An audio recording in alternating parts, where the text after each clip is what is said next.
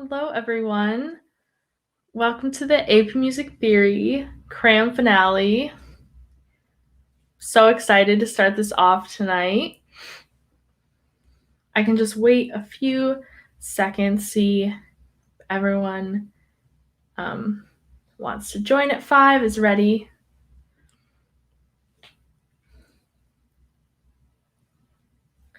But just before we get started, I want to introduce myself. My name is Lily Willette.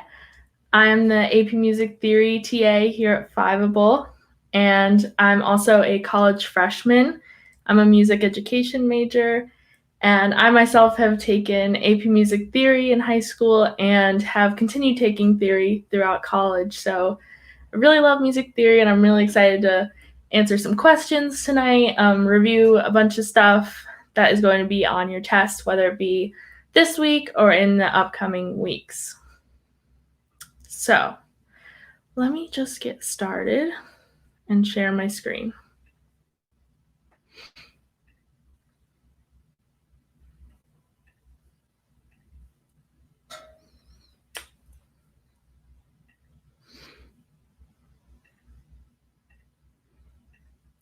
Okay.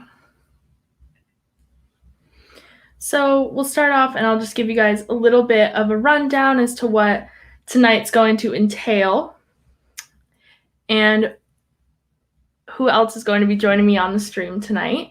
So it will be me starting off with the first few sections and some stuff we're going to be reviewing, but I'll also be joined by two other students who have taken music theory and are taking music theory right now. So let's get started. If you're new to Fiveable, we're so happy to have you here. We're here to help you on these exams. And this stream will also be recorded just for the other administrations to watch. So just keep that in mind. Let me just...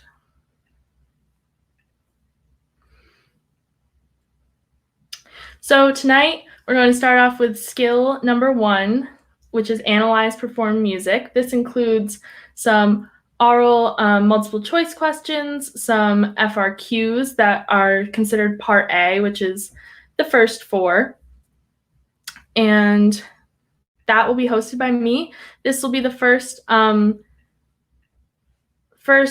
and a half-ish of our night tonight. And then we are going to take a little bit of a break where you can ask me any questions you want about being a music major or a music ed major specifically. And then we have skill number 2, which will be around 6:40. And that will be hosted by Lonnie. And then another break. And then finally, skill number 4, which is our last skill of the night, will be hosted by Harrison.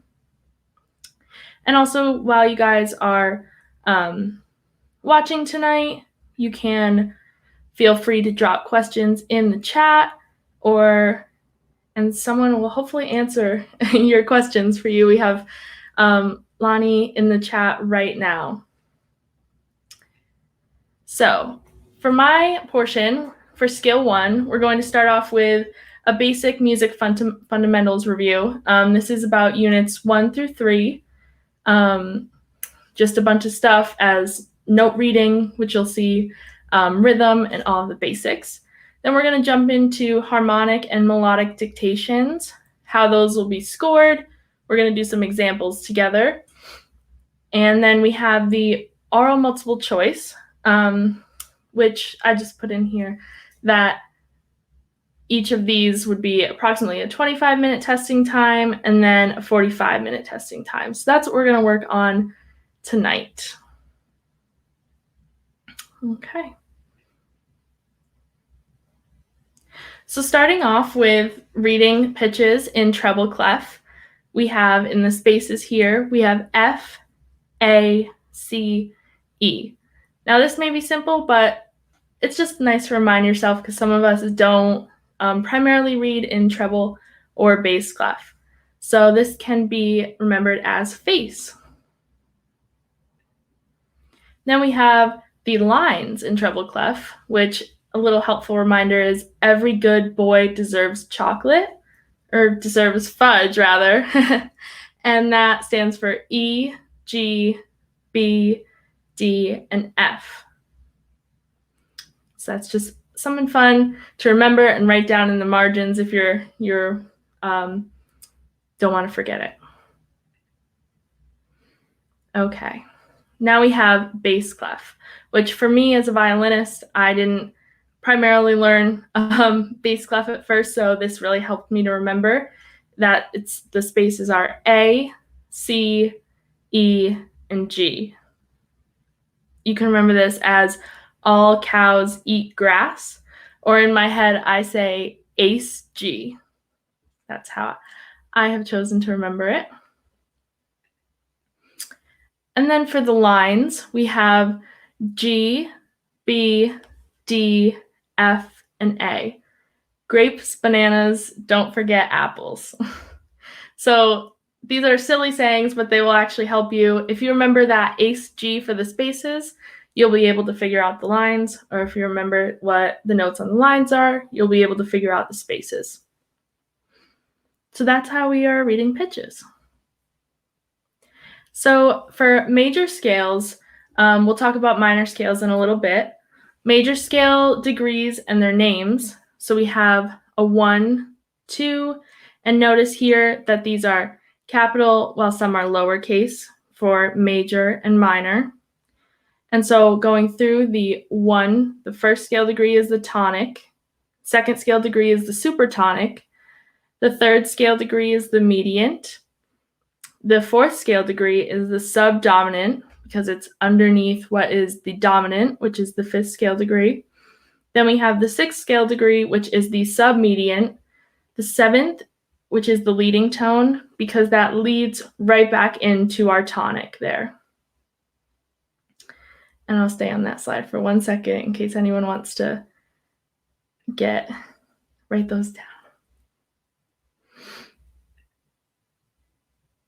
Okay. So when we are writing out major scales, they all follow the same pattern of half steps and whole steps, or some people like to call them semitones and whole tones. But for this, we're going to talk about whole steps and half steps. So we know in a natural C major scale with no sharps, no flats, our natural occurring half steps are from B to C and E to F. So take that into account when you're writing out scales. But for all your major scales, you can follow this very wordy saying of whole, whole, half, whole, whole, whole, half.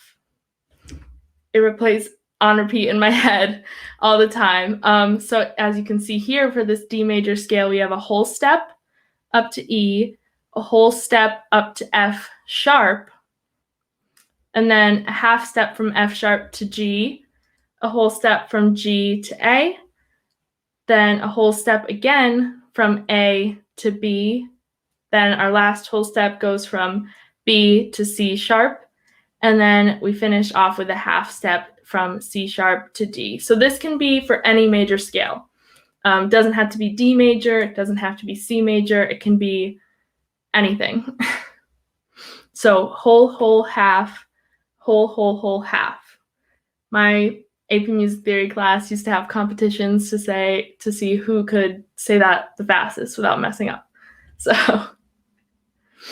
now we move on to minor scales. So there are 3 different types of minor scales.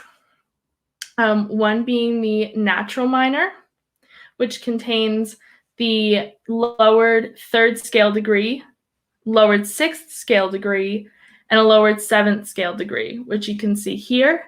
If this was a C minor scale, C natural minor scale, you would lower that 3rd scale degree, lower the 6th scale degree, and the 7th scale degree. And that doesn't change if you're going up the scale or down the scale. It stays the same if it's natural minor. And then we have the harmonic minor, which is a scale that contains a lowered 3rd scale degree and a lowered 6th scale degree. So just slightly different from the natural minor, but as you can see here, we have the lowered E flat, which is our third scale degree, and then the lowered A flat, which is our sixth. And this creates a lot of space in between these two notes here, which you'll hear when you're being played a scale. I can actually play it right now.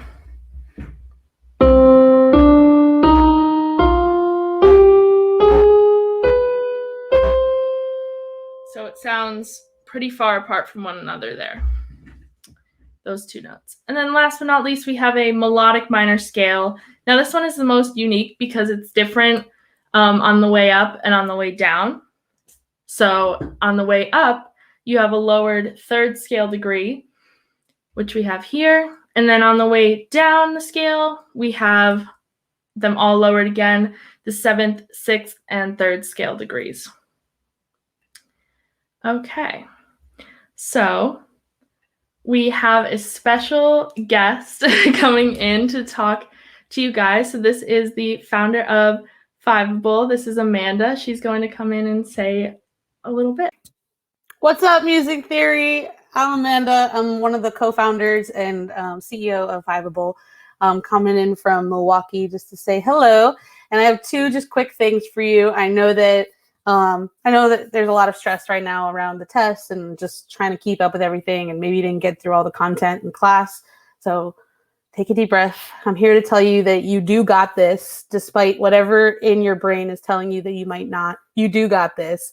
The score on your test is not going to make or break you. You showing up here and putting in this work, that's what matters. And you're already doing that. So in our book, we are so proud of you at Fiveable. You're part of this family no matter what. So I wanted to give you that little pep talk. But also, while you're watching the stream tonight, if you post on social media about your CRAM experience, we're actually giving away $100 to students every single day for just the best social post. So you can do it on Twitter, Instagram, or TikTok. Just use the hashtag #YesWeCram and tag us at Think Fiveable so we see it. And our social interns are going to be choosing the best of the best to win. So that's what I wanted to tell you. If you have any other questions about music theory, they're going to be covering a lot tonight, and these are prime time students. This is a really good spot to be in. But you can post in Discord if you have any other questions. There'll be other people answering there as well. So I'll let you guys get back to it because I know you're right in it. Sorry to take you away from the moment, but back to you, Lily. Thank you so much. I'm hoping it went right back to me. Okay. So going back to where we left off there, I hope you guys can all hear me. Cool. So the melodic minor scale, it's the one unique one, changes on the way up and on the way down. On the way up, we have a lowered third scale degree, which is this E flat. And then on the way down, we have a lowered seventh scale degree, sixth scale degree, and third scale degree. And that's our minor scales. So for minor key signatures, just a little tip on how to find those. If you were given one and you are thinking to yourself, I can't picture the circle of fifths in my head. I don't remember what the minor key signatures all are. This is a way to think about it. So the best way to figure it out is the key signature of a minor scale is to find the relative major of that minor scale. And that you can do by counting up 1.5 steps. So for example, if you were asked to find the key signature for a B minor scale, the relative major from that would be D major, because we're going from B up a step and a half, which is B to C is a half step, and then C to D is a whole step. So we're in D major, and major key signatures are more well known. So you can say to yourself, oh, D major, that's 2 sharps, F sharp and C sharp. So when writing out a minor scale, no matter what kind of minor scale it is, always remember to base it in that key signature that you found, but still start it on the tonic of the minor scale. So you may have the D major key signature, but you still need to start it in that minor scale. on that tonic of the minor scale. And don't forget to stay in that key. If you have sharps or flats, make sure to include those. Accidentals are very important. Okay, so some key relationships. We talked about the finding your relative major key, but now we can talk about parallel keys is a key that shares the same tonic as the original, but has a different key signature. So this would be, for example, we have here D minor and D major. So the only thing they have in common is that they both start on D as its tonic. And then we have closely related keys. So this is the 5 closest keys to the original.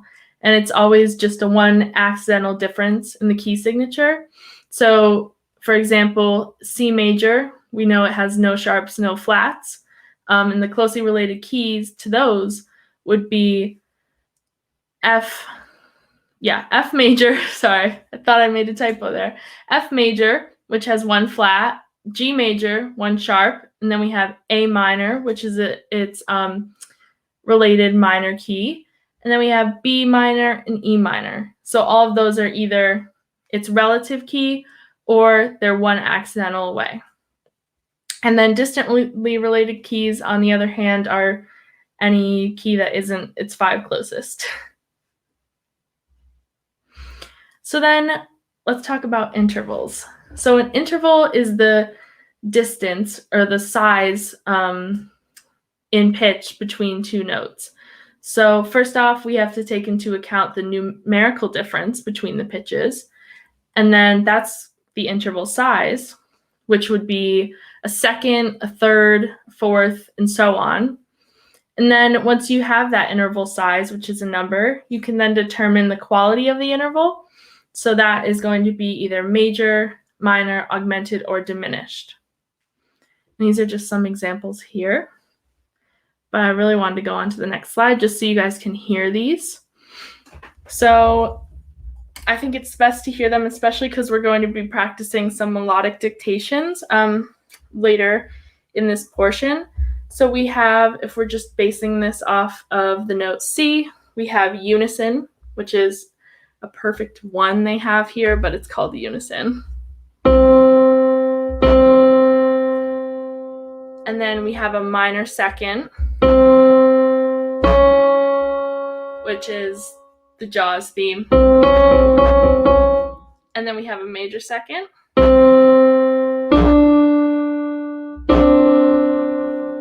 A minor third.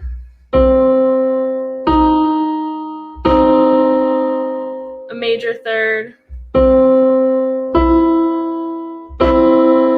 Those thirds are very important to hear because you build a chord off of first and a third. And then we have a perfect fourth.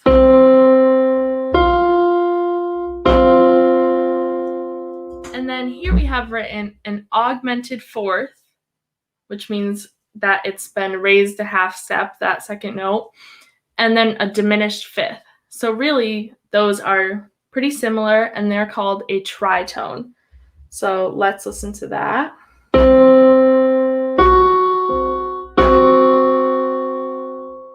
It's really distinct, kind of sounds gross, and that's called a tritone. Hard to forget. And then we have a perfect fifth. A minor sixth. A major sixth.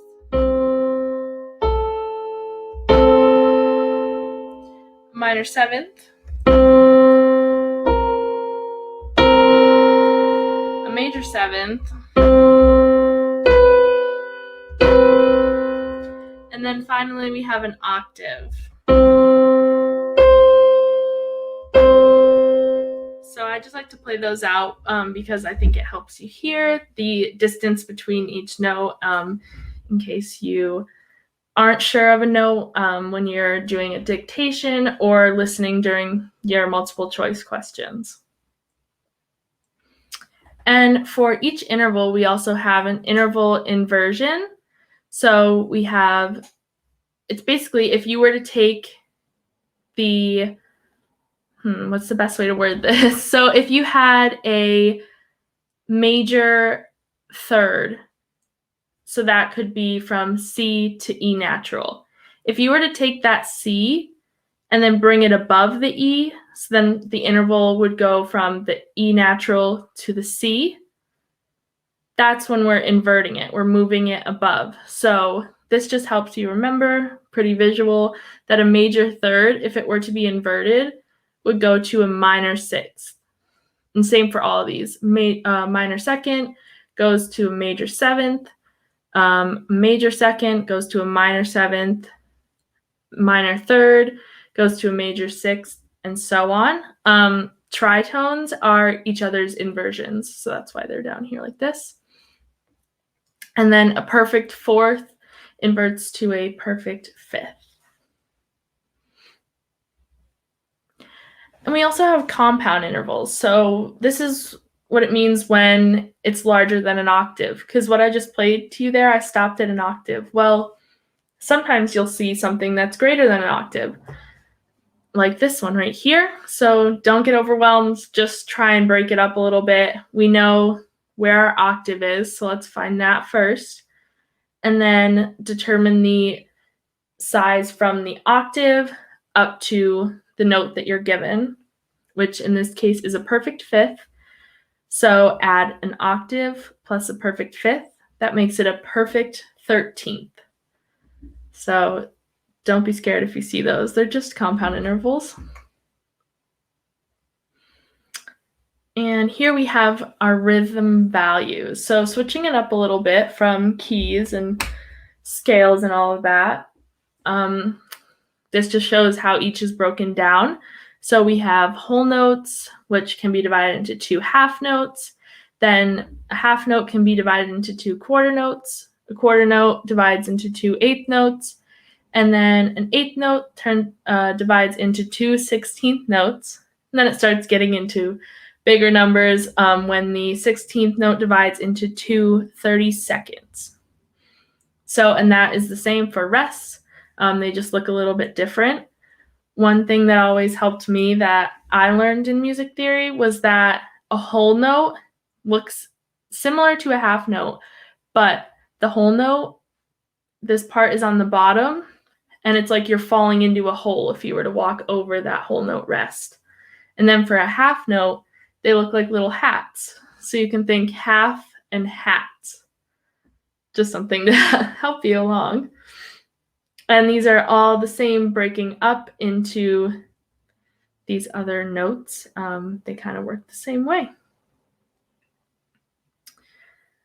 So then we have ties and dots. So a dot, when it's next to a note, adds half the value of the note it's attached to. So here it's attached to a quarter note, and it is adding to it an eighth note. So altogether, this would equal 2 beats because you have altogether 3 eighth notes and then 1 more eighth note. So that's 2 whole beats there. Same for here. It's just adding half of its value to the note it's attached to. Then we have a tie, which is not a slur. Looks similar, but the only thing a tie is doing is it's connecting 2 notes together to create 1 longer note. And then getting into meter. So there are 2 types of meter, which is simple and compound. And how can we tell the difference between the 2? So the top number of a time signature that you're given at the beginning of a piece or at the beginning of a new section, that identifies whether the meter is simple, and that'll have a 2, 3, or a 4 on top, or it could be compound, which has a 6, 9, or 12. So the top number also identifies whether the meter is duple, could be a 2 or a 6, triple, which could be 3 or 9, and then a quadruple, which is 4 or 12. So another way to decipher between whether something is simple or compound is to see whether the beat is divided into 2 or 3 smaller notes, which we'll see in 1 second. So here we have our simple meters and our compound And here you see the 2, 3, and 4. But what's important to note, I think, is that these simple meters are being grouped into twos. So we have 1, 2, then 2, we can do twos here. But then the compound meter is being divided into groups of 3 each time. That's how I like to think of it. If you need to just, write it out on a piece of paper, if it helps you to figure out whether something is simple or compound. And then we have complex meter, which is just when things get a little funky, in like 5, 8, which you see here, it's being divided into groups of 3 and 2.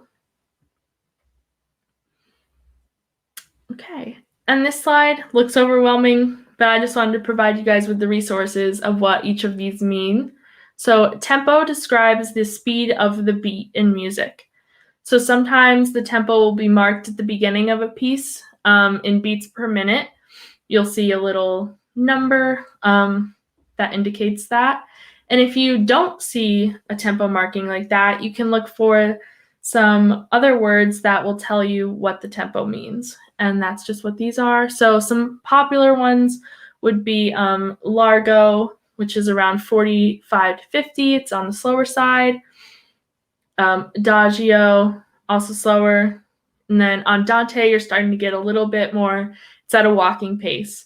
And then, of course, we have allegro, which is much faster and quick and bright.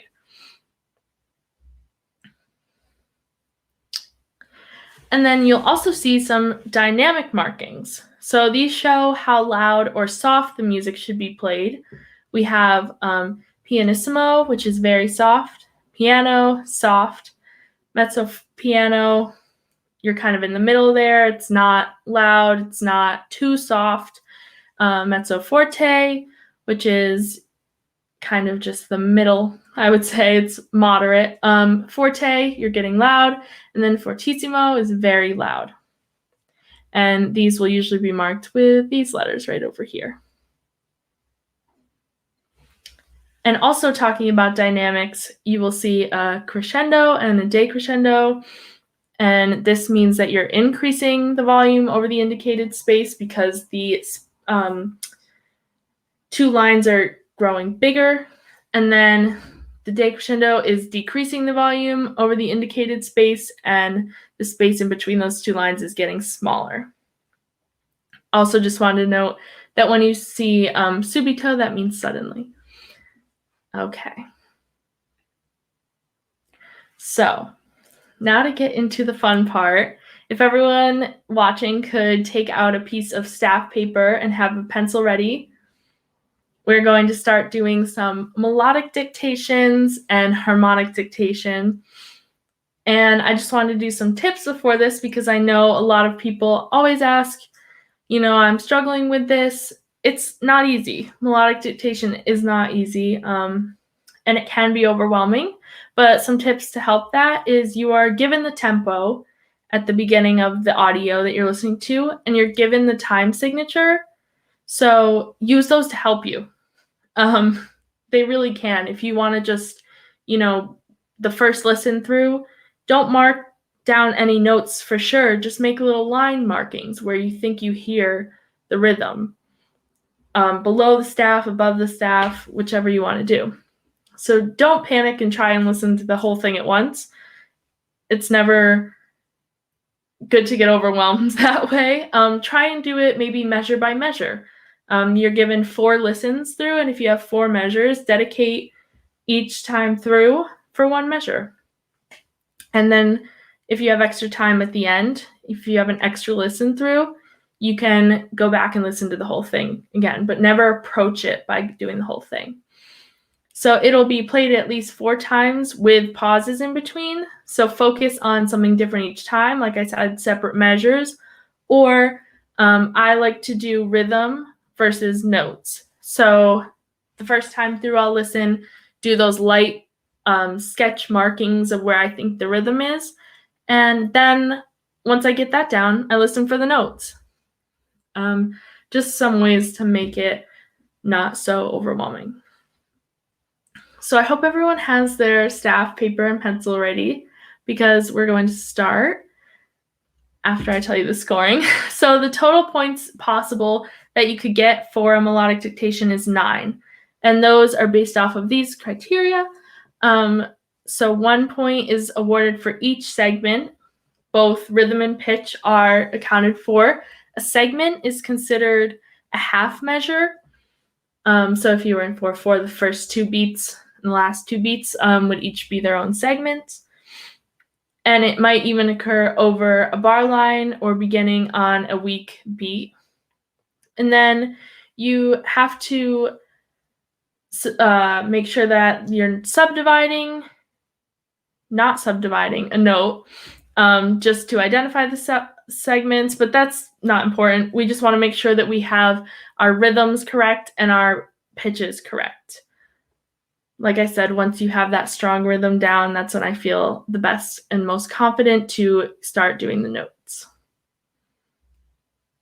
So if everyone wants to take a second and write down the key we're in, the key signature, notice we're in treble clef here, and then the starting note before I play the audio for the first time.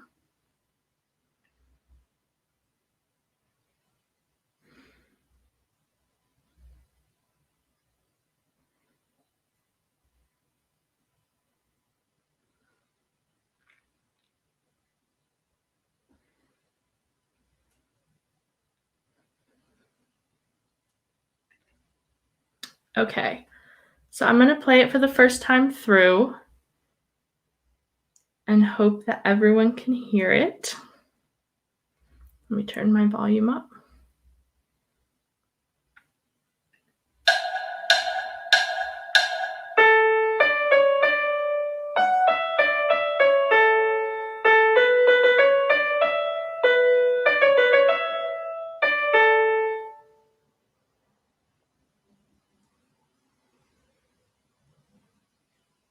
Okay, take a few seconds to gather what you got from that first listen through. And I will play it another time.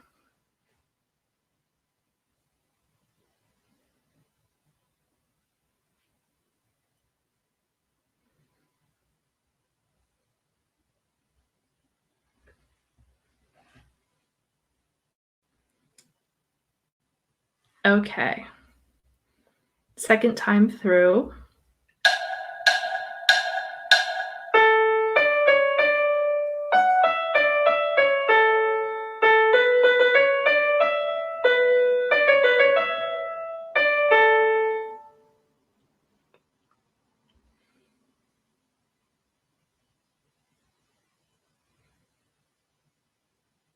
Remember to use that counting in that they're giving you to your advantage. Keep it tapping on your foot after they start the melody.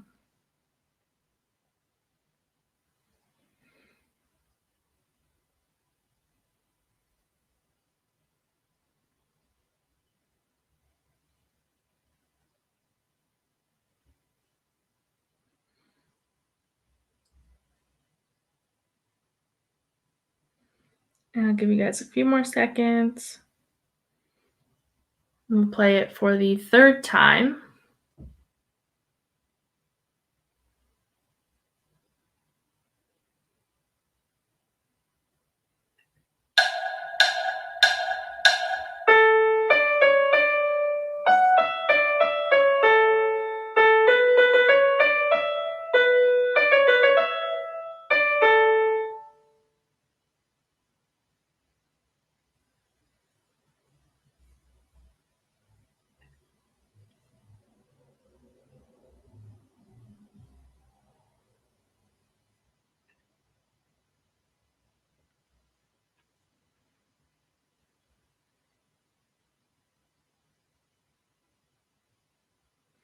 Okay, and then in a few more seconds, we'll do it for one last time, and then I'll reveal the answer to you guys.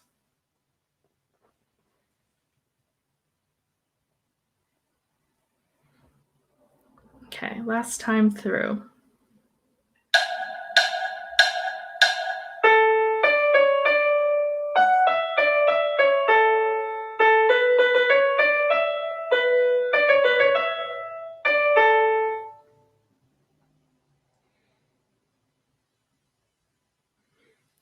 before I reveal it, we'll just let you guys finish up what you're writing.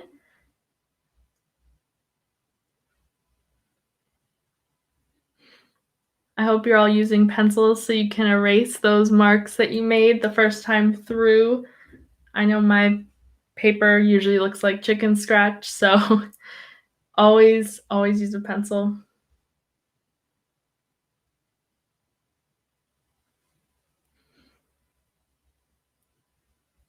Okay. So here's what that was supposed to look like. And that was at a seemingly moderate tempo for what you're probably going to see on the test. And I can just play this one more time through so you guys can look at the actual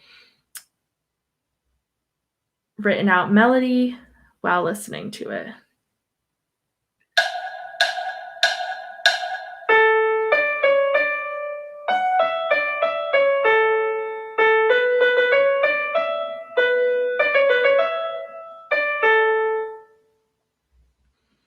Okay, so don't worry, we have another one.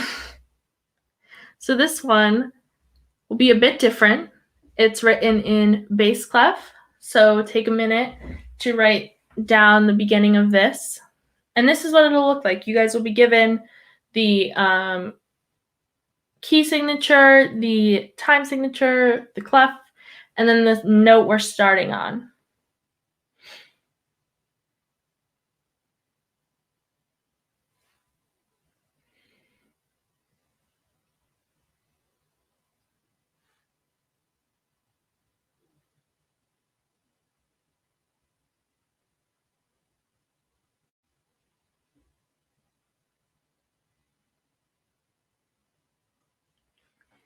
Okay. Our first listen through of this one. Remember, we are in 6/8.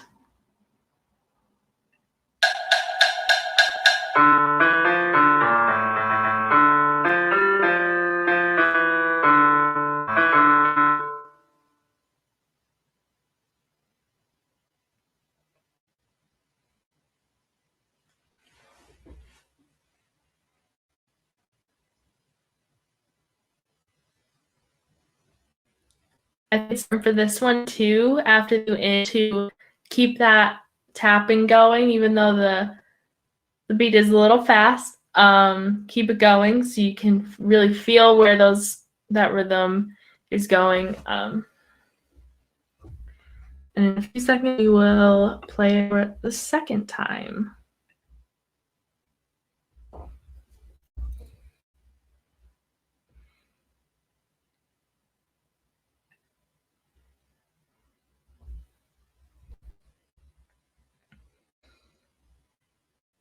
Okay. Here is replay number 2.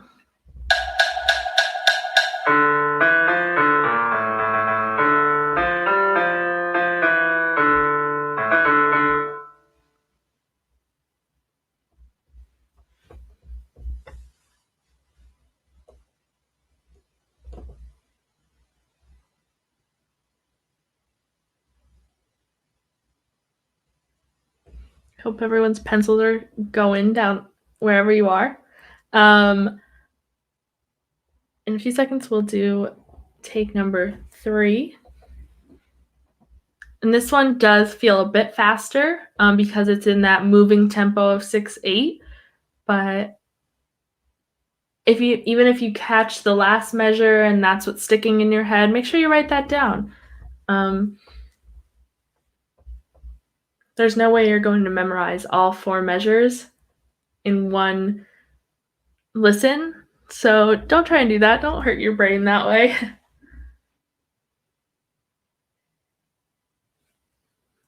We'll do our third listen through, starting now.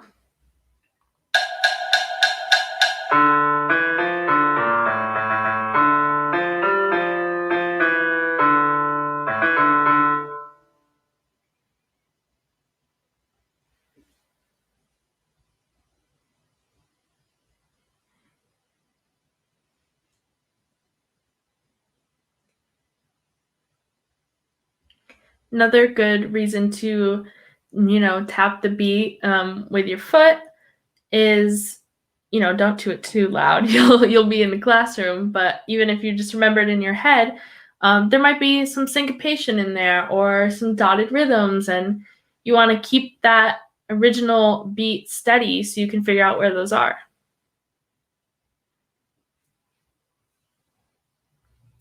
And our last listen through of this one before I show you guys the answer.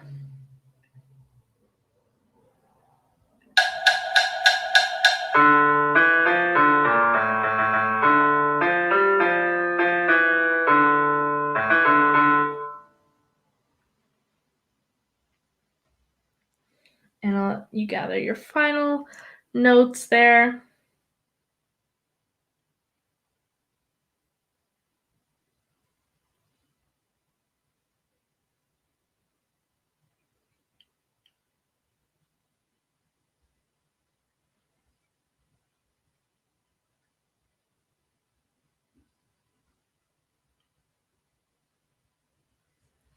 Okay, so here is what it was supposed to look like. Some people, even I know, like to work backwards. They'll hear the last measure, remember that first, and then the next listen through the third measure, whichever way you want to go. But you have to figure out what works for you. So let's listen through while I have that up here.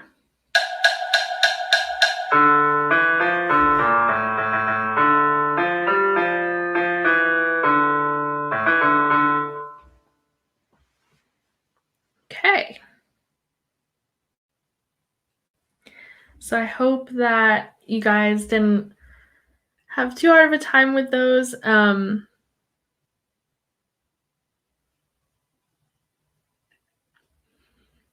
Yeah, and for the tempo too in melodic dictations or harmonic dictations, they're usually somewhat around like mid 90s, 90 beat per minute.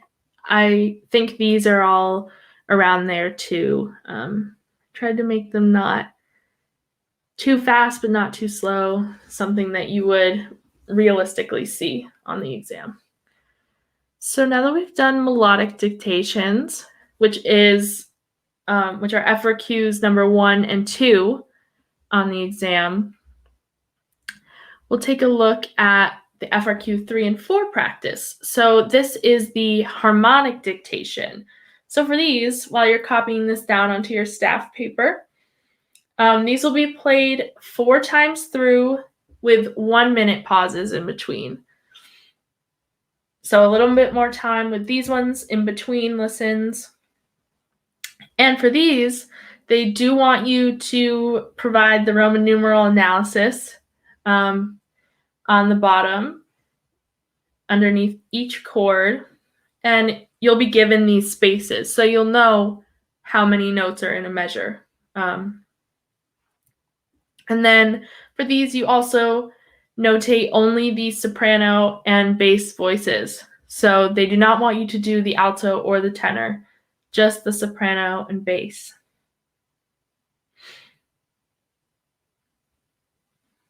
So good way to approach these would maybe be, figuring out what note is in the bass first, or the soprano, whichever you want to listen to first, and then going back and seeing what key we're in, and then figuring out the Roman numerals. It wouldn't really make too much sense to do the Roman numerals first. So I would definitely try and do that second. Because once you have the soprano and the bass notes, you should be able to, okay, this, if we have a D and we have an F, this could be this chord, or this could be this chord, And you'll hear it too. You'll hear the chord progressions, and I know later tonight we're going to talk about cadences, which you'll also probably hear because these are all 4-part chorales that they will be giving you. So if everyone has this written down, I'm going to play through these and give you a minute in between. And this will be the first listen through.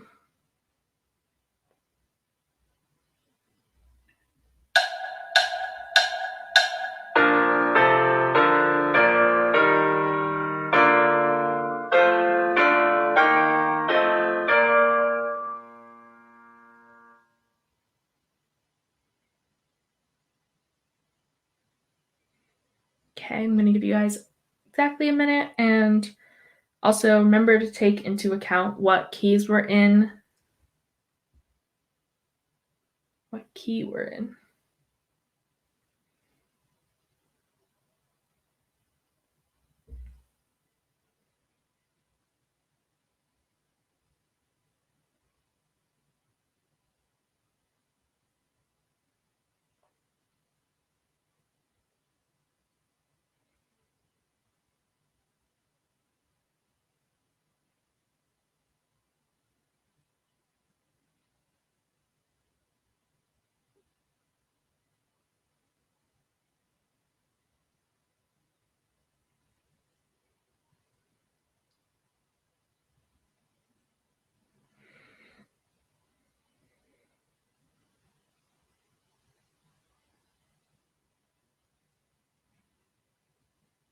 Okay. Here's your second listen through.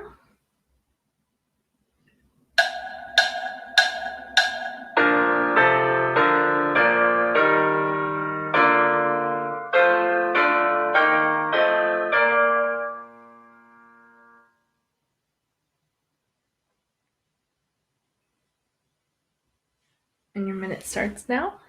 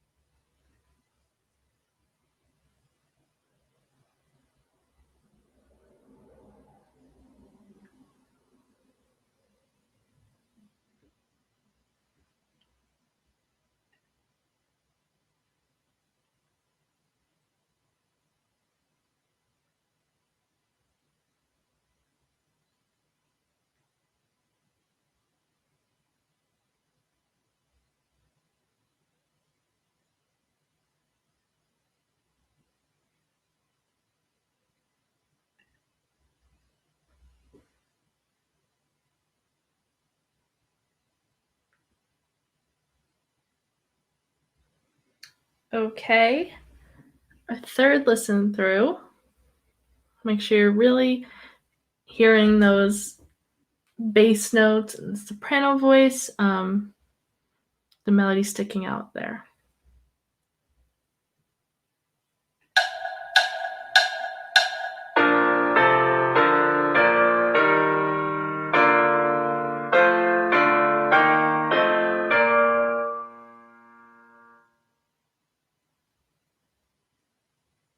And after this minute, we'll do one more listen through, and then you'll have another minute afterwards.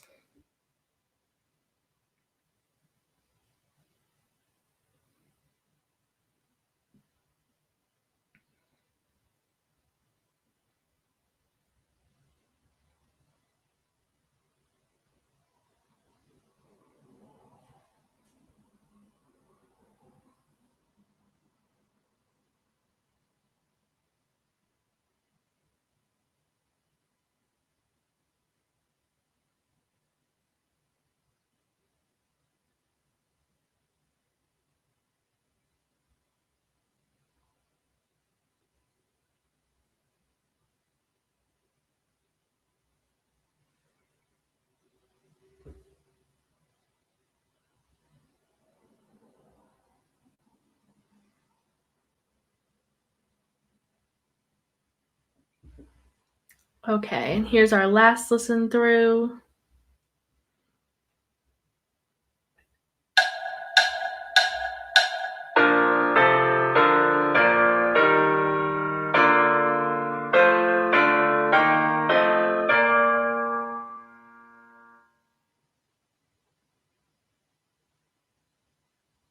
Okay, and I'll give you guys a little over a minute to collect your final thoughts, and then I'll show you what was actually written out.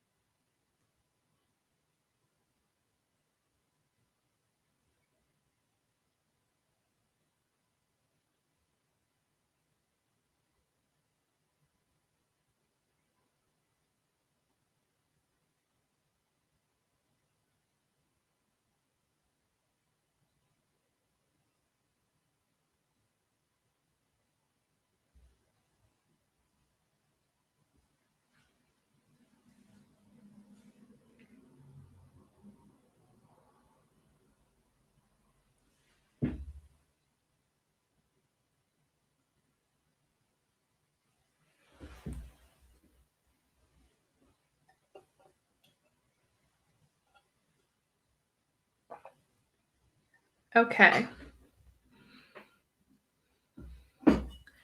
So this is what was actually being played, but what you need to look at is the soprano and bass, and also the Roman numerals that are written out.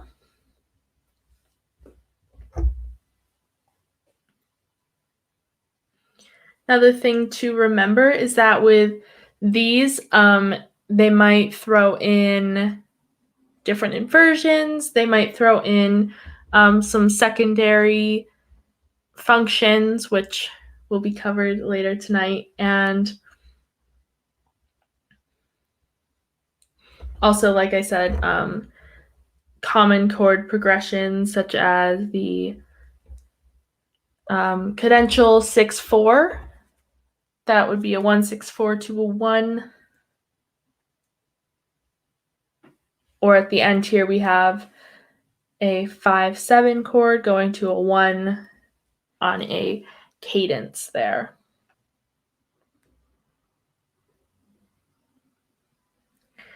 So I'll let everyone just check that over for a little bit, and we can move on.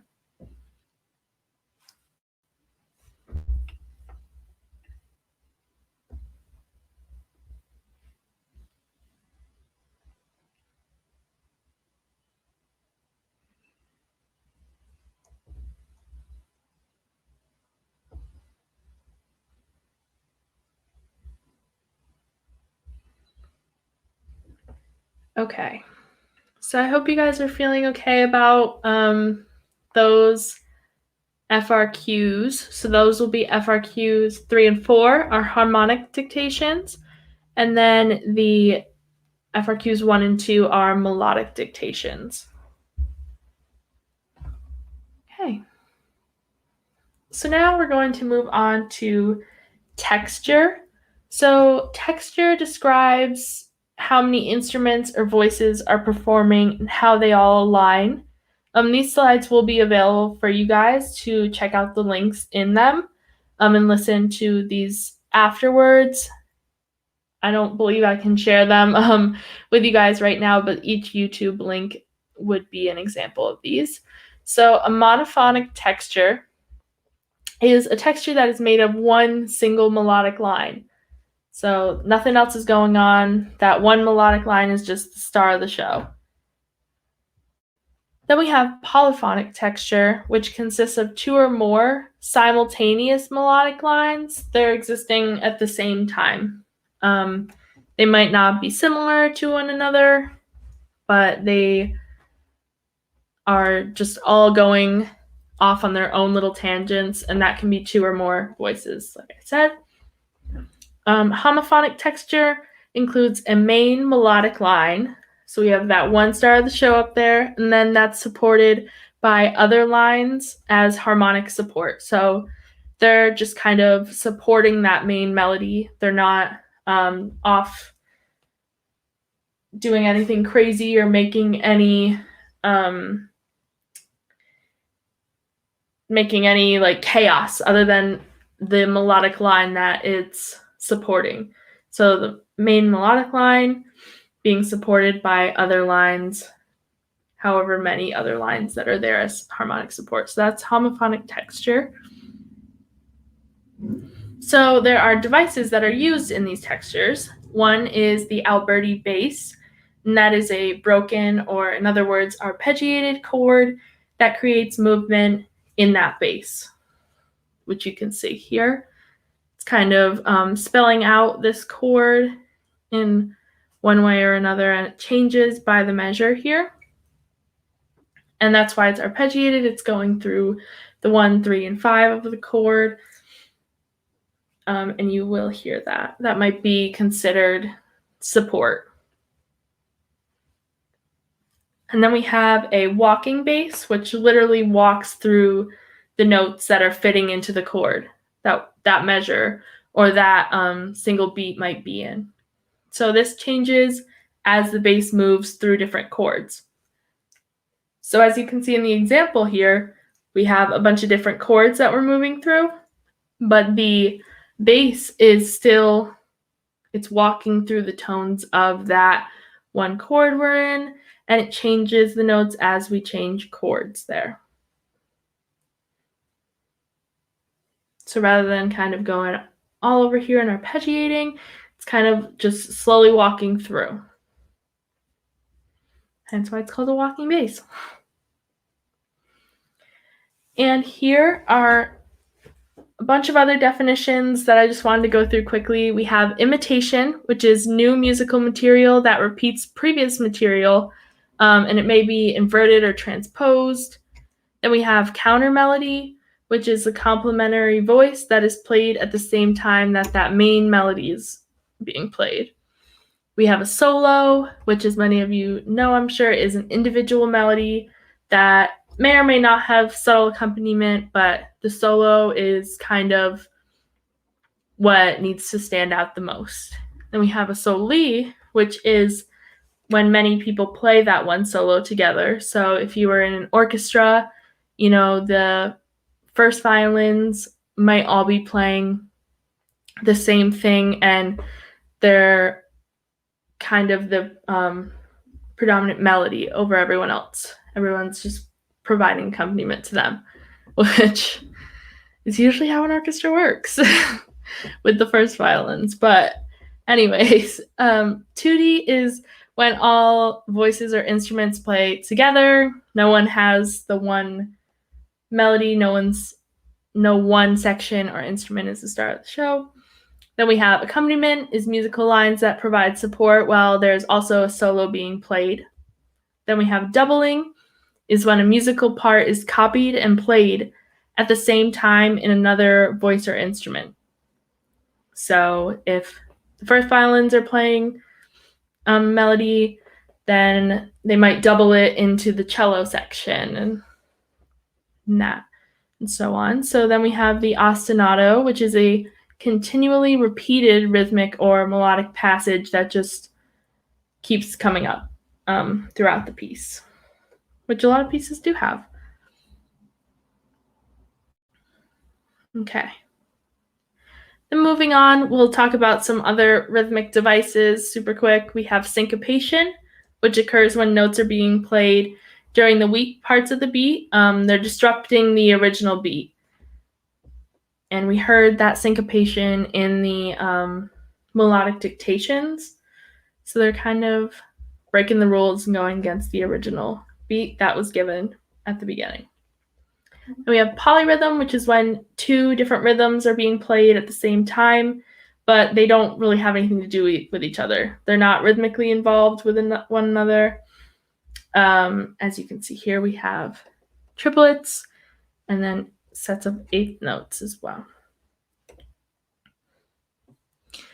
Then, excuse me if I pronounce this wrong, but it's a hemiola. It's a device that deceives one to think that the original meter has changed by replacing two groups of 3 beats into 3 groups of 2 beats. So as you can see here, these 2 groups of 3 beats turns into 3 groups of 2 beats in 6/8, which is kind of going against what you would originally think would happen in 6/8. Okay. And then we have an anacrusis, which is just a fancy word for a pickup, which is the note that starts a phrase before the first downbeat. So here we have this C as our pickup before we actually start the main line there. Then we have a fermata, which is a symbol that's placed above a note or a rest sometimes that indicates that it should be held for a longer duration. So those of you that have played in band or orchestra, or if you're in chorus, I would assume that you've seen these, and usually this is a sign to wait a second before you move on to the next section of the piece. Maybe look at your conductor, look at your group leader or whoever, and wait until they tell you to cut that beat off. So it has to be held for a longer duration. And then here we just have other ways to divide a beat that might be more uncommon, but are possible. Okay. So we also have diatonic chords. What diatonic means is that it stays within the key. So when we talk about diatonic chords, we mean building triads or seventh chords off of each scale degree and then determining their quality. So if we're in the key of C major here, and you were just, doing a C major scale and then building a triad off of each of those scale degrees, some of them become major, some of them result in being minor. As you can see here, we have a major 1 chord, and then a major 4 and 5 chord. Meanwhile, we have a 2, a 3, a 6 chord that are all minor. And then this 7th chord here, 7 chord, not 7th chord, excuse me, is fully diminished, which is that little circle there without a slash through it. If it had a slash through it, it would be half diminished. But in this case, the 7 chord is fully diminished triad. So that's what I mean by determining their quality. Remember, their quality is going to be major, minor, augmented, or diminished. So then we have minor, which kind of flips things around a little bit. And you have the 1 chord being minor, the 4 and the 5 chord being minor rather than the majors that they were up here. Then we have a 2 fully diminished chord, a major 3rd, major 6, and major 7 chord when you're building those, and they're diatonic chords. So we're not changing their key, they're staying within that key. But we still have to determine their quality there for major versus minor. And these can also, way back at the beginning of our review tonight, we talked about the names for them, like tonic, dominant, leading tone. Those can also be applied to this situation. So you might have a leading tone 7 chord, leading tone fully diminished 7 chord, going back to a tonic chord, which is the one here. So always keep those names in mind as well. And this is just a handy dandy chart that actually came from Fiveable, if you guys have been using the study guides on there. And this just kind of helps you to remember what each Roman numeral should look like for each scale degree in major and minor, and then also talking about the names that I was just mentioning. So good thing to jot down, a good thing to definitely be studying leading up to the test if you are feeling a little iffy about the names or the Roman numerals, whether they are major or minor.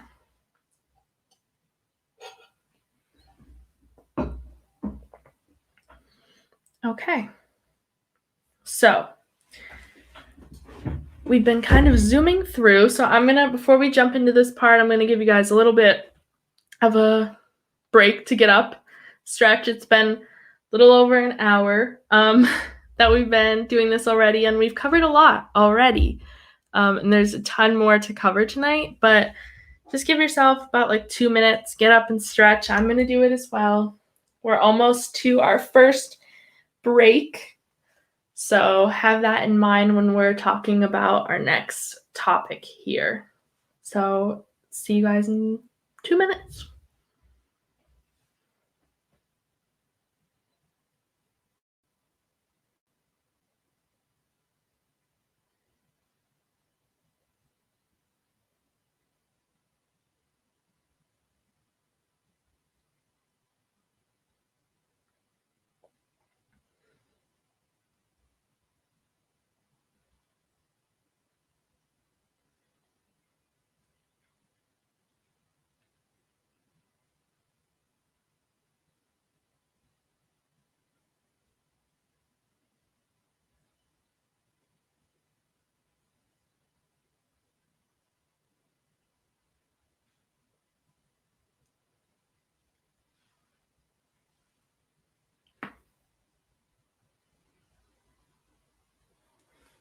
Like I said, if you guys are trying to, take notes on these, you will have access to the slides and the replay of this right on the same page that you're watching it right now.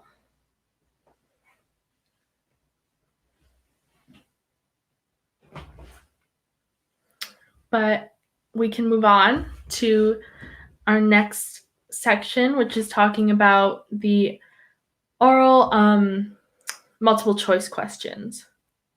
So you have these multiple choice questions and also ones that will be based off of, a piece of music that you're given, possibly, which will be talked about by Harrison, I believe, later in the night. So for these ones, though, some things that could happen is they'll give you a set of notes that you'll hear be played, and you'll choose through A through D or however many options they give you, which written out answer matches what you just heard being played. So this comes in with a little bit of, pitch identifying, which can be scary for those of us who do not have perfect pitch. I do not. But if you just, are listening to those intervals that we played before and kind of, if you're a musician, playing around on your instrument, playing around on a keyboard, that even using different practice websites, any little bit helps to with your training and such. So they will give you a set of notes, and you'll just have to identify which of the choices matches what you just heard. You'll also may have to listen to an excerpt rather than just a few notes of a piece, and then answer questions about that excerpt. So like, what interval was heard from the third to fourth note or such, however they may word it. They might ask you about a chord progression, like did you hear or where did you hear the 4 to 5 progression? And they could ask you about the non-chord tones or non-harmonic tones, as some people say, within it, like identifying at the third note was like which kind of non-chord tone was this, and you'll be given a few choices to answer. And then you also might see questions in which they only want you to listen to a specific measure. So in that last one, you might be given, 2, 3, or 4 measures, asked to listen to the piece as a whole, but they also might break it down. They might say, okay, we're going to let you listen to the first measure and answer this question based off of that. And they might want you to identify specific characteristics in that one measure. So they do help you out there by breaking it down a little bit, making it not so overwhelming as the whole thing. So we have an example of one of these. So this kind of This question goes over what was in the first little box here, which is a set of notes will be played, and you will choose which written out answer matches. I'm gonna guess they're going to use accidentals here. So I will play this for you guys. I think it's usually played 2 or 3 times, so just for tonight, we'll do 3 times through and, use your process of elimination here. You're given, it's not like melodic dictation where you have to guess which notes. You're given notes. You have to figure out which ones you're hearing. You have to trust your ear for this one. So we'll listen to it 1 time through and try and figure out.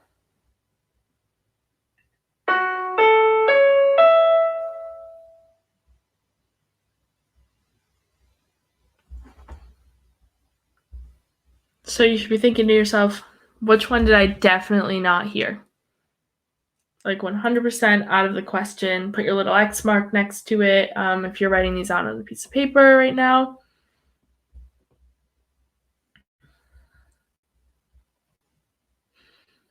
We'll listen to it 1 more time.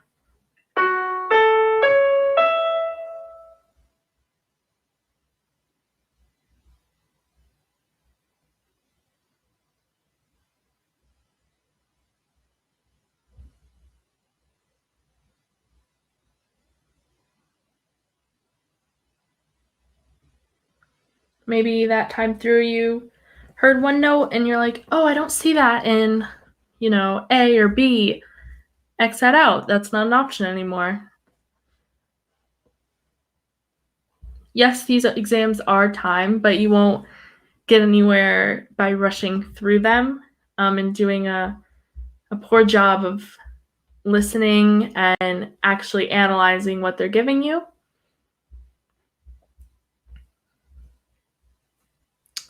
And then 1 last listen through.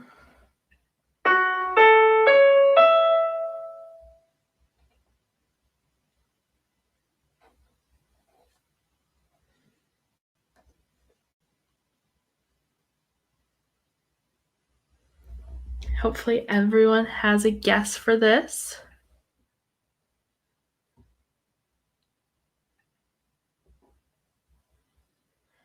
And if you want, we could do this where you guys put which letter you think it is in the chat before I reveal.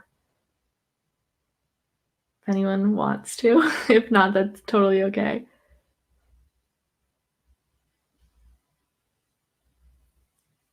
Anyone have a guess?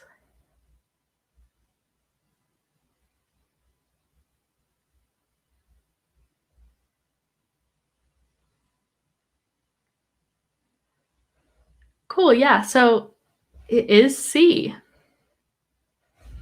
Now that we know that it's C, I can play it through for you guys and only focus on C and try and identify maybe the accidentals that you didn't hear here. Especially when you're given 4 notes like these, it really helps to think about, okay, this, I hear an F sharp, and let me hear the next note, see what the interval size is. What's the distance between those 2 notes, if you can hear it. That's why intervals are very important.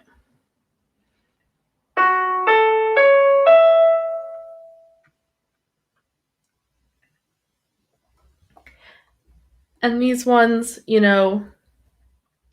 notes would make a 7th chord, so that's another thing to hear. We're not going out of order here. This is a 1, 3, 5, 7 kind of situation. Yeah, it's just definitely helpful to think about, and I hope that you guys were able to listen to those. So for the next few minutes, if anyone has any slides or questions that you want me to answer, slides that you want me to go back to, I would be more than happy to do so before we go on to our little break.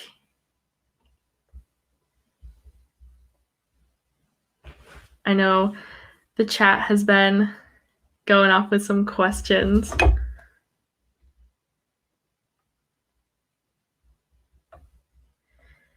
But yeah, so just with these, you don't want to. Yep, that was because that was a minor seventh, because the F sharp, the A, and then C sharp is a minor triad, and then you add that E natural on top to make it a minor seventh.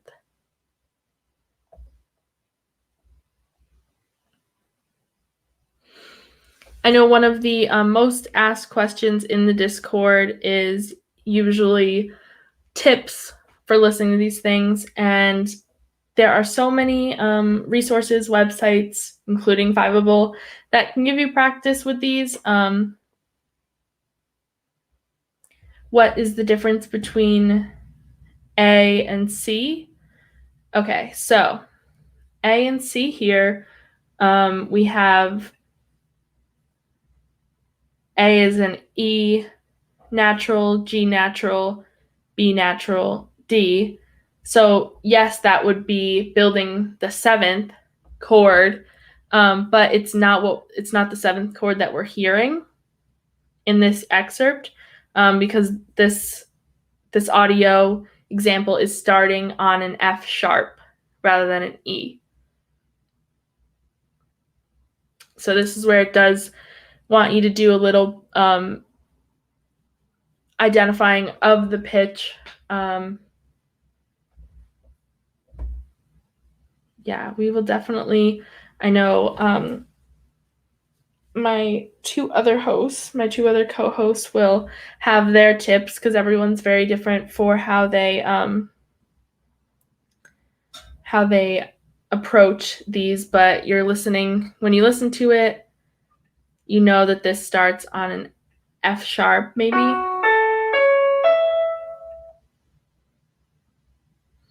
So they might be the same, interval sizes in between two measures, but it really comes down to what actual notes are being played. Okay, so we have made it this far, everyone. You've made it the first hour and 20 minutes. And we have made it through the first skill. Before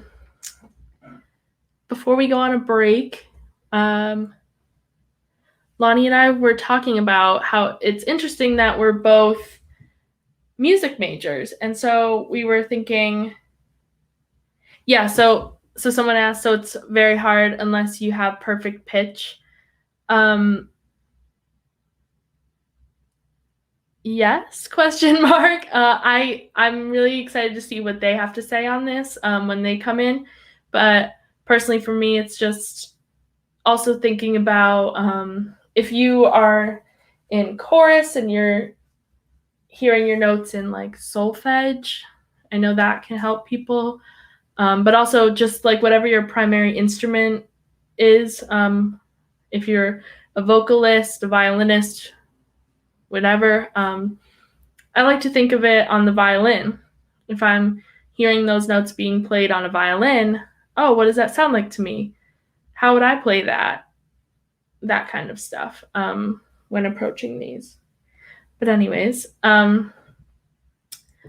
we wanted to do a little portion where if any of you guys were interested in being music majors once you graduate high school, that you guys could ask us any questions that you had. If you're interested in that, I'm a music education major.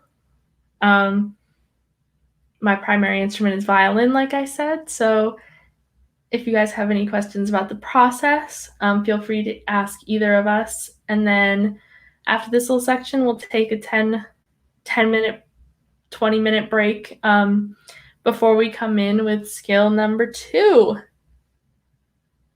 Yes, so someone said, I think the College Board website has past FRQs on there. They do. There's also a ton of other ear training resources online. If you come to the Discord, if you join the Discord and come to the AP Music Theory channel, I've shared a bunch of stuff on there. We do weekly melodic dictations. Last week was our final one. Obviously, now that the test time is upon us. So yeah, definitely check out the Discord for some resources. But if you guys have any questions, now would be the time. If you don't, get up, go get a drink, go get a snack. We still have much of the night ahead of us, and we're definitely going into some bigger topics that aren't just fundamentals. So yeah.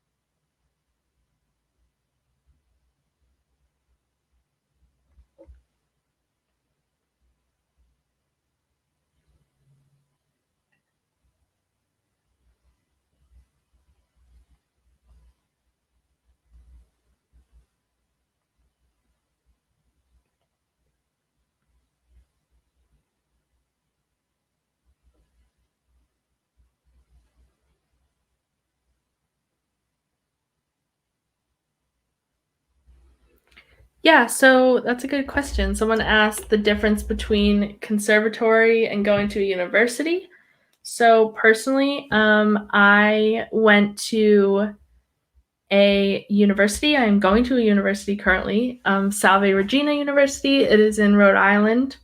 And I would say that I have friends from high school that have gone to conservatories, and a lot of them have done prep programs getting into those. They have done, after school programs. They have really decided that they want to be in a place surrounded by music all the time, and I 100% respect that. I personally knew that I wanted to be a music teacher, so that's a bit different. I wasn't so focused on the performing aspect of things, and I would say conservatories, you're kind of expected to come in at a certain level and audition and I just feel like the universities, you have a little bit of more room to grow and find yourself in a music department, make friends in a music department. But like I said, I can't speak. I have not been to a conservatory. But I know, I live in Massachusetts, so there's a bunch of conservatories near the bigger cities in the Northeast. And I know kids that will travel on the weekends to go to their high school programs, or they'll do summer programs with different conservatories. But what's great is some of the bigger universities have music conservatories within them, which I think gives a great balance. But yeah, my experience as a music ed major, I guess I can just talk about that while we are on this break for a little bit. Feel free to tune me out if you don't care or whatever. But I had to audition during COVID time, so it was all, recorded and sent in, because it was back when everything was first shutting down. So I auditioned by recording a video. They told me what they wanted. They do give you a bit of leeway as to what you want to play in your audition. So I can stop sharing my screen so you guys can actually see me. But for my audition, they said, okay, we want a solo piece and we want an etude and preferably 1 or 2 scales. So if any of you have done, all states in your state, kind of similar to that, just a little bit longer of an audition. And then basically once you get accepted to the university, you can then audition to the music department at a university anyway. Conservatories, it's all in one. And then once I was accepted, I auditioned. Then you have to wait even longer. It's definitely different being a music major because all of your friends are talking about, their dream schools and they wanted to go here for forever. And we do have that, but we also have, we have to be realistic about what music programs we fit into and all of that. So yeah, definitely. It's good to start, I would say your junior year is when I started prepping my audition pieces. Just, incorporate them a little bit every day into your practice routine. Yeah, I would say then specifically for music education majors, something to think about is you're not just going there to learn more of your primary instrument. You're going there to learn all the instruments. I just finished my first year and I had to take string methods, which covered all the string family. Was a good first class for me, but I had never played like the cello before, so I got to, try that. I did vocal methods, woodwind methods, and elementary music methods. So you're really, as a music education major, you're covering the whole spectrum of music. What do most music majors hope to do after studying? So I know for a lot of the kids at my school, they will do either a double major or a major and a minor with music and psychology, and they will go into music therapy. That's a really big thing at my school, and they would like to work with, kids.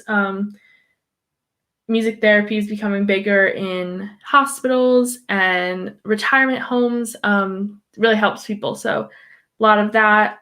There's a big music education department, like I said.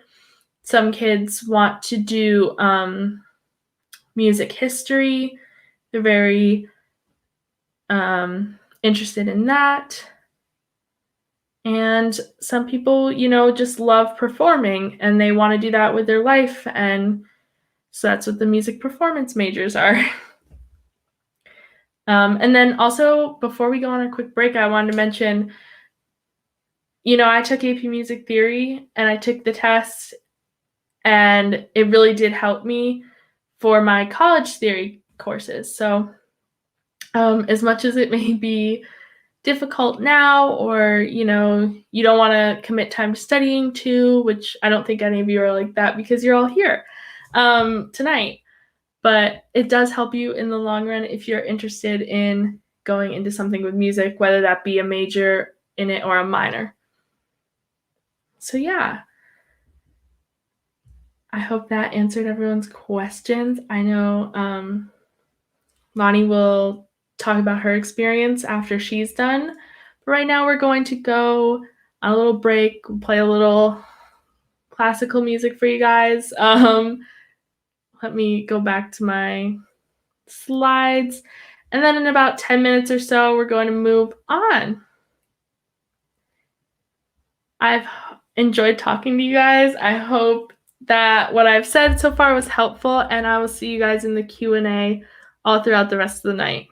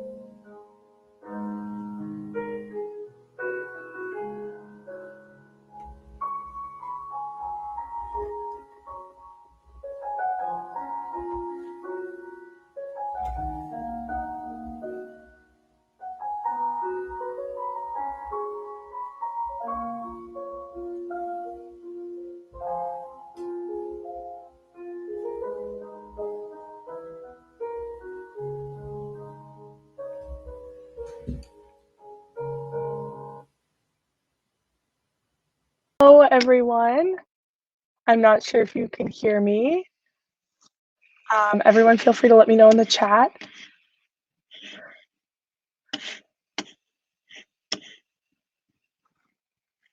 Sorry, I'm just trying to make sure that my setup is going all right before I get into the video.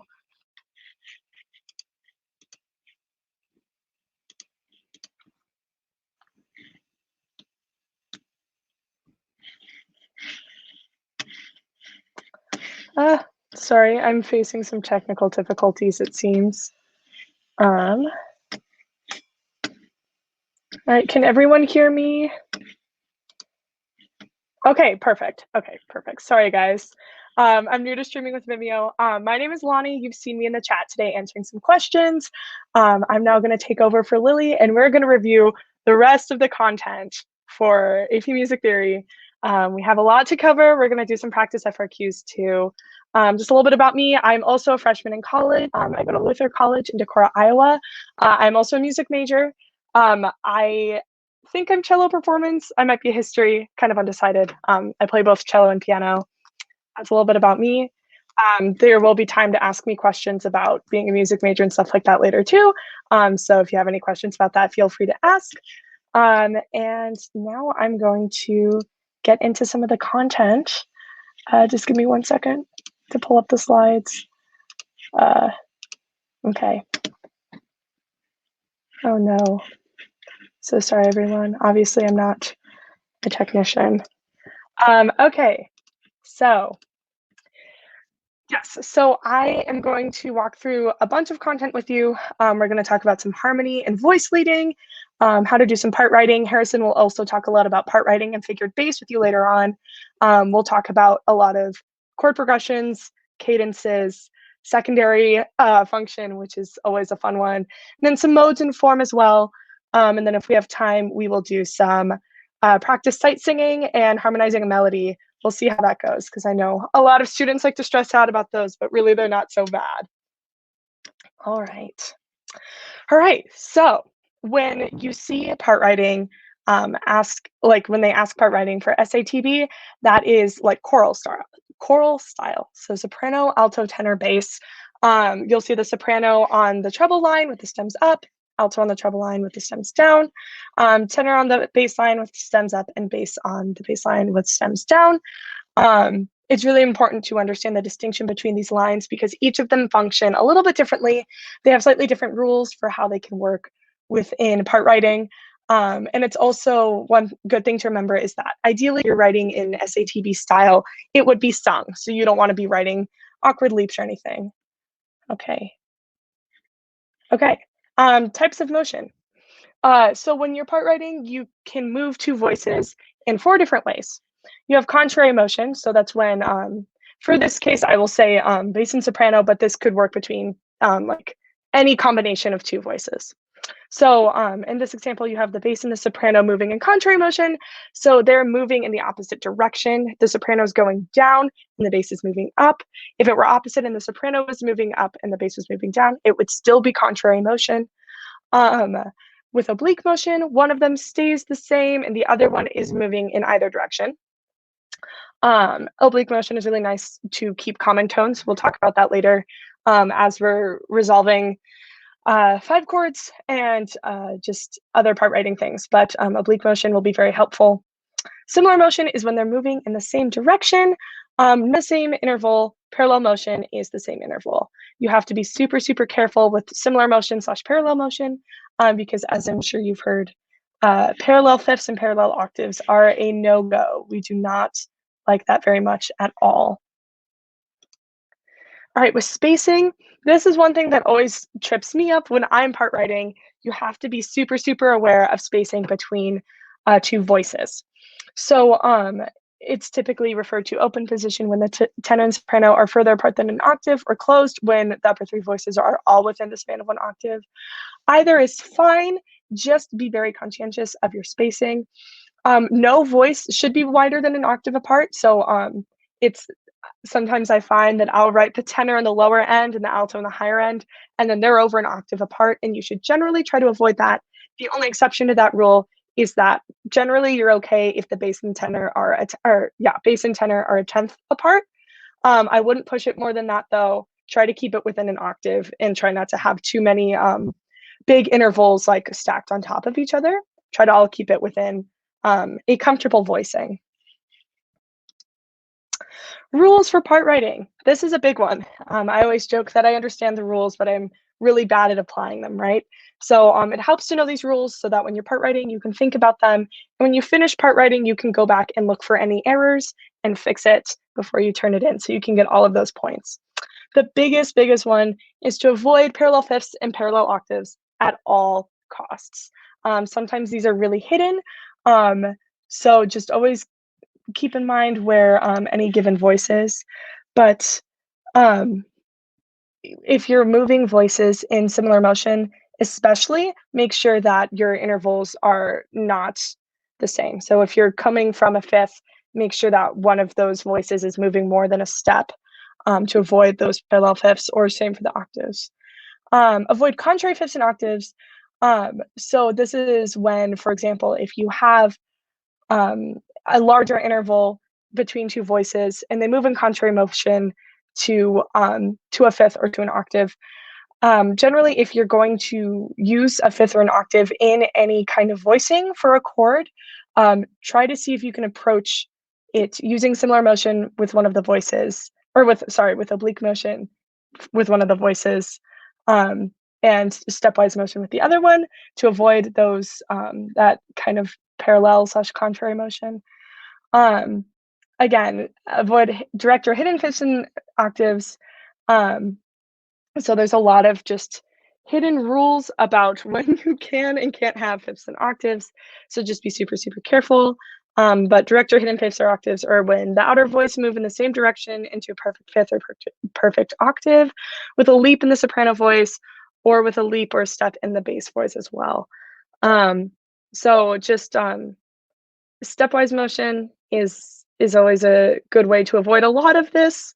Stepwise or same motion, oblique motion is your friend.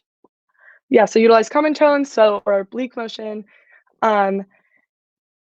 It is much more favorable to use contrary motion than it is to use similar motion, and avoid voice crossing. So the alto line should not be higher than the soprano, and generally you should try to avoid moving the alto to where the soprano just was, or higher than the soprano just was, even if they're moving in similar motion, and it's quote unquote legal with these other part writing rules. Still try to keep each line within a general area without too many big leaps or anything like that. I just threw that at you. I'll give you a second to digest. Okay, on to the next slide. Okay, so when we're building chords, it's really important to know which notes to double, because in a lot of cases, you'll be given a triad to use. And a triad, of course, has 3 notes, but SATB part writing has 4 lines. So some of the notes will be reused. If you have a root position triad, double the root of the chord somewhere within the chord. So obviously your root will be in the bass, and then use the root again somewhere else. If you use it in the tenor, then you'll probably have an octave, which is fine, but it's generally more common to put that note again in the soprano or the alto voice. For verse inversion, that's one way to think about it. You could double the soprano. Just be sure, depending on what chord you're using, make sure you're never doubling the leading tone. And we'll talk about that more later, especially when we talk about 5/7 chords and leading tones. But as long as the voicing makes sense, it usually helps to use the soprano voice to do the doubling. You could also think about doubling the bass note. That's usually a good way to go. Just think about how the next step. So fit the voicing in, and it's kind of like a puzzle part writing, right? So think about it that way, I guess. You could work backwards if you have to. If you have a second inversion triad, double the bass, or the fifth of the triad, because if you have a second inversion, you're going to have that fifth of the triad in the bass. So when in doubt, double the bass. Just be careful about resolution as well, I guess. For first inversion, diminished triads. So we'll get into some of these funkier kinds of chord qualities later on. So the diminished triad, you'll only have a diminished triad if it's a 7 chord, or like a 2 chord if you're in a minor key. And you'll usually see that in the first inversion. You will very, very rarely ever see that in its root position. But to avoid the tritone between the actual root of the chord and the upper fifth, because it's a triad, you should double the bass note or double the third. If you have a 7th chord, that means that you're now going to have 4 chord tones that you're using across 4 voices. So try to have each voice sing one tone of the chord, which usually works out. However, if you have a 7th chord resolving to like a tonic, so if you have 5-7 resolving to the 1, and they're both in root position, it'll be really weird to part write it.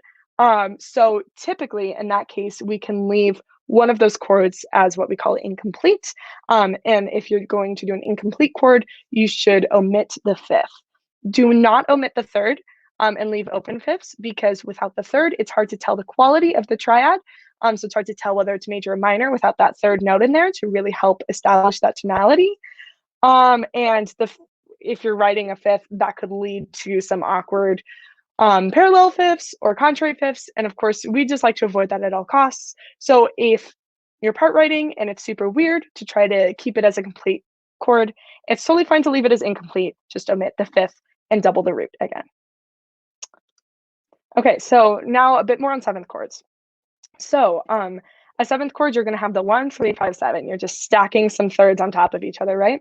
And now, yes, there's 5 different kinds of 7th chords, which we're about to get into in a second. Yeah, you can think about how many half steps are in between the 2 notes. I like to think about the thirds or the triad, plus that whatever the quality of the 7th is. There's a lot of different ways you can think about it. Let's get into some 7th chord review. Okay, so we have 5 different types of 7th chords. You have the major 7th or the major major, as you can see by the MM7. So you're going to have a major triad with a major 7th. So when we say major triad with major 7th, if you want to think about it diatonically, diatonically meaning all of the notes that are within a key. Say we're in C major, right? So your major triad would be C, E, G, and then your major 7th, or the 7th of C major, would be B natural. And so together, that makes a really nice dissonant sound with that major 7th interval is usually pretty dissonant.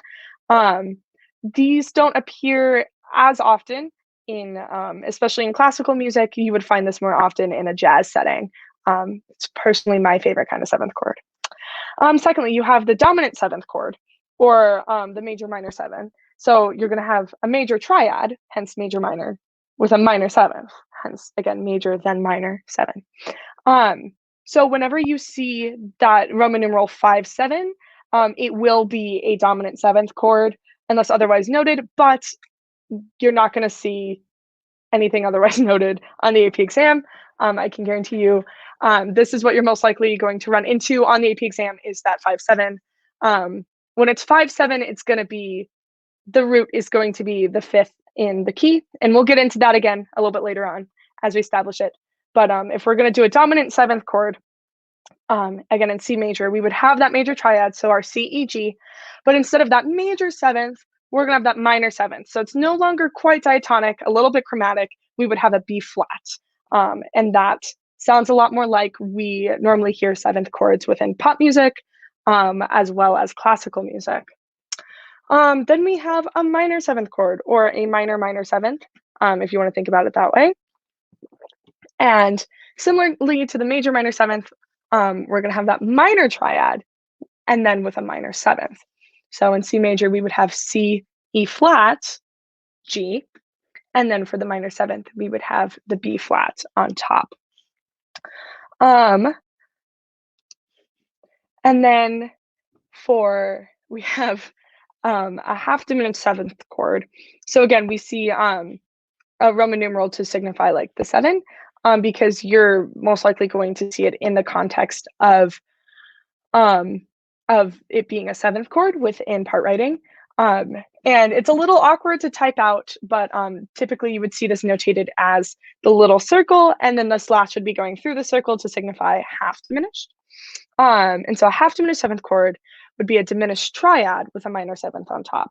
So remember, a diminished triad, we're going to have two minor thirds on top of each other. So we're going to have a C. Again, if we were talking in the key of C major, we'll have a C, we'll have an E flat, we'll have a G flat because we want to lower that seventh for that minor third.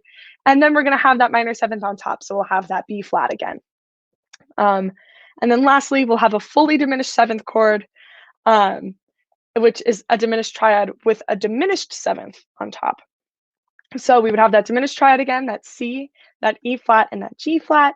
And then instead of having a B flat, we would have a B double flat to have that diminished seventh, which would sound like an A, but we would call it a double flat. All right.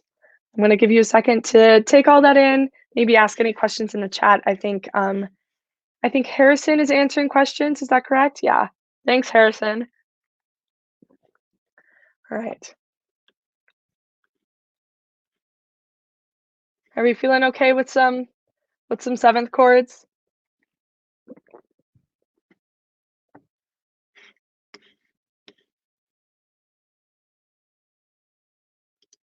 All right. Let's move on. Okay, so here we have some visual representation of our seventh chords, again in C major, so lucky me that I chose that key. We have them notated in treble clef, obviously. Let's see.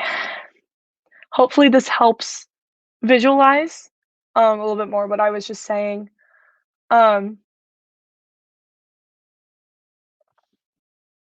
I don't know, I'm a visual learner. I find this to be helpful, just kind of taking it all in, making sure everything makes sense. So yeah, we see that we have major triad with that minor seventh for F7. This would be like a F minor chord, so minor triad, so we have that A flat, and a minor seventh, so we're going to keep that same E flat that we would have in our dominant seventh chord. And then our difference between our half diminished and our fully diminished is simply just whether the seventh is minor or diminished, because both of them will be under a diminished triad, as shown here too. So we have a diminished triad here. Can you guys see my cursor? That's probably going to be confusing if you can't. I just realized. Sorry, everyone. Okay. Okay, good. All right, we feeling okay with this? I think we can move on for now. All right, so now we have some inversions. So because there are 4 chord tones, instead of having 2 inversions, we now have 3 inversions. And it's the difference of what note is in the bass, right? So in root position, we're going to have that root of the chord in the bass. First inversion will have the third. Second inversion will have the fifth, so similar to our triads. And the only difference is that we have a third inversion as an option, which is having the seventh in the bass. And you'll encounter all of these. Oh, hold on. I totally forgot to turn on my closed captions. Thank you, Harrison, for reminding me. If I can figure out how to turn those on really quick.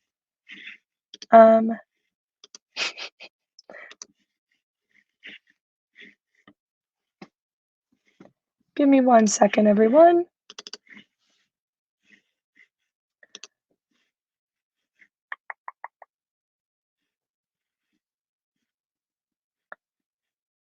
Oh, I'm going to continue for now.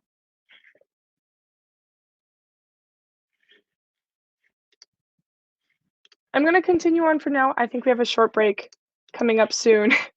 And on that break, I will attempt to figure out closed captions. If that's, or, that is not correct. Okay. Sorry. So here's just another representation of the inversions with some figured bass options. Yeah. So we have oh, guys, hold on, I'm definitely about to figure it out. Did we get it? Okay, we got closed captions, everyone. So sorry. All right, so and we got the laser pointer. Okay, so we have our figured bass signs down here. So we have the 7 here it'll show next to the chord Roman numeral to show that it'll be a 7th chord. And 6/5 is to show the first inversion. And it's quite literal. You can think about the 5th above and the 6th above, because if you have that third, you'll have a 5th above and a 6th above. See? And then you'll have in the second inversion a third and a fourth. And then in the third inversion, a 4 and a 2. It's possible it might just say 2. I've usually seen 4, 2. The best way to remember this is the inversion hotline. So if you want to almost think of it like a phone number, this is how I always do it: 765-4342. And it just reminds you which numbers, because 7 is 1, 6/5 is, or 7 is root position, 6/5 is first inversion, 4/3 second inversion, and 4/2 is third inversion. So those will show up on figured bass, which Harrison will talk about more later. Okay, and then just another chart if this one helps you visualize it too. All right, now we're going to do a little bit of practice. I know the answers show up in treble clef, so if you have a piece of paper and you're following along, try to jot these out in treble clef. Make sure to add your accidentals. So we have a B flat dominant 7th chord and then an F half diminished 7th chord. So I'll give you guys a second to work those out, and then we can go over the answer together.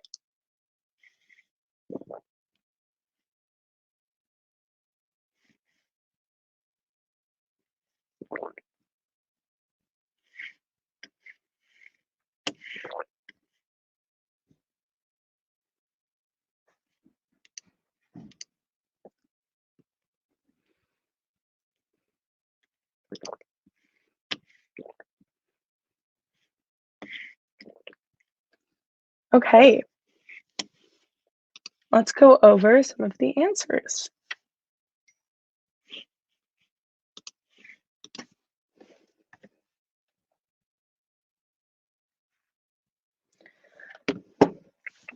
Okay, so for our B flat dominant 7th chord, we're going to have the B flat, D, F, because we're going to have a major triad.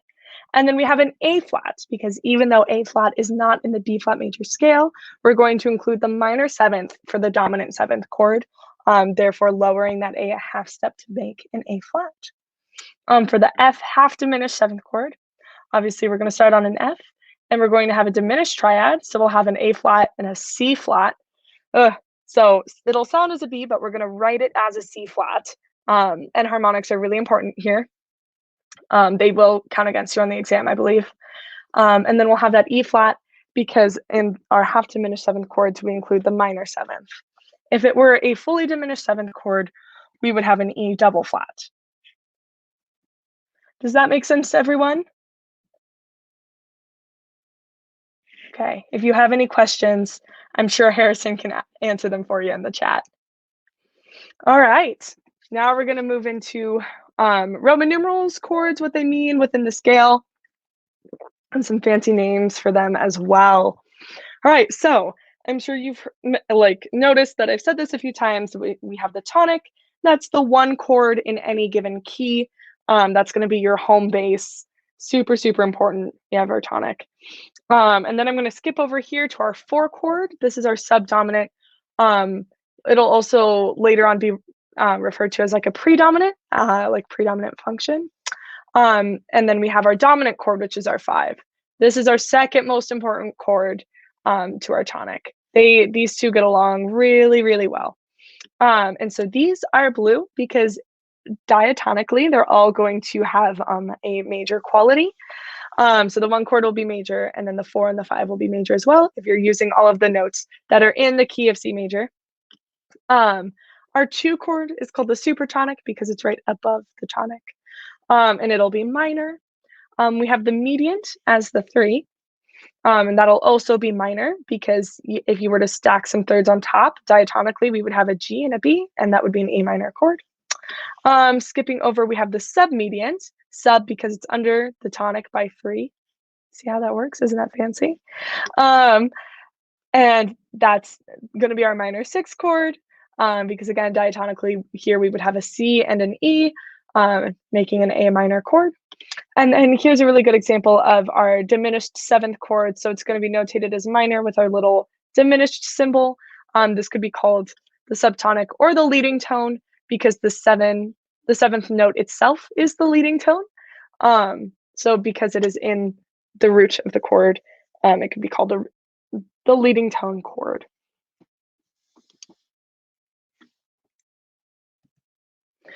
All right, now we're going to get into some cadences. All right. So, okay, sorry. So we have a few different kinds of cadences. We have authentic cadences. We have two different kinds of authentic cadences, both perfect and imperfect. We'll talk about the difference here in a second. We'll have plagal, we'll have half, and we have Phrygian half. We'll see which ones are actually covered in the slideshow because some are more important than others, and some of those being authentic cadences. So an authentic cadence is when a phrase ends with a diminished seventh or a dominant going to a tonic. So a perfect authentic cadence, which is just everyone's favorite cadence, you will most definitely see this on the exam at some point, consists of a 5-1 progression. And this is important, both chords are in root position, and the soprano voice of the one chord must be the tonic as well. It also definitely helps for the bass to go from so to do or 5 to 1. Just a heads up, I will probably be using solfege a lot throughout my explanation of some of this, just because my school is really heavy in solfege usage. If that is confusing, just let me know. I will also try to use note names and scale degree numbers as well. But solfege is super important and you should learn it. Okay, so this is a great example of a perfect authentic cadence. We have the 5 to the 1 or so to do.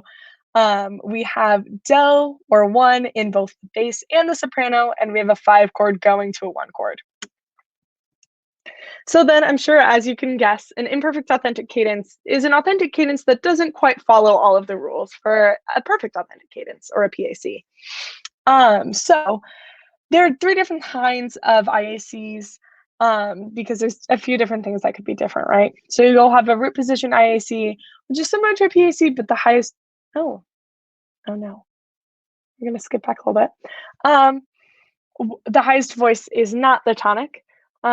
So as we can see in this example, we have a D going to an E, and E is the 3rd in C major. So that doesn't quite fit the criteria for a PAC. We'll have an inverted IAC. So if one or both of the chords are inverted at all, it's not a PAC.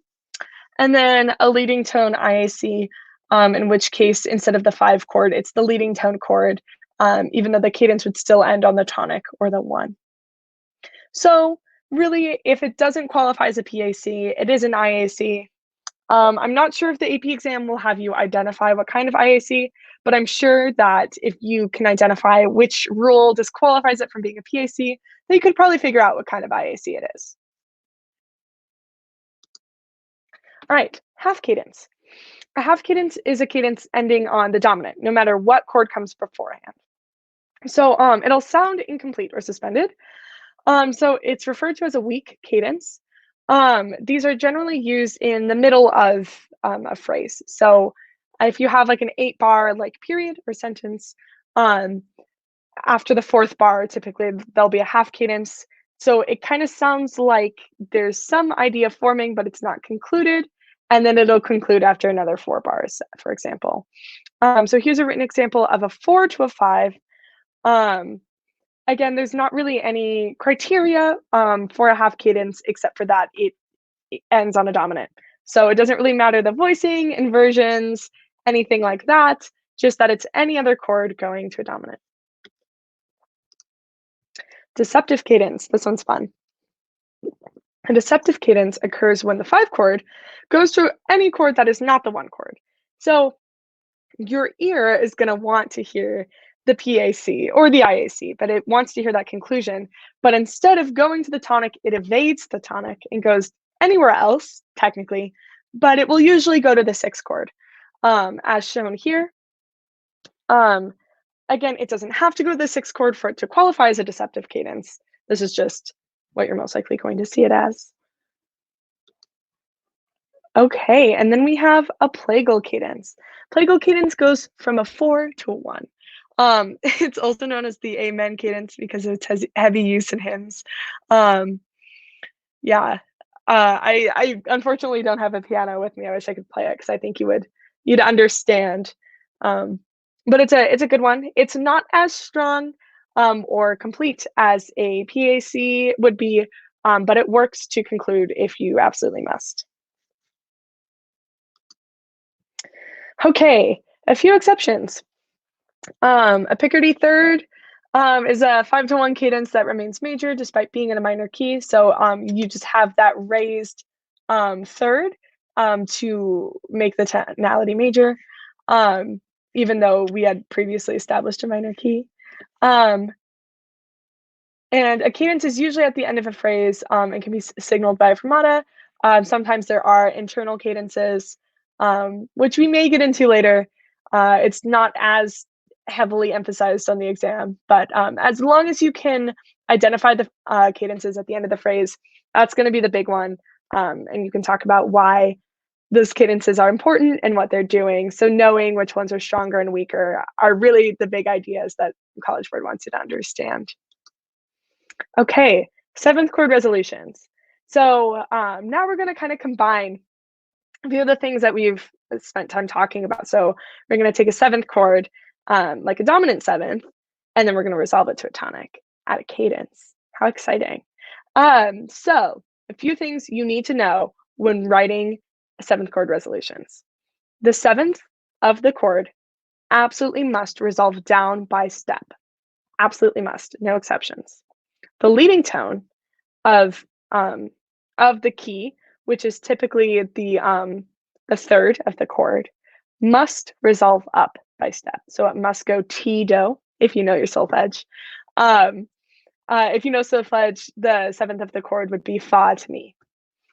And then the 5th of a root position 7th chord can be omitted, and then the root can be doubled. We kind of talked about that earlier, and I have some examples coming up. I don't know if it's the next slide or a few down, but it'll show what that might look like. Oh, it is the next one. Look at that. So I drew you some lovely examples of what 7th chord resolutions might look like. So take this example in B flat major. We have our dominant 7th and our tonic, both in root position, right? So I drew some arrows for you so you could kind of visualize the leading tone in the chordal 7th. So in B flat, our 7th of the scale is our A, right? So that A is going to resolve up to a B flat, no exceptions. That's our T do, right? And then 5/7, that 7th is the E flat, right? It must resolve down because it's the chordal 7th, and it'll resolve down to mi of the tonic, right? So fa mi. And then here we have an incomplete chord. We have 3 B flats and 1 D. This is okay because they're both in root position. If you want 2 complete chords, here's an example with the 5 in an inversion. So remember, we talked about like our hotline. So if it's 5/4/3, if the hotline is 7/6/5/4/3/4/2, 4/3 is the third of that set. So it's going to be the second inversion. And for the second inversion, we have the 5th in the bass. And we keep the F on similar tones because we love common tone motion. And then again, we still have the same voicings on top, so it'll move the same way, except this time we have a full tonic chord because we have 2 B flats, a D, and an F. I included an example in minor as well. So if we wanted to look at a D minor example, when you're in a minor key, the dominant chord will be major because of the implications of the leading tone. So in this case, you wouldn't go from te to do, but you would still go from T to do, again, if you know your solfege. And if you don't know solfege, that's okay. You don't have to know solfege to be successful on the AP exam.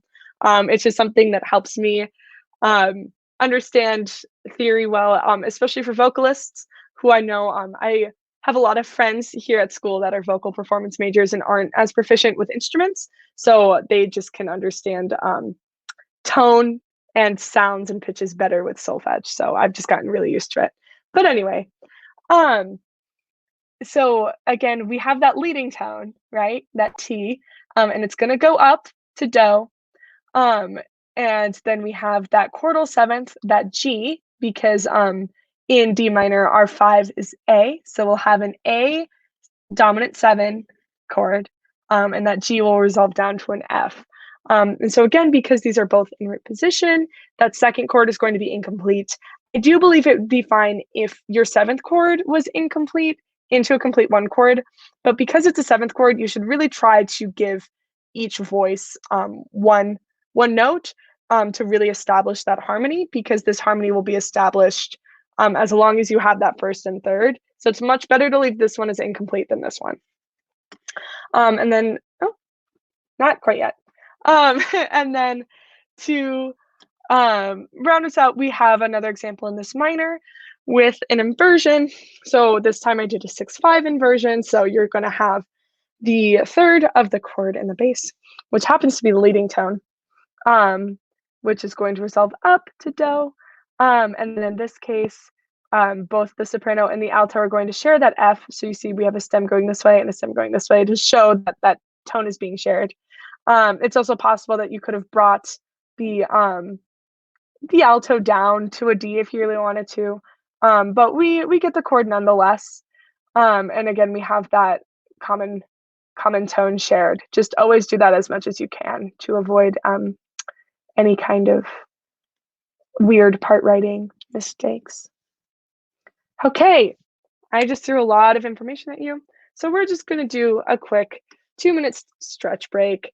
Get up, stretch around, and we will continue in just 1 second. Feel free to ask any questions in the chat.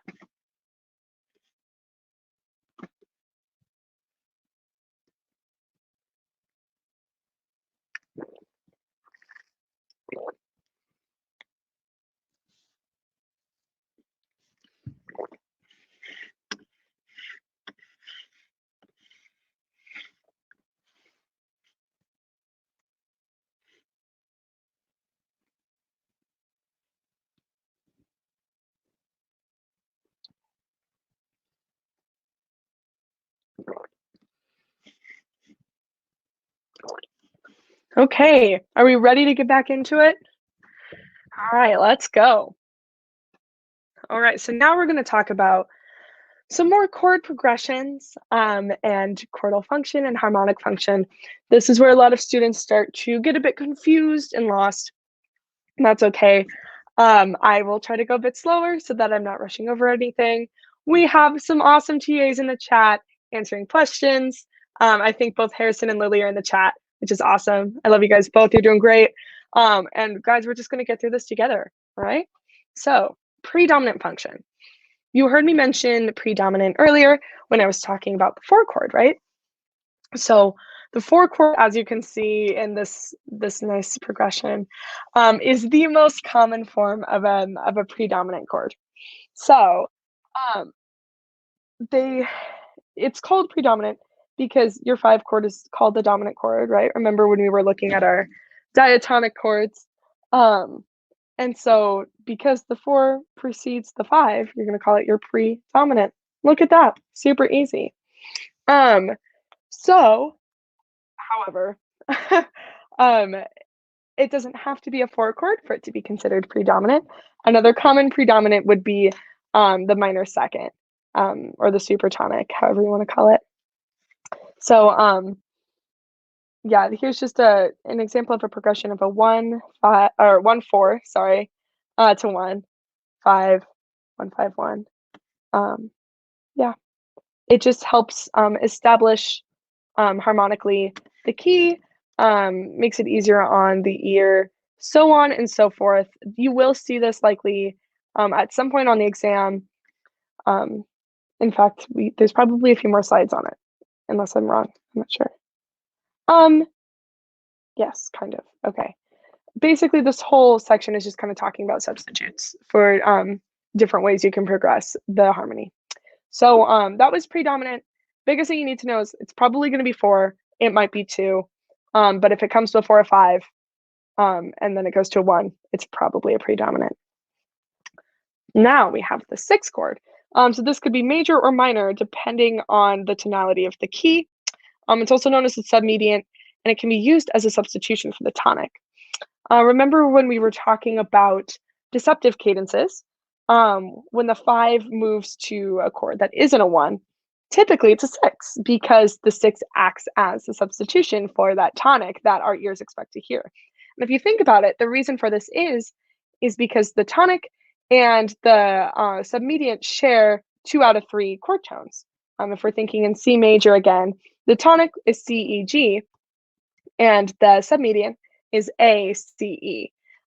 So harmonically, they sound very similar, but you can tell the difference because one will sound major and one will sound minor, right? So that's why it can substitute for the tonic. So including the 6 in a harmonic progression has a distinct sound. We know that as the deceptive progression or cadence. So it's going to sound weaker, but it'll help you advance the harmony. A deceptive cadence occurs when a 5 chord goes to any other chord. We talked about that earlier. We're already pros. We all know this. So here is a really cool example combining both of the things we just talked about. Here's your predominant chord, right? We have a 2 diminished 6. This one's diminished because we're in a minor key, so diatonically is diminished. Going into that major 5, because we always want that leading tone shown by that F sharp, and then it resolves up, right, to G. However, it doesn't resolve to a 1 being a G minor chord, but it resolves to the major 6th. In a minor key, the 6 will be major. In a major key, the 6 will be minor. Just don't worry about accidentals and you'll be fine, I promise. And so instead of resolving to a G minor chord, it's going to resolve to that E flat major, I think, right? Yeah, I can read music, I promise. Okay, the 3 chord, also known as the mediant chord. I know that there was some chat earlier about whether or not the 3 chord would be on the harmonic dictation. Is it possible? Yes. My theory professor has given it to us a few times just to be mean, but I wouldn't worry about it too much. It's a lot trickier to deal with, but it is important to know how it functions. So the 3 chord, the median chord, it's most common to see it in the minor key as a major triad because of just how it's related. But again, we have a minor key. If we're thinking about A minor, we'll have A minor and then F, so that major 6, which we were just talking about. Look at that. To that major 3, because C and A minor share the same key signature. Those are the words, which is no sharps or flats.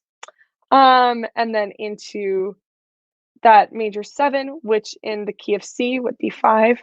This will make a lot more sense when we talk about secondary dominants, I promise. Because this is really confusing, and you're likely never going to see the progression written out like this, but technically that's how that would work. Okay, we have a few other cadences to discuss. Phrygian half and we already talked about plagal. Phrygian half cadence, it only, I don't know why it's not advancing. Okay. Phrygian half cadence, it only happens in the minor key, and it only happens under this circumstance where it's the minor 6 chord in the first inversion to a dominant chord. Just because of how part writing goes and what it sounds like. The Phrygian is in reference to the Phrygian mode, which we will talk about later as well. There may be a few multiple choice questions about this, but this kind of concept isn't tested too heavily. It's important to kind of understand what it might mean, but I wouldn't worry about it too much, I promise. It's not the #1 priority of College Board to trip you up. They just want to see how much music theory you understand. Okay, now we're going to talk about some 6/4 chords. So the cadential 6/4 chord will appear at, you guessed it, a cadence. So you're really only going to see this at the end of a phrase. I don't think I've ever come across it in the middle of a phrase. And it's just a decoration of the dominant chord. So it's a decoration of the dominant chord by displacing both its third and fifth by a step above, even though it contains the notes of a tonic triad. So it'll sound like 1-5-1, but because it has the fifth in the bass, and it'll keep the fifth in the bass as these examples, it's called a cadential 6/4. And if this sounds confusing, that's okay. This is something that notoriously trips me up on tests. I always joke with my friends that I still don't understand cadential 6/4s. I promise you I do. I'm qualified to teach this, I promise. But my point is, it's okay if it's a little confusing. We're going to get through it together. Moves. So it will always end in a root position dominant chord, and then it'll likely go to a tonic after that dominant chord. The upper voices will move by step. There's really no reason it should be skipping. And the sixth and the fourth above the bass should always resolve down by a step. It's literally given to you in how it's written out, 5-6-4, 2-5-3. Like, look, see how nice that is? That's all it is. All you need to know is to leave the fifth of the key. So we're in C major. We're going to leave that G in the bass, and we're going to go a 6 above it and a 4 above it, down to a 3 above it and a 5 above it. So it's going to sound like a 1-6-4. It's going to look like a 1-6-4, but we're going to call it a 5-6-4 because of its overall function. And these are some other ways that you could voice it, but it's all the same thing. This will be very helpful in part writing. It sounds harder than it is. It just resolves by step, and similar motion, common tone in the bass. That's all you need to know. Other kinds of 6/4 chords. Pedal 6/4 chords or neighbor 6/4 chords will occur when the third and the fifth of a root position triad are embellished by their respective upper neighbor tones while the bass remains stationary. So we call it a pedal because of that bass motion. If you're ever confused by what kind of 6/4 chord it is, usually the giveaway is in the bass. So here in C major, we have C, C, C, or G, G, G, depending on how we're going to harmonize it. But we have C, so tonic in first, not in first version, in root position. This is a tonic in root position. And then because it's embellished by that motion to the 4/6, again, similar concepts to the cadential 6/4. It will look like, well, it is a 4/6/4 and is therefore a pedal and then back to the 1. So it kind of sounds similarly, except it's a 4-1 instead of a 5-1, 1-5 kind of thing. But 6/4 chords generally should resolve pretty easily. And then similarly here, we have the pedal, quote unquote pedal on the G, 5-1-6-4, because this is a 1 chord with the C, E, G in the second inversion, back to the 5. These are not quite as common, but you might see them.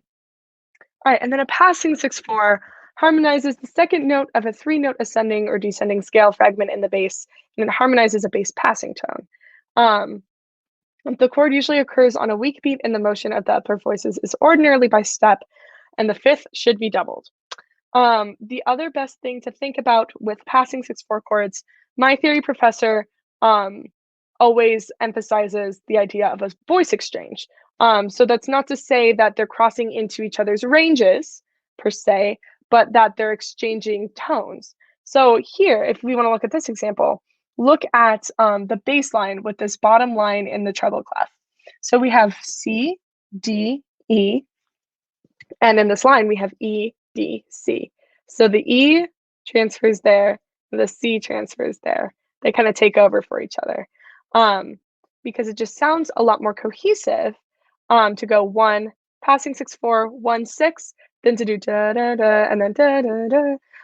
So just da da do re mi mi re do, right? Solfege. We love solfege. Same thing here. We'll have a 4, a 1-6-4, and then back to the 4, but in the first inversion because of that voice exchange. Again, in the same 2 voices here of that F G A and that A G F. And even so, another important thing to note, these are actually really, really easy to voice because that middle line will stay on that G, do, do, do, right? And same, we have that common tone in that line here as well. And then we do have that do, ti, do here. And we have that here as well. Although here it's fa, mi, fa, because we're still in C major technically. But that's okay. My point is, look at how these lines are interacting with each other to avoid those perfect fifths, right? Because this is oblique motion. So we're avoiding that part writing error here. We're avoiding parallel octaves. It works out very nicely. It is very formulaic. Don't worry about having to do anything special or tricky or fancy. It's super formulaic. If you have a passing 6/4 chord, just part write it like that. That's all you need to know. Keep it simple. That's my biggest thing. Sometimes I like to make it more complicated than it has to be. Keep your part writing simple. Okay, and then another example of a 6/4 is the arpeggiated 6/4, which happens when the triad is arpeggiated in the bass. The upper voices remain static while the bass arpeggiates a complete triad, or it oscillates between root and fifth, similar to a waltz or march. So like if you have a pa-pa, boom pa-pa, stuff like that. But here you can see like some arpeggiation, I guess, if that makes sense. This is not something I'd worry about too much. This is not as common. Cadential 6/4 is common. Passing is common. Pedal and arpeggiated, nice to know, but you don't have to be an expert, I would say. Okay, now we're going to move on into some embellishing tones, non-chord tones, stuff like that. Just want to say I'm super proud of you guys for hanging in there. This is a lot of content to be thrown at right away, all at once. But it's some great review. I actually have my final in music theory on Wednesday as well, so I will be struggling right along with you guys. This is great review for me as well. So we're all in this together. We know this. It's just nice to review. Yeah, so we got this. That's all I'm gonna say. We got this. Okay, so moving on. Non-chord tone. A non-chord tone is a note that does not belong to the given chord. So can be referred to as an embellishing tone or non-harmonic tone. Non-chord tones are classified by how the note is approached and left either by step, leap, or same tone. That sounds more complicated than it is. That's just a fancy way of saying there's a bunch of different kinds of embellishing tones that we're about to get into. And most dissonance happens on a weak beat and are usually approached or resolved by step. So dissonance is a lack of harmony among musical notes. I actually personally don't really like this definition. Dissonance does have harmony. It's just dissonance usually involves tendency tones that want to resolve into a more pleasant harmony. So your dissonant intervals would be those seconds and those sevenths and a tritone, because those are tones that want to resolve into happier intervals like major thirds, perfect fourths and fifths, octaves, stuff like that. However, if you're going to write dissonance, that's totally fine. It makes any piece a little more fun. Just make sure you're not accenting it by placing it on a strong beat. And we'll talk about that later as well in part writing and with some embellishing tones. You'll kind of see that too. So passing tone. So this is really similar to the concept of a passing 6/4, where, as you can see, like in this example, we have a C major chord. So this measure can be qualified as quote unquote C, tonic, however you want to call it. D is not in this chord.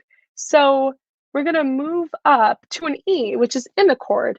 And because this is moving by step, it doesn't necessarily hurt the listener at all, because it's passing. So it's a kind of quick kind of dissonance that quickly resolves, and then it moves into that F, of course. So passing tone is approached by step and resolved by step in the same direction. That's important because a neighboring tone is very similar, where it's approached by step, but resolved by step in the opposite direction. So that's really easy to think about because, you know, like D is just a little neighbor to C, you know, like he's just chilling there, whereas he's passing on up. And so very similarly, you know, we've established C major in this key with this chord, and D is not quite in it, but it's going to resolve right back down. So it's going to sound really nice.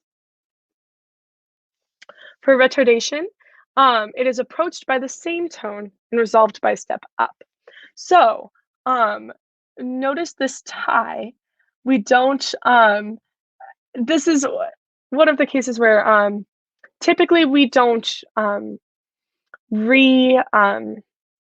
depending on your instrument, we don't like re-strike the note, if you will. So if you're a woodwind player, you wouldn't like tongue it. You would just keep it going. If you're a strings player, you would slur it or tie it. Obviously, pianists wouldn't hit it again. Is my point. You're going to just let that tone ring, and because it's going to sound dissonant over this now C chord because it's a B, which is a major seventh, going back to our seventh chords, right? But then it's going to resolve up to that C later. So we don't want to hit it again because, again, we don't necessarily want to emphasize dissonance on a downbeat, typically. There are a few exceptions, I suppose. But it's called a retardation because it happens a little bit late. An appoggiatura is approached by a leap and then resolved by step. So here you can see this top voice stems up, G, E, D. And this G fits nicely with this C chord, but then we come down to a G chord. We're missing that middle note, but we can infer that it's probably going to be a G major chord. We have that E, which doesn't fit into that G major chord at all, but then it's going to come down to that D. So it's going to sound, that's one of the cases where we can kind of quote unquote emphasize dissonance on a strong beat. Definitely do not do that on beat one. That would, that's a little risky, but and that's an appoggiatura works to kind of overshoot a leap, if you will, and then like come down. An escape tone is approached by step and then left by leap in the opposite direction. So don't mix up appoggiatura, which is approached by leap and resolved by step, with escape tone, which is approached by step and then left by leap. So in this case, again, we have a chord tone into an escape tone that does not fit the chord down into what's going to fit into a chord tone, because we have G major here. Anticipation is kind of the opposite of a retardation, actually, where it's resolved before the chord is actually established. So in this case, this B is going to sound dissonant over the C major until it is struck again over that G major chord, in which it is a chord tone. So it can be approached by step or leap. It's very likely going to be step. Step down is pretty common. Step up could work too. But noted that it's going to happen before the actual moving of the harmony happens, which is what makes it sound a little bit dissonant. And it's resolved by the same tone. That's important. That's what makes it an anticipation.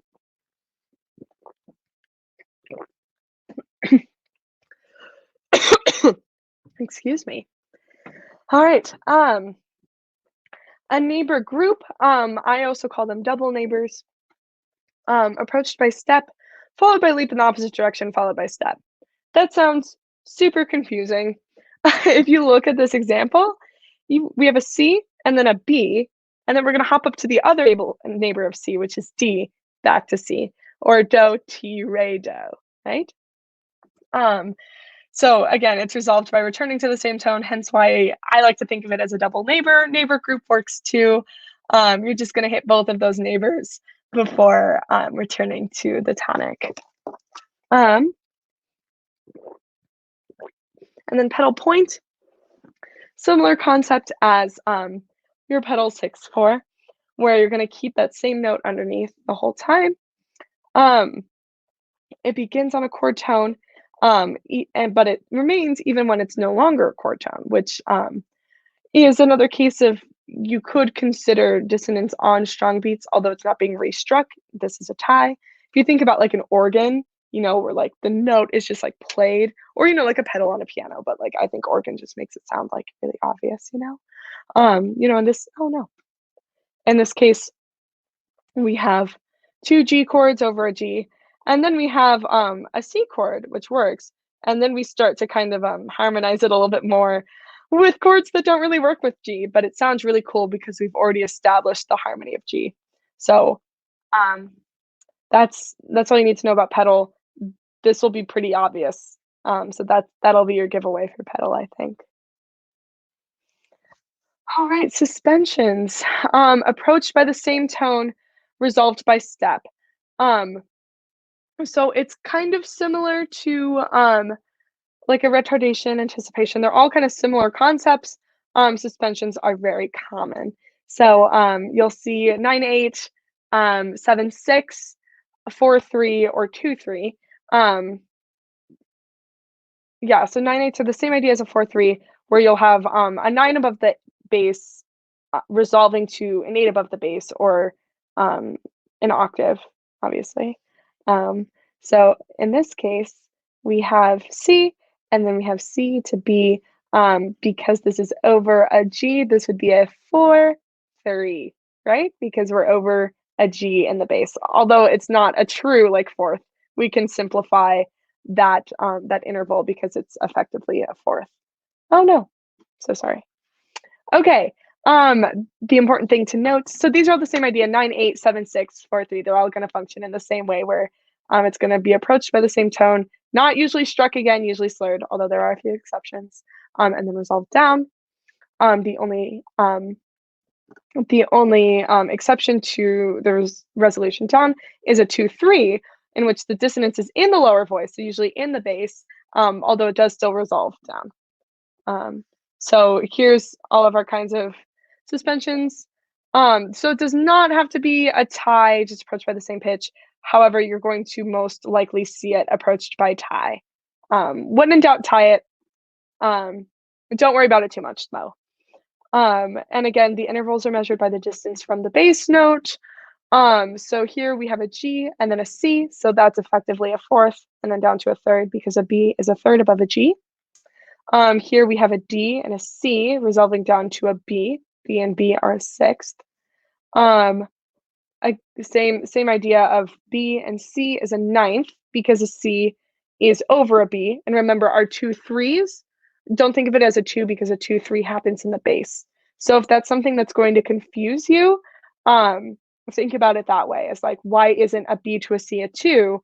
Because it's not happening in the bass. And then it's going to resolve down to another B, which is an octave and not a unison, because a 2/3 resolves down to what then becomes a third away from that, if that makes sense. And in this case, it's a 2/3 under, I believe, the D, because that is a 2, and then that's the 3. Okay, whew, another 2-minute stretch break. Sorry, guys, I wanted to give myself a bit of a rest because I knew my voice would get a little tired. So I'm gonna drink some water. I think you guys should all drink some water too. Do some stretches, stretch your hands and your necks. Get up, walk around. We will reconvene in 2 minutes and continue on with some of our content.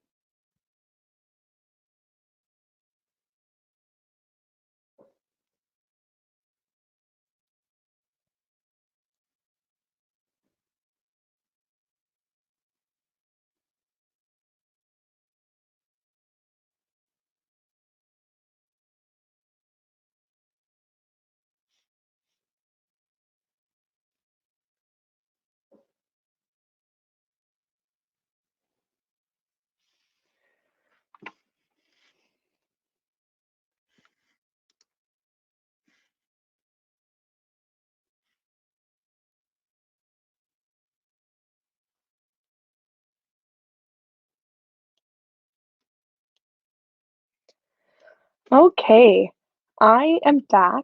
I see we have some questions in the chat. Thank you everyone for being here with me tonight, with me and with Harrison and with Lily. We all appreciate it. We're super excited to be here, cramming with you guys. Thank you so much for your engagement in the chat. We love seeing your questions and answering your questions. So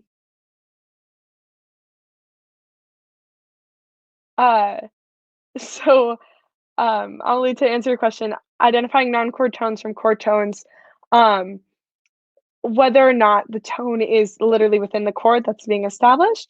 So as I was talking with some of the examples, with if the chord is C major in the bass, and we are seeing the harmonization of a C major triad, and we have a D or an F in the melody, well, that'll be a good giveaway that that's not a chord tone because it's not C, E, or G. It's not within that triad, and therefore it's probably an embellishment of some kind. So that's how you'll know.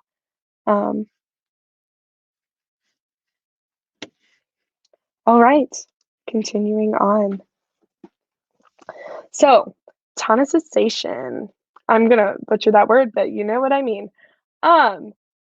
We're gonna get into some secondary harmony. I know some students really struggle with this, but it's okay because again, we're gonna get through it together. So tonicization occurs when the key changes for a few beats or measures and goes into harmonizing a key that is not the tonic. It's usually the dominant, but not always. A good indication of this happening is the fact that you'll see accidentals, or non-diatonic tones. So chromatic tones, you'll see some sharps and flats that don't belong in the key. And when you see those, that's a really good hint that you probably have a secondary chord. And this might occur instead of a full modulation to another key, so that it doesn't change the whole original key just for a few measures. And then scale degrees or chords other than the tonic may be made to sound as if they're temporary tonics, which can also be defined as tonicization. So remember when I was talking about that chord progression earlier, that A minor, F, C, G, and it looked like a 1, then a major 6, and then a major 3, and then a major 7? Kind of like that, you know? That's kind of an awkward progression, so that's a good indication that maybe you had a bit of tonicization going on, and we can identify those in a slightly different way as well. We can name them differently. So what is a secondary dominant chord? So secondary dominant chord functions as a dominant chord, but it isn't actually in the key. So, for example, this is going to be your most common one, the 5 of 5. So that slash means that this is, so the D is the 5 chord of this 5 chord, which is G. And that's super confusing, I know. But if you weren't looking at this, oh no. If you weren't looking at this, this would look like a major 2, right? Because you have a major triad and it's over D, and D is the 2 of C. However, major 2s don't really work. It's awkward. F sharps don't belong in the key, right? So instead, that's a good indication that it's probably going to be a 5 of 5. And again, I'm going to explain it one more time because it's a bit confusing. But if you think about the key of C, your 5 is a G, and then the 5 of that 5 would be D major. And so that logic applies for all of these chords. So in this case, E is the 5 of 6. A is the 5 of 2, and B is the 5 of 3. So instead of calling this major 7, which again doesn't work, major 6 or major 3 within the key of C major, we're going to call them 5s of these other chords. And keep in mind that if you're using these at all, it's then immediately going to resolve to whatever that quote unquote temporary home chord is. So if you have an A major and that 5 of 2, you're going to have this chord, that 5 of 2, straight into the 2, which is then D minor in C, if that makes sense. So that will also let you know where you're about to resolve to. And then down here is just showing, for example, if you wanted to use some dominant 7th chords, how those would be explained. And again, it's the same thing, just with a 7.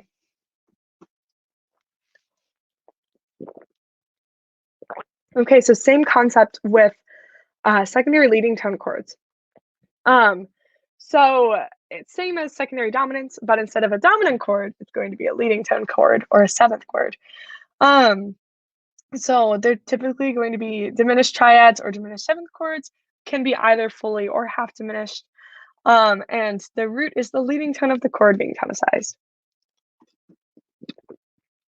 As with most normal leading tone chords, the triad only appears in first inversion, but seventh chords may appear in any inversion. So these guys you could see in any inversion, but these you're going to see in first inversion probably. And it's the same concept. It's the 7 of 4, 7 of 5, 7 of 6, 7 of 7. Because again, you're not going to have an E diminished chord in a key where E's are flat, so you're not going to, how would you call it that? You can't call it a major 3 because then that's going to imply a major E flat. So accidentals are going to be a really good indication of that for you. Okay, that is all we have for secondary dominance. How are we feeling on that? Do we need a bit more explanation? Are we confused? How are we feeling before we go into modes?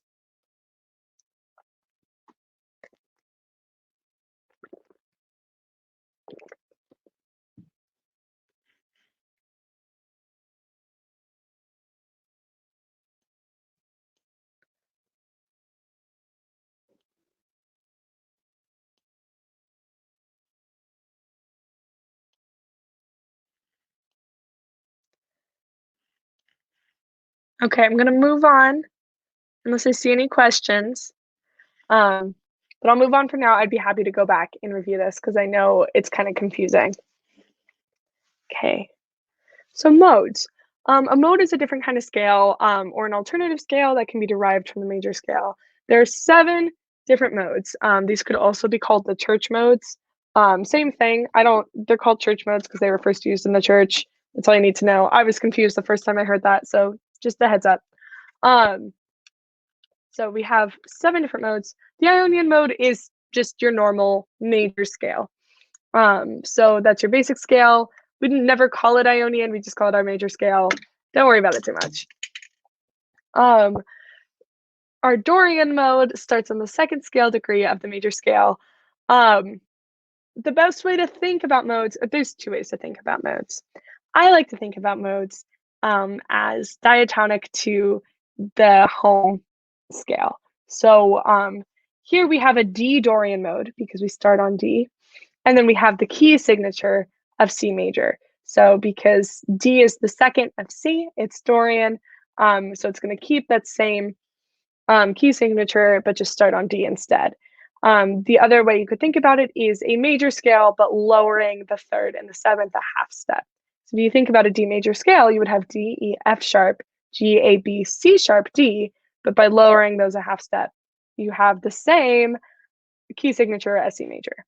So you can think about all of these modes in either of those ways, and you'll see what I mean in just a second if you're confused. All right, so Phrygian mode. Remember our Phrygian half cadence? Yeah, talking about this mode because it functions in kind of that way. So the Phrygian starts on the 3rd scale degree of the major scale. So you could think about it as C major starting on E, or like that F major but starting on A. So you would have like A, B flat, C, D, E, F, G, A kind of thing.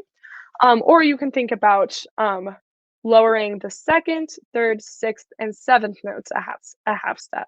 So in E major, we would have F sharp, G sharp, and then C sharp, D sharp. But if you lower all of those tones, it would be the same thing. And these all apply to any key, not just the ones being shown. These are just formulas, kind of similar to our whole half, whole half, stuff like that.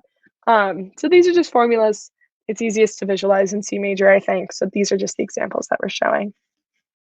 Lydian mode starts on the 4th scale degree of the major scale. And in this case, you would raise the 7th scale degree by a half step. Nope, sorry, that's supposed to say 4th. Raise the 4th scale degree by a half step. Because in F major, we would have a B flat, and it becomes a B natural. So ignore this. It's supposed to say raise the 4th scale degree by a half step. A good example of Lydian mode, fun fact, is Part of This World from Little Mermaid. Uses Lydian mode just a little bit in there. Yeah. Mixolydian mode starts on the 6th scale degree of the major scale. In this case, Mixolydian, I think this is also a typo. You just lower the 7th. So in the case of G major, you would have an F sharp. G mixolydian has an F natural, because again, it's sharing the same key signature with C major. Aeolian mode, this one we know. It actually, okay, mixolydian starts on the 5th scale degree. Aeolian starts on the 6th scale degree, and that's your normal minor scale that you know and love, your natural minor, I should say. You can think about it this way. I'm not sure that this is correct. Just it's your natural minor, it's your parallel minor. Sorry, no, it's not your parallel minor, it's your relative minor. Just kidding. Those are different. That's an important distinction. Okay, and then we didn't talk about Locrian, which should go here for lunch. It's not Lydian twice, it should be Locrian. Locrian starts on the 7th scale degree and is pretty crazy. The best way to think about it, this is why I like to think about it in terms of the relative key, because it gets a little confusing, but it's like a lower 2, 3, 2, 3, 5, 6, 7. Yeah, so you don't even have a perfect fifth. You have a tritone instead. I remember that because I actually composed a piece in Locrian for my first semester theory class. That was really interesting. Did not sound good. Locrian is tricky, but the best mnemonic device for modes would be I don't play loud music after lunch, or at lunch is how I learned it. I think I saw in the chat there were a few mnemonic devices that were being shared as well. Whatever works best for you. My versatile favorite was one that my theory professor told us, which is I don't particularly like modes anyway. And you just have to remember that last L, which I think is funny because I don't particularly like modes either. All right, feeling okay on modes?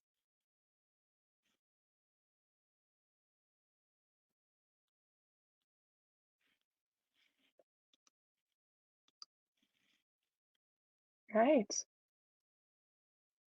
Okay, so now we're going to get into some form stuff in analyzing music. So it has a little bit less to do with harmony, kind of does, but more so broad ideas, musical ideas. So motives and motivic transformations. Phrases are composed of short rhythmic or melodic ideas that are called motifs, or motives, or however you want to pronounce them. Usually contains a common idea that makes up the thematic identity of a piece. An example of a well-known motif is the descending 2 notes in Beethoven's 9th, or I also like to think of Beethoven's 5th. The da da da da da da da da da da da da da. That's a motif because it's a minor third, and it's a rhythmic motif, right? Da da da da. So yeah, so if you just remember that, if you get confused on what a motif is, it's just a recurring idea. A motivic transformation occurs when any alterations, repetitions, or sequences of the distinct motive. That's not a complete sentence. So sorry. When there are any alterations, repetitions, or sequences of the distinct motif. This takes form in a few ways. It can appear augmented or diminished, so it could be harmonically modified. Fragmented, so parts of the motif are represented or repeated to make it longer. Imitation, so same motif but in different voices, so it's being harmonized differently perhaps. Or interpolation, which is like the same interval but it's going in an opposite direction. So it's taking a basic idea and it's kind of, think of maybe like a theme and variations, kind of like that, but throughout one piece instead of movements within a piece like a theme and variations would be. So similar, not quite, just a little bit different. All right, sequences. So a melodic sequence occurs when a melodic segment is followed by one or more transpositions of that same segment. So the best way to identify a melodic sequence is by the sequence only being in the melody and none of the other voices. Whereas a harmonic sequence occurs when a specific harmonic pattern or segment is followed by one or more transpositions of that pattern. So the interval of that sequence is transposed is usually stayed the same. So if one sequence is transposed up a fourth, the next sequence is also transposed up a fourth again. Harmonic sequence can sometimes occur within a corresponding melodic sequence. So we have a melody. We have our do, mi, so, fa, mi, and then re, fa, la, so, fa. So you see it's the same intervals, so same melodic sequence, but we're moving it up a second in this case, right? And then we're going to do it again with our mi, so, ti, la, so. And then one more time, fa, la, so, ti, la, do, ti, la. Sorry, misspoke. So this is just an idea of a melodic sequence being moved up a second each time. All right, phrase relationships. So phrase relationships describe how two or more phrases work together to sound cohesive or similar, or how they sound different from one another. It's usually notated with two lowercase letters. So like an A phrase and its repetition. So you have two A's because it's happening twice. A and then A prime, or a phrase and its varied repetition. So not quite the same, but similar enough that it is a form of A. And then A or B, which is then two contrasting phrases. So we identify them differently. When two phrases are put together, they form a period. The first phrase that makes up a period is called the antecedent. The second phrase is called the consequent. So here we have an antecedent of the basic melodic idea, the contrasting idea. And then look, we have a half cadence. Remember how I talked about how we'll find half cadence kind of within a sentence or a period? This is what I mean. So kind of halfway through, we have this kind of half cadence. So it's not complete because we're going to have a consequence, which is the repetition of the same idea, and then a very similar contrasting idea, except it's going to actually end in a more complete manner. And here we have a PAC, kind of, although it's only two voices, but it still counts. A parallel period is two phrases that are melodically similar, and a contrasting period would be two phrases that are melodically different. Form. What is musical form? Form is how the structure of a musical composition is organized and described. Specific functions may be identified when parts of a composition follow melodic harmonic patterns or fulfill established roles within the overall structure of the composition. So some sections of a piece of music that determine form could include the introduction, interlude, bridge, verse, refrain, chorus, coda, codetta, stuff like that. Maybe even sections such as like an exposition, recapitulation. That's one of my favorite words, recapitulation. Development, stuff like that. So there are sections that function within an overall form. So there are a few kinds of form. Binary form is a two-part form in which both sections are repeated. So AABB, very common in folk music. In like, I like to think of when I was first learning cello, like the Suzuki book, like many of those early on pieces are like AABB, which is just kind of cute. Ternary form is a three-part form, which the first section is repeated. So ABA, because you have the A section, which is established into establishing a separate B section, and then you repeat the A section again. Rondo form is a form in which the A section is repeated several times with new sections between each repetition. So you might have an ABA, CA, BA, stuff like that. But the A is kind of the main theme, and we might bring back some other ideas throughout there as well. And then we have sonata allegro form, composed of three main sections that are the exposition, development, and recapitulation, which I kind of mentioned earlier. Exposition, the main themes are presented, typically in two sections. The development will expand upon that original theme, and then the recapitulation will kind of use variations of the exposition. So pieces that will use sonata allegro form are symphonies. So like the first movement of Beethoven's Fifth, again, the da-da-da-da, we'll use sonata allegro form. You could also think, if you listen to like concertos, for example, I studied the Haydn Cello Concerto in C this year, and this uses sonata allegro form. So I would often focus my practice on the exposition, the development, or the recapitulation, and understanding how these sections and the form works to complete the overall piece of music is really helpful in helping to understand how it is being harmonically and melodically developed, which is why we study theory. A lot of people ask why theory is even important to study for music majors, but I think it helps us understand our music on a deeper level. All right, and then here's just another way of thinking about how it might be expanded harmonically. So in the exposition, the theme one will be introduced in the tonic, you would hope, right? And then it might transition, and it will kind of transition into the dominant, so it will modulate a little bit. Mozart did this a lot, definitely, for sure, if you listen to any of his symphonies, or even operas, overtures, stuff like that, although it's not quite sonata allegro. Well, anyway, you'll have some other themes being introduced, which might be, again, modulated in the dominant key or another relative major or minor key, and then you may or may not end with a coda or codetta. The development, one of those themes will be developed, it'll be developed within a few other keys. It's really fun just to modulate. That's what helps, again, progress melodies harmonically, is to then modulate them, put them in different keys, mess with the tonality, stuff like that. So you'll find that a lot in the development. And then the recap, we'll come back to the tonic to revisit the first theme or theme groups, possibly in variations, possibly not. And then it may or may not end with a full coda. And that would be in the tonic as well, because typically, again, you want the piece to end in the tonic that it's beginning in, and in the key that it's beginning in, which should be the tonic. Okay, that is all I have for content review. How are we feeling with content? Are we ready to practice some FRQs, perhaps?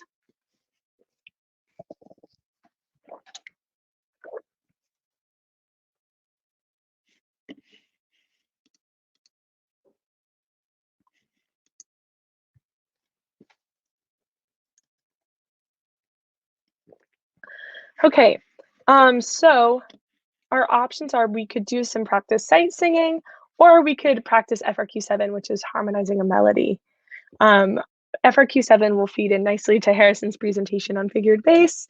I know a lot of people stress out about sight singing, so I'd be more than happy to do some practice for that as well.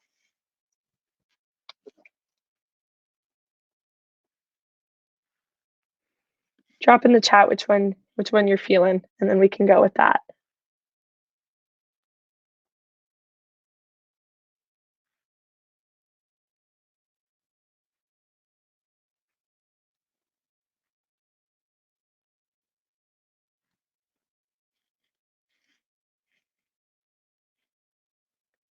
I'm seeing some sight singing. Okay, we're all a little nervous about sight singing, I see. That's okay. That's okay. I would be more than happy to. So I pulled 2 examples from the sight singing textbook I use. If we want to do more than that, I'm sure I could pull up some more. So I've included them here. So you're going to be given 2 sight singing examples. One of them will be in treble clef. One of them will be in bass clef. One of them will be in a major key. One will be in a minor key. And you'll probably see either duple or triple meter. So I've included all of it. Don't you fear. We're going to practice all of it. Okay, so this is where knowing solfege is really, really nice, really, really helpful, because it can help establish interval relationships. Of course, you do not have to sing on solfege. You can sing on any neutral syllable. Yes, Ottoman. I see Leah knows it well. So yes, you can sing on do, do, do, la, la, la, stuff like that. If you feel comfortable on solfege, I personally would recommend using solfege. So I'm going to teach you how I personally practice sight singing. If it works for you, that's great. If not, that's totally fine. I know other people have their own methods that they can use. So for me, I like to look at the key first. So is it major or minor? So in this 3.1, we have 3 sharps. And it looks like we are within a major key, right? Because we're ending on A. So I think it's probably pretty fair to say we're an A major. Another important thing to note is that you do not have to sing it in the correct key. Not all of us have perfect pitch, so we would not all be able to find it. If you're wondering where an A is, I believe it's, if you can hear that. I'm not a singer, don't make me sing. That's an A, I think. I guess I'll do a little bit of singing for you guys, but I want you guys to take 2 minutes to try to work through this problem on your own, or work through this melody on your own, just the top one. You can sing it in the correct key, or you can just pick any. Just make sure to establish a do, whichever do it is. So even if you just decide do, do, do, re, mi, that's what I like to do. I just like to sing some solfege, just so I know where it is. So I typically do do, do, re, mi, fa, mi, re, do, do, so, do, so, do, so that I can hear those intervals, especially so I can establish major versus minor. So everyone take a second, find a key, any key, make sure you're singing in major, and see what you can do about this particular melody, and then we can do it together in a minute or 2.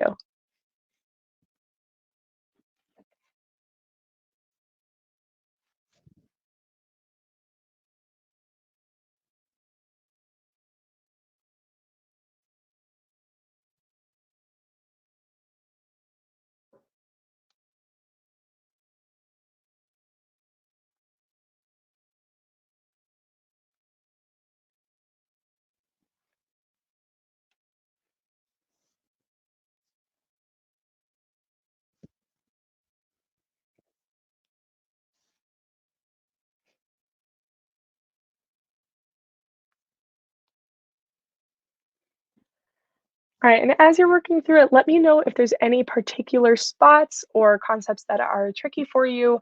If you find a certain interval to be tricky, rhythm, anything like that, and I can talk about specific techniques. Or if you want me to just sing through it with you, I can do that as well.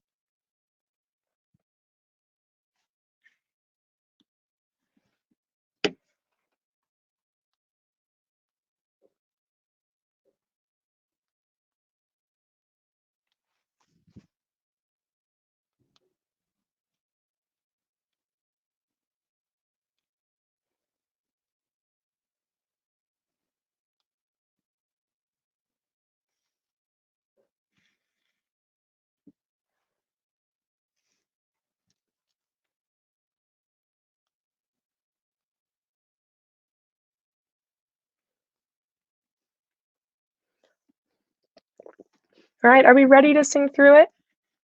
All right, so I'm going to establish do here, and I know it's not an A, but that's okay because I'm going to get all the intervals right. Let's hope, because I'm also sight singing it with you. So we'll figure it out together. That's okay. So I'm going to establish my key. Do, do, re, mi, fa, mi, re, do, do, so, do. All right. So, and I'm also not going to go too fast because there's no reason to do that. So, do, mi, re, do, re, mi, fa, ti, re. Oh, no, do, mi, re, do. Okay, so as you can see, that wasn't perfect. I misread that note there, which is okay. If you mess up, the best thing you can do is keep going. So don't do what I did and go back and fix it. That's usually what messes me up, actually. So make sure that you just kind of keep going and do your best. Um, how did this example feel for everyone? Was there anything that was particularly difficult? Any leaps? Obviously, I messed up that that mi do leap there in the second to last measure, but that's all right.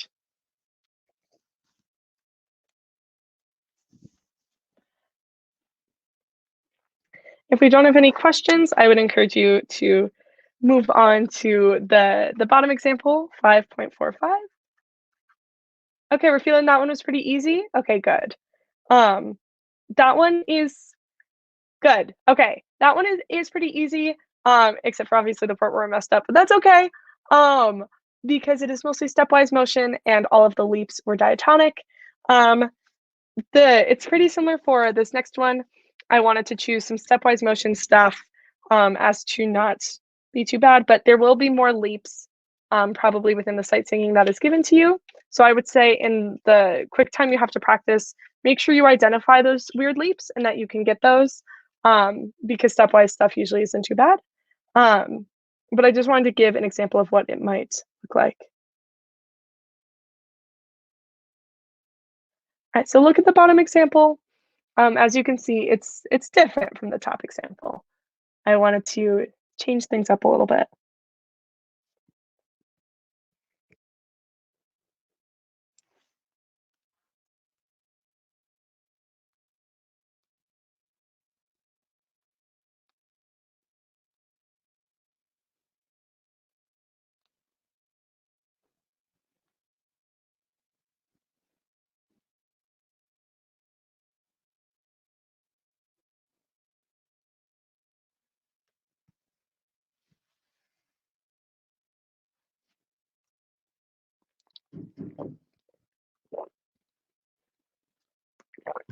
All right, how are we feeling about the bottom example? Any questions?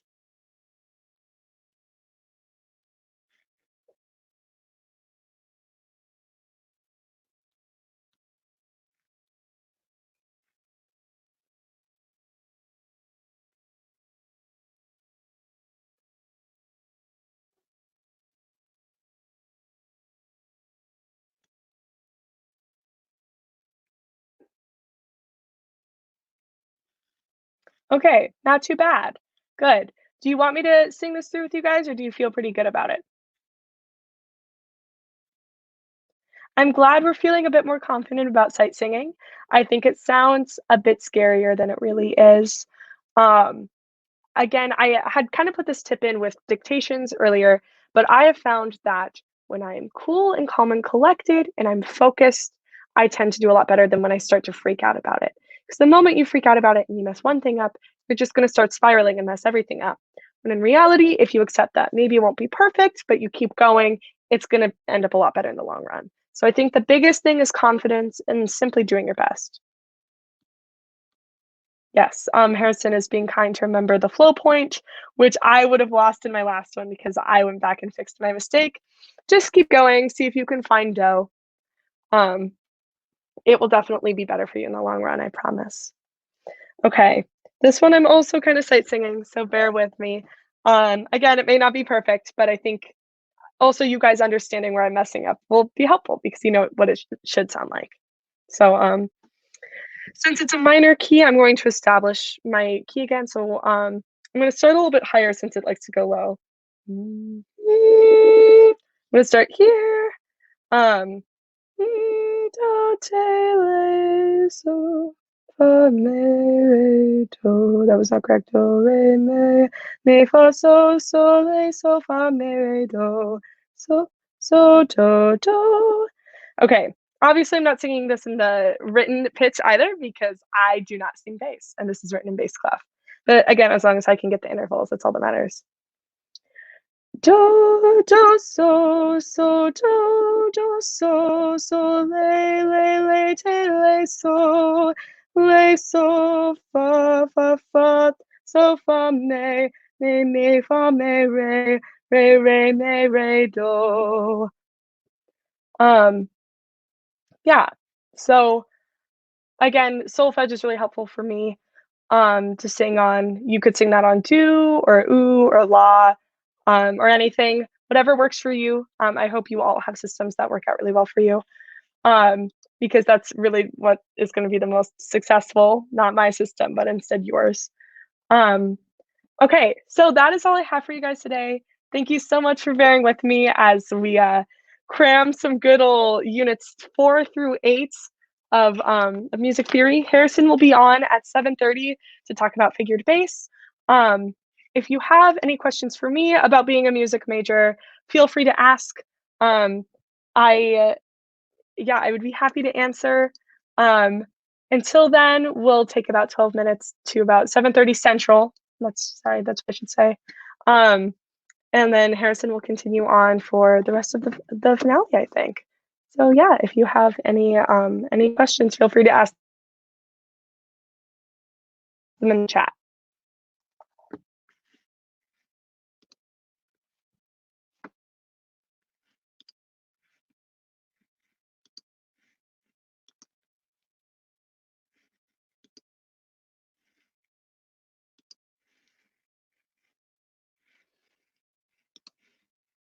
Okay, Leah, great question. Can you guys can still hear me? Yes. So Leah asked, do most schools take AP Music Theory credit? In all honesty, no. It's funny. So I must admit, I did not take the AP Music Theory exam. I did self-study the course, and the knowledge helped me out because most schools will require you to take a placement test for AP Music or for music theory. And each school does this differently. Some schools allow you to skip a semester or two of theory if you demonstrate knowledge. The school that I go to, I was placed into the honors level. So I took honors theory 1 and I'm now in honors theory 2. But for my next 2 semesters of theory, it goes back to just the normal 3 and 4, which is totally fine. But it allowed me to, because I already had a strong foundation in theory, it allowed me to take a course with other students who had a similarly strong foundation so we could dive into more detail with some of these concepts. And I would say AP Music Theory, depending on the school, but it covers most of what you cover in both Theory 1 and 2. So as I mentioned, I have a final on Wednesday for Theory 2, and we're covering secondary dominance and form and stuff like that. So it's not too far off. It really is quote unquote college level as AP promotes. However, not all schools will take the AP Music Theory credits to test you out of music theory alone. If anything, they might give you general credits, which are nice for things like registration or housing if those things go by credit. But yes, unfortunately, it doesn't qualify as much. Any other questions about life of a music major, choosing schools, auditioning for schools, anything like that?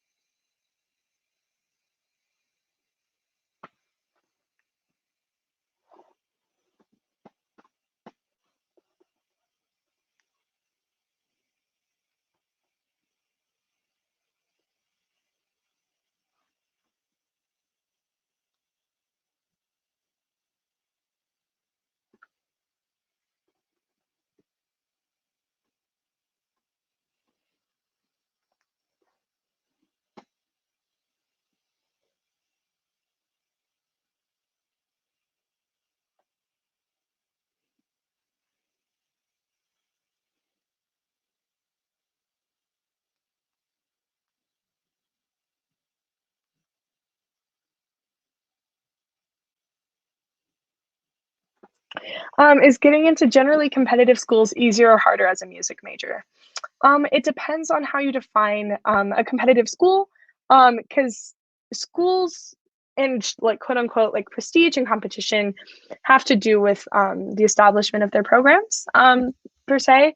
So, for example, a school like Juilliard is definitely going to be a lot more difficult to get into than a state school for music, just because it's a lot more people who are auditioning for that kind of like prestige.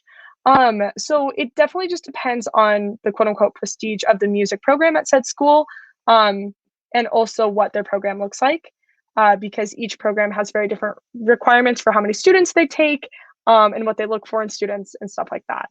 So I hope that kind of answers that question, Leah. Stanley asked, are there people at my school who get involved in music without majoring in it? Yes. So as I mentioned, I go to Luther College, and there are actually a lot of people here who participate in music without declaring a major or minor.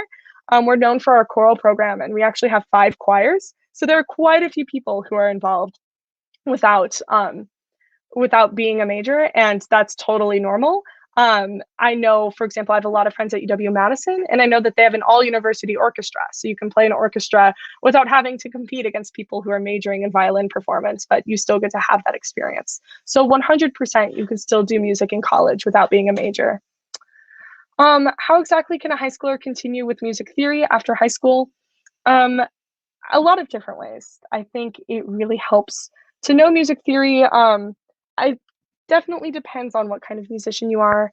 I mentioned that I also play piano, so I used to kind of gig on piano a little bit, and knowing theory would help me like play tunes and gigs and accompany myself and stuff like that. So even if you're not considering a music major at all, or even continuing with music performance into college in any ensemble, as Lily mentioned in the chat, I think knowing music theory can help just kind of any kind of music participation in the future, if that makes sense. It also helps you learn more instruments, I think. Understanding how music works then helps you just focus on the instrument itself, and then the process goes a lot faster. Oh, is there a big divide between classical and contemporary / jazz majors? That's a really good question. It definitely depends on the school and the program. Again, my school doesn't have a super well-known jazz program. I like to think our jazz program is fantastic, though. We have some great professors. It definitely depends. Jazz theory is usually a kind of separate entity from quote unquote classical theory. And typically you would take both if you're going to major in jazz. So, I have a friend who is a performance major in electric bass, but he's having to take 4 semesters of classical theory just to understand that, so that he can then take jazz theory to really specialize on his instrument. So I think the only divide would then come with the ensembles that you participate in, because, for example, he's not going to be playing an orchestra because he plays electric bass. So he'll be playing a jazz band, whereas my friends who don't play woodwinds or brass, aren't going to be playing in jazz bands. They'll be playing in their respective ensembles. So I would say that's the biggest divide with classical and contemporary and jazz, but I think it's more up to the individual than the program usually.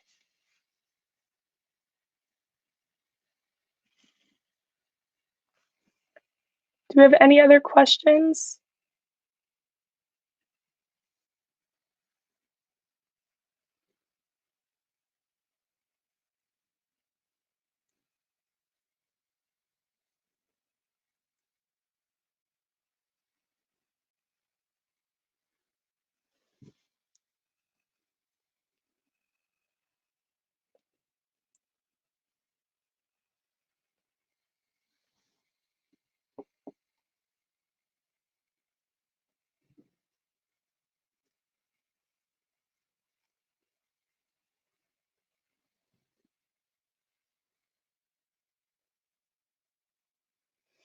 Leah asked what schools have a big focus on contemporary music besides Berkeley. Yes, Berkeley's a big one. Unfortunately, I don't really know. I'm much more of a classical musician, so I did not focus my search on contemporary music. But I would say just kind of go down a rabbit hole of artists that you like maybe and see where they went to school and just kind of keep snowballing different names, places, research, stuff like that. Until you find a program that you think works best for you. Because I'm sure that there are many that are out there, but it doesn't always have to be the big names like Berkeley that'll be the most effective.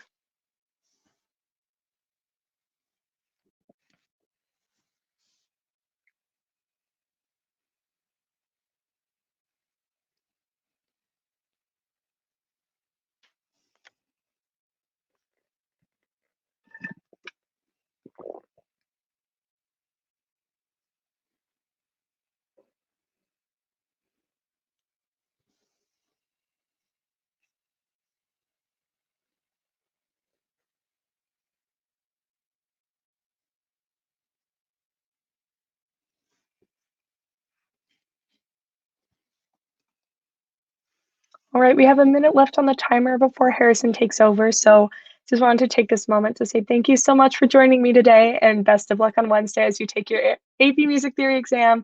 You all are going to kill it. I just know it. You guys are super smart. I can already tell from all of your questions and all of your engagement. Harrison will be taking over to talk about some figured bass and some practice multiple choice questions. Lily will continue to be in the chat answering questions. I might pop back in. But it's been a great time. Good luck out there. You guys got it.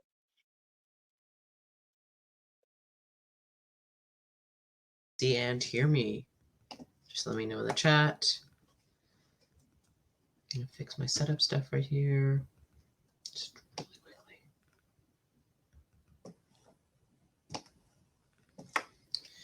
I'll give the delay a second.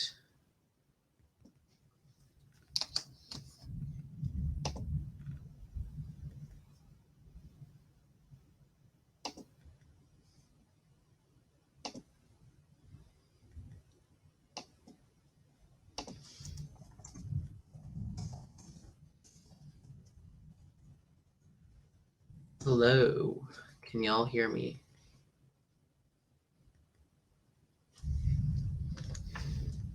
Yes, perfect. Okay, great. So, hey y'all, I'm Harrison. I am going to be your final AP Music Theory presenter tonight.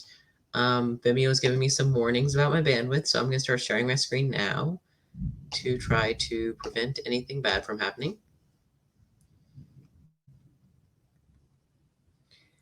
We do have that nice Vimeo delay. So I am now seeing all of the responses in the chat to can you hear me? But I'm going to start telling you a little bit about myself. I'm Harrison Burnside. I am from Dallas, Texas, and I'm currently a junior in high school as opposed to the other wonderful two ladies who have helped present tonight, Lily and Lonnie, who are both freshmen in college and they're music majors. And the funny thing about me is I am not majoring in anything even close to music. I self-studied AP Music Theory and took the exam last year. And I just did it because I love music. And I'm not planning on majoring in music. I actually plan to major in biomedical engineering at Georgia Tech or Vanderbilt or UT Austin. but we're not there yet. That's next year's problem. But what we are going to acknowledge right now is that you don't have to be a music major to like love music theory. Like Lonnie said about her college and about other colleges, you can be involved in music outside of having to get a major in it, or outside of being in tons of ensembles. And really, music is definitely a personal connection with whatever you want to do. So don't be locked out by anything that you don't want to make it your whole career, because it can definitely still be an amazing hobby. So now that I've given you all a little break, I do want to talk about my section. So today I'm going to be covering the last part of this stream. So we're going to do some chords and part writing review, and then get into some non-oral MCQ and figure-based and Roman numeral FRQs. But first, I did want to show you a couple of cool things. Also, if you downloaded the PDF of the slides, I did rearrange them a little bit and added in a few more practice questions based on what I've seen in the chat for the rest of the stream and what I can see like the questions are about and the strengths and weaknesses. So definitely make sure to, during my stream, throw questions in the Q&A section on Vimeo. If you are in the chat, there should be like a little bar on the bottom where you can click the Ask a Question button, and then I can definitely look through there, since Lily and Lonnie are going to be helping out in the chat. And if you want me to cover anything specifically that you don't like want a text answer to, like you want me to go back to something or explain it, definitely put that in the Q&A. Okay, so what we're going to be talking about is about 30% of your whole exam score. And I know the AP Music Theory exam can be definitely one of the more daunting ones, just because it is like such a big exam. It's just, it has so many more points that you have to score, so many more FRQ types, a ton of content, and especially a lot more than like other exams. When I took my AP macroeconomics exam today, I had like 3 FRQs and like 60 multiple choice questions, and like that's not even close to the number of points that are in this AP Music Theory exam. So I kind of wanted to share with you that you don't have to aim for every single point on every single FRQ. So I just want to pop this image up here, and this is generally what we see every year in terms of scoring. And this mean score is going to be what I'm showing right now. It only shows a few questions. I'm sorry about that. I wish I could fix that, but I'll move it down in a second. But right here, we're seeing that the mean score and what gets you a 3 on this exam is really only getting half or less than half of the points on every FRQ. So you don't have to be perfect at everything. You can do your absolute best on part writing and the non-oral MCQ, which I saw a couple of y'all like really found your strengths in the chat, and still be able to score super high on this exam and get credit. And like Lonnie talked about earlier with AP Music Theory credit, what we do see is that if you major in music, it's generally going to be a little harder to get credit for the AP Music Theory exam.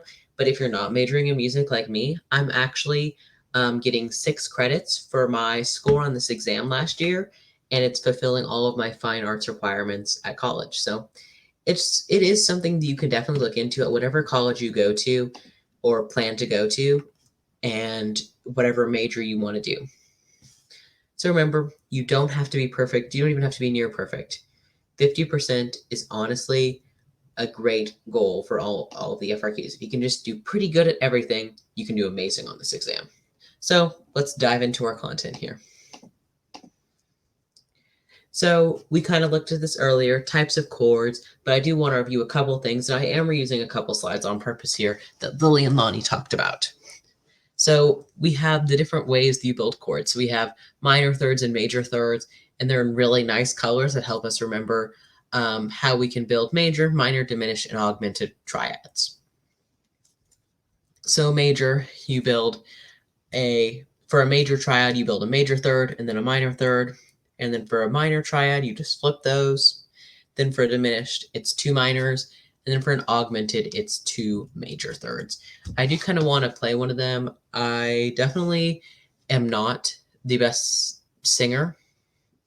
I am in band and I play piano. I do not sing, so I will not be singing for you tonight, but I will just play some chords so you can hear what they sound like. I know Lily did some melodic and harmonic dictation earlier, but it's super important to just be able to hear what things sound like, especially if you're going to be writing these chords for someone else to great because you want them to, you want to be able to use chords that will sound good, especially in your part writing and in your harmonizing a melody. So when I play a major chord here, it's going to sound like this.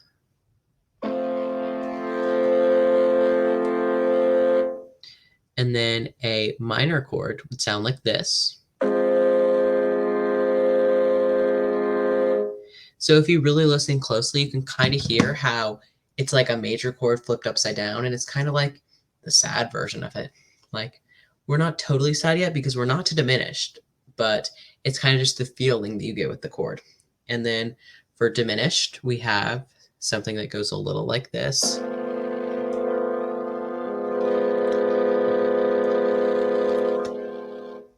And then for augmented, I don't know why. I just associate augmented chords with La La Land.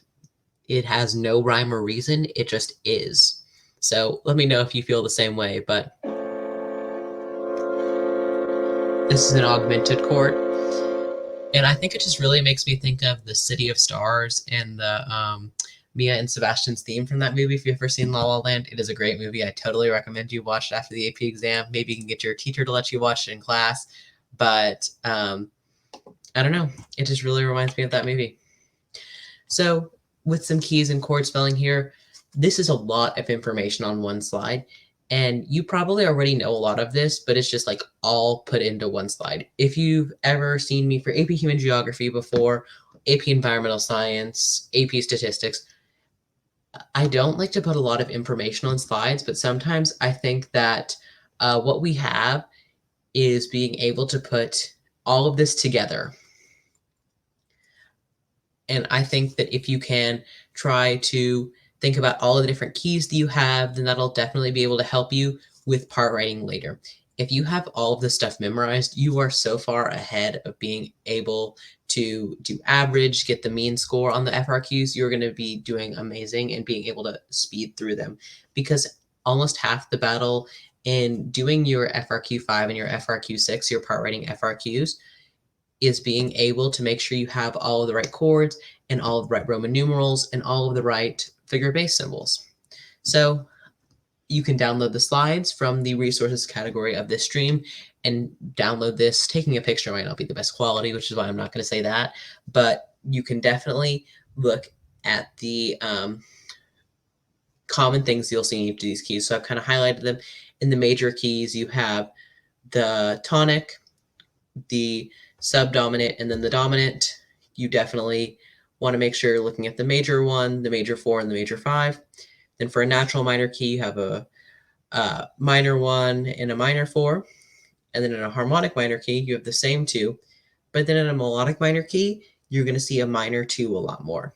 So just some things to take note of.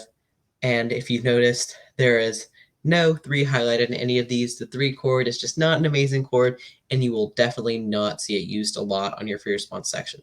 I think that in a couple of years, I feel like I've practiced FRQs and I've seen every other year, they just there's a 3 chord doesn't even exist there. So this is the exact same types of motion slide that we looked at earlier, with contrary, oblique, similar, and parallel motion. So the one thing that I want to point out before we get into FRQs, we are going to look at non-oral MCQ first, but make sure that you are being very careful if you're using parallel motion on your FRQs, because parallel motion can lead you into the traps of parallel fifths and parallel octaves. And we'll definitely mention that again when we go into the do's and don'ts of part writing, but making sure that you're being careful with parallel motion is something very important. Using oblique and contrary motion are my favorites for the part writing FRQs, just because part writing FRQs, if you've ever played them on a piano, if your teacher's ever played the College Board, their sample responses, they just don't sound like amazing pieces of music that I would pay money to listen to. But if you can really develop your responses, and you definitely don't have to do this to get points, but if you can use motion that allows your responses to actually sound like music, then you'll be able to do amazing. Because if you're using these, and that means you're already so far ahead of the game and you're so prepared that you're able to target exactly the finer things in your part writing. And again, same authentic cadence slide that we have from Lonnie earlier. When you're looking at authentic cadences, if you see something like this in your Roman numeral figured bass, they sometimes like to throw it at you. It looks great and it shows your grader that you really know what you're doing if you can resolve the authentic cadence correctly and you can voice lead it correctly. Basically, Lonnie's already talked about this a lot, so I'll kind of just let you absorb the information on the slide again, and then I'm going to move on because I definitely want to get to some practice here. Okay, so now let's talk about the general question types you'll see for non-oral MCQ. So you'll see two main types of questions, and they're going to be score analysis questions and single questions. And these are my names for them. Your teacher might have come up with something similar. Great minds think alike, I know. But with your score analysis questions, you're going to be looking at most of your questions coming from this, and it's going to be a longer excerpt of music, and you're going to have like sets of questions that come from this excerpt. And sometimes there'll be like error detection. We're looking at one of those in just a minute. Sometimes it'll be analyzing for different functions or modes, or looking at the types of chords that are played. And those really do help you practicing these. I know that Barron's has a ton of great practice MCQs if you're not taking the first admin. If you are taking the exam on, it's not tomorrow actually, but if you're taking it on Wednesday, I wouldn't try to cram too hard with that giant 1,000-page Barron's AP Music Theory book. But if you aren't taking it tomorrow or Wednesday, then maybe try to do a few practice questions. I think that non-oral MCQ is like one of the most valuable ways to practice all of the different kinds of skills on your AP Music Theory exam, because it goes through skills and content. And then you'll also have single questions. And single questions are going to be definitely less. You'll have some generally at the beginning and the end of your non-oral section. The ones at the beginning, I've seen the trends that are like generally they're going to be easier from units 1 through 4. And then at the end of your section, you're going to have some harder questions from units 6 through 8. Those units 6 through 8 questions are generally going to be a little more complicated, and we'll have some smaller excerpts, and we'll definitely look at those. I've grabbed a few from public practice exams to talk about. And then one last thing I want to talk about with non-oral MCQ is there are 4 major ideas that the College Board says that they're going to test. They're going to test you about pitch, rhythm, form, and musical design. And we're looking at least one question set from each of these big ideas, but it's important to keep in mind that like this is how you're tested on your exam. It's not important that you like be able to recall these 4 big ideas. Like they're not going to test you on what are the 4 big ideas that we're going to ask you about, but they will be forming all of your questions with these ideas in mind: pitch, rhythm, form, and musical design. So this thing did not transition like I hoped it to, but we are going to move from question 42, 43, then 44. So with question 42, I think that the best thing here is just to think about the question, maybe draw it out on your paper, think about it in your head. For this one, I wouldn't even need to use process of elimination personally, because I play piano and I think about chords a lot and inversions a lot in music. So I would just be able to know that this answer is A. So I'm going to go through these pretty quickly, but I am launching a poll right now from the slide. I'm going to go through them pretty quickly, but I'm launching a poll like in just a couple seconds that will allow you to be like, oh, this question specifically confused me. Like I definitely need some explanation on it. So I'm opening that right now. Try not to vote until we kind of go through most of the questions, unless you just see something that pops right up at you. And there is a none of these option if these questions are just like super easy and you want to move on. Okay, scale degree 2. This one is definitely just a content recall question. You'll generally only get a couple of these just because they are a little more like foundational questions that you're not applying any skills to. But the scale degree 2 is going to be called your supertonic. And also what I've done here, if you like just can't remember that name, like you can remember some of the other things and like piece some stuff together. Like you can kind of use process of elimination here and know that, oh, I know that the median is 3. And like, even if you couldn't remember that like median is in the middle. The scale degree 2 isn't really in the middle of anything. So I'd be hesitant to pick that. Your subdominant, for one of the most important things to remember is that the dominant is 5. If you can't remember any other scale degree name, make sure to remember that one. And then submediant is going to be your 6. And even if you couldn't remember that, it would be a process of elimination probably between a guess after your process of elimination between D and A. Okay. And then for number 44, we have a parallel major key to the minor key signature.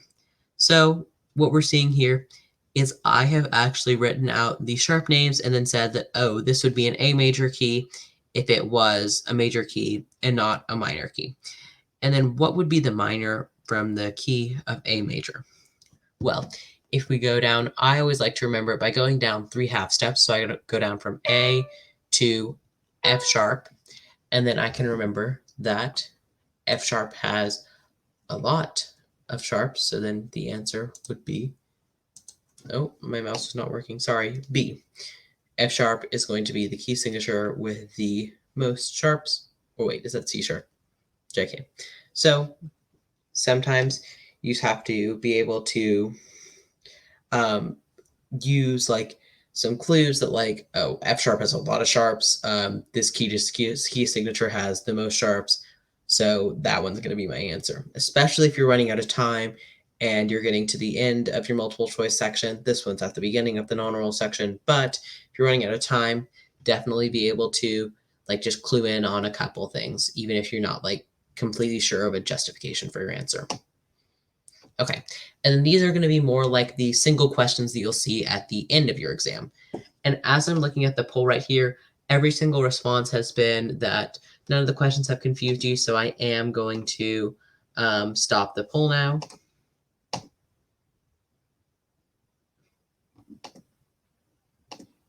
Okay, perfect. And then I'm going to launch another one for this slide. And then make sure to let me know if anything confused you. Actually, I'm not even adding a none of these option, just because I do want to only see if like a specific one has confused you.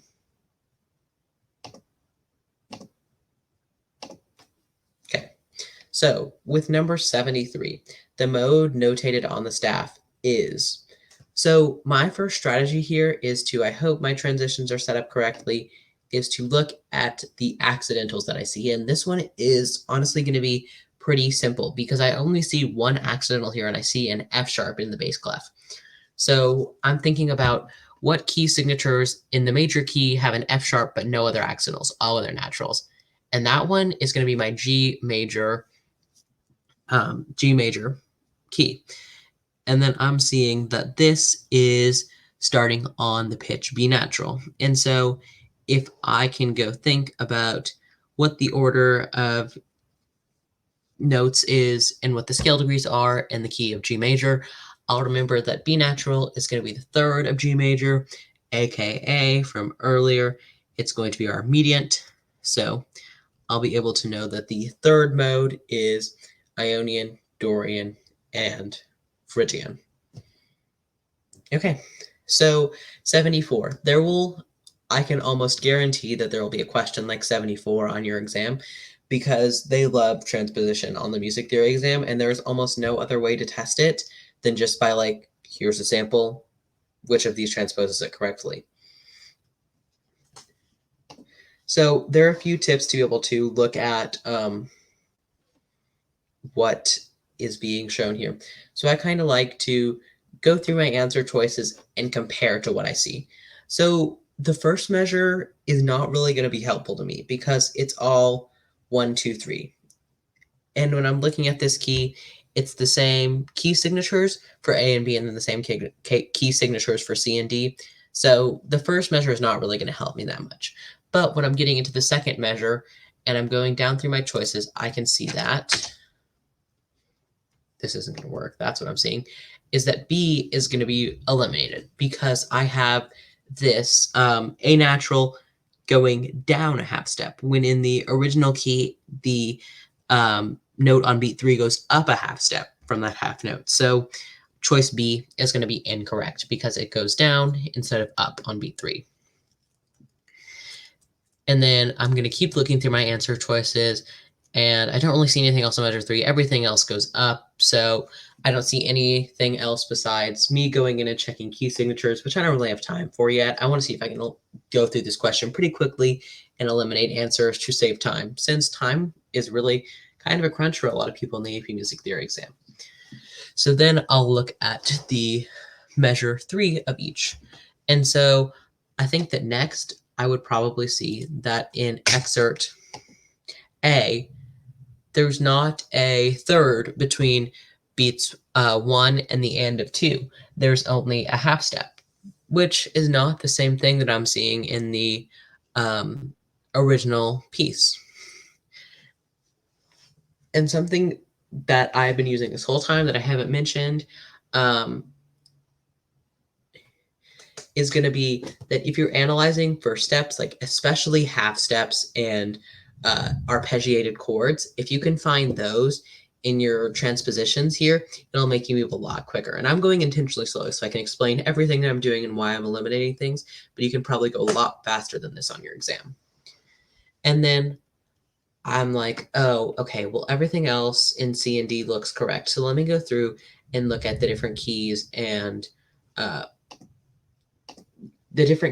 like what it's showing me in each of the moving up from notes. And oh, I noticed something that I missed earlier. In D right here, there's this, it has an accidental there and it's going up, but it's not a step. It's not a half step. It's a whole step because I'm skipping E flat. So that one is also going to be wrong, and my correct answer is C. And then for 75, this one is kind of a memorization question. And let's just say that like I'm having trouble remembering what the different numbers for the tempo markings are. I learned this like back in Unit 2. That was like what? September, October? Like how am I supposed to remember that? Well, let's just think about what I do know. I've heard music before. I've read music in my band class, orchestra, strings, choir, whatever. And even just breaking down these words, presto is definitely going to be the opposite of slow. Presto is one of the fastest tempos that we learn about. So that one would definitely be eliminated off the bat because it's that answer that if you read the question, like what is not the slowest tempo, what is the fastest tempo, if you do the opposite, then you're going to get completely messed up. And you're just going to pick that answer just because it's the most extreme. And you don't want to do that because these questions are designed to trip you up like that. And then as I go through, I can just see that, well, andantino and moderato, those are pretty moderate. Moderato, moderate, get it? And then I can see that largo, if you can't remember these, I would just try to associate largo with large, long, drawn out, all sorts of words like that. That will remind you that is a pretty slow tempo. I believe that largo is around 60 beats per minute. Let me double check on that.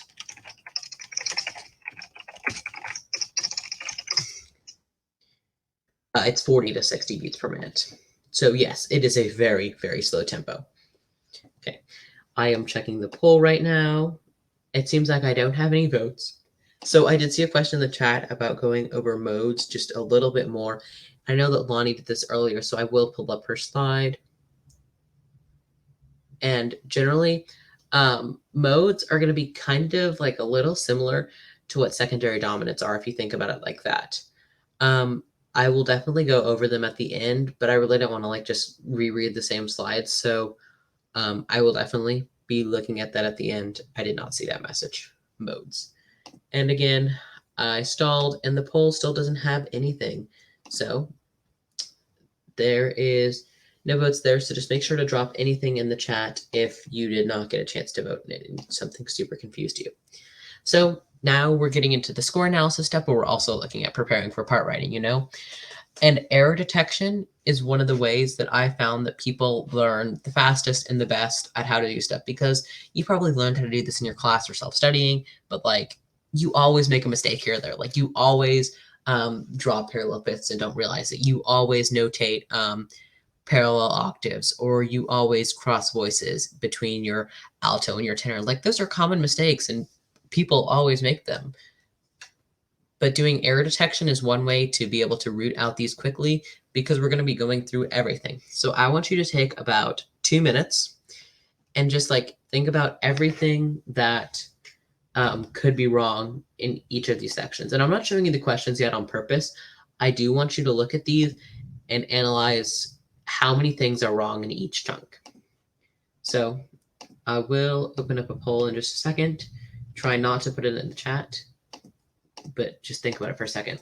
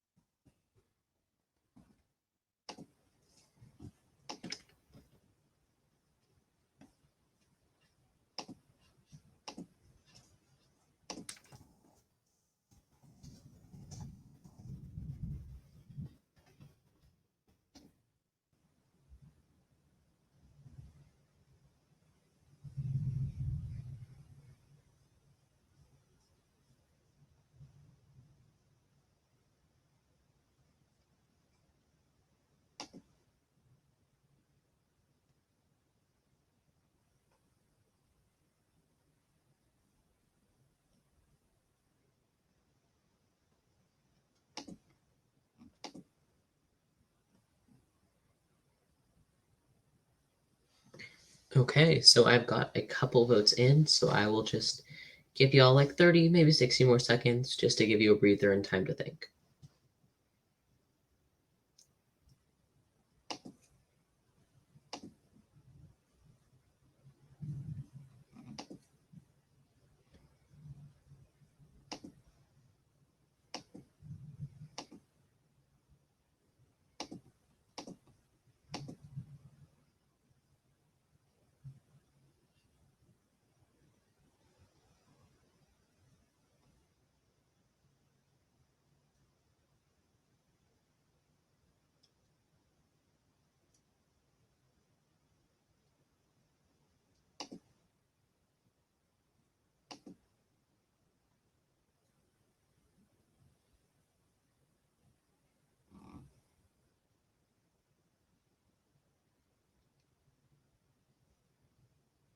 Okay, so I am going to close the poll in just 5 seconds. Okay, so I am showing the poll on the screen right now, and it looks like we have a little bit of contention, because we are seeing that we have 33%, which is going to be 4 votes to each on 0 to 1 mistakes in every letter, 1 mistake in every letter, or 1 to 2 mistakes in every letter. And honestly, I'm going to let y'all in a little secret. This was a trick question, because what I want to talk about right now is the lens that your grader looks through on FRQs, and what the lens that you're going to be looking through on these part writing, error detection, multiple choice questions that we're looking at right now. We're going to be looking through the lens that an AP grader would look at on your FRQs, and this is super useful to see what your FRQs are going to be graded with, the ones that you write on Wednesday, and then the ones that you write in a couple months, or a month, or just a couple weeks if you're taking admin 2 or 3. So what we're looking at is that there are some things that are just big no's. You lose points for this. It changes your voice leading. It breaks 18th century rules, that you would lose a point for on your FRQ. And then there are some things that I'll probably detected that are smaller things that are like, this is kind of bad, but it's not totally illegal. Like, we're not going to deduct points for it, but we're going to just give you the benefit of the doubt and give you like a half point here. And fun fact, your grades do round up on FRQs as long as it's not rounding up to the full score. So, little tidbit of information, but let's look at what is wrong in every chunk. So I know y'all have identified a lot of errors already, but I do want to look at some important rules that we have to follow. So all doubling and voice leadings should be maintained.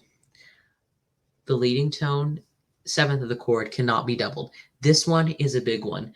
Doubling the seventh of a chord or not resolving the seventh of a chord, like it says in number 4 here, is a big error that makes students lose points every year on FRQs. We're going to look at some scoring guidelines later that I have, and we're going to break them down.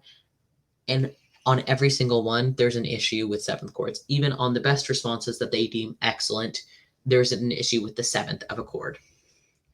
And then the leading tone goes up, if possible.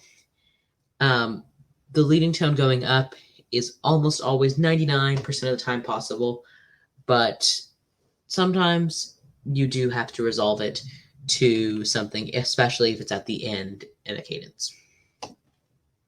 So this is your excerpt again, and there is one error that we're going to be looking for of these answer choices in every section.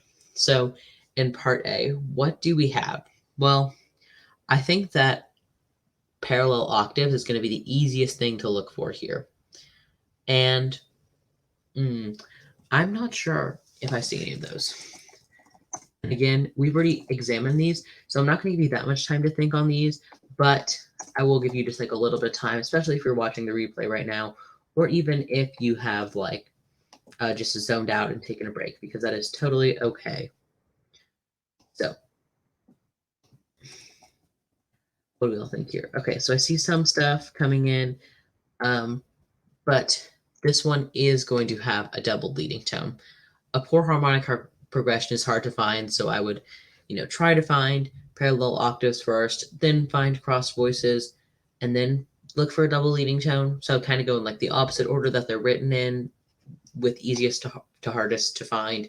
And that also is kind of just for me, like that's a personal thing. And going in your personal order of difficulty is super important, especially in multiple choice tests. Okay, so then what we have in number 63, the error in segment B. So this one is a smaller one. And honestly, most of these are pretty easy to see. So what are we thinking here? So what I'm thinking is that I don't see any overlapping voices here. So that's not going to be it. But what I do see is between these two chords in the bass and the tenor voices, they both move up in a fifth. And while we can't have that, it just sounds so clunky. Like when I'm just moving from power chord to power chord, but there's stuff going on in my top hand. It's just not a great sound for these things. And remember, the point of part writing is to make it sound as okay-ish or as good even as possible. So our answer here is going to be A. Okay. Now let's talk about what we're finding in segment C. So you can see that segments B and C overlap here, and this is because of the voice leading. And like I said, we're looking through the eyes of a grader right now.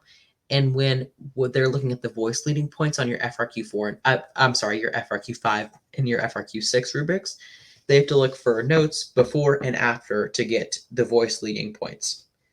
So what you're leading into and what you're leading out of for chords. So with part C, what we're finding here. What are we finding here? Interesting. I think that one of these chords might be spelled wrong.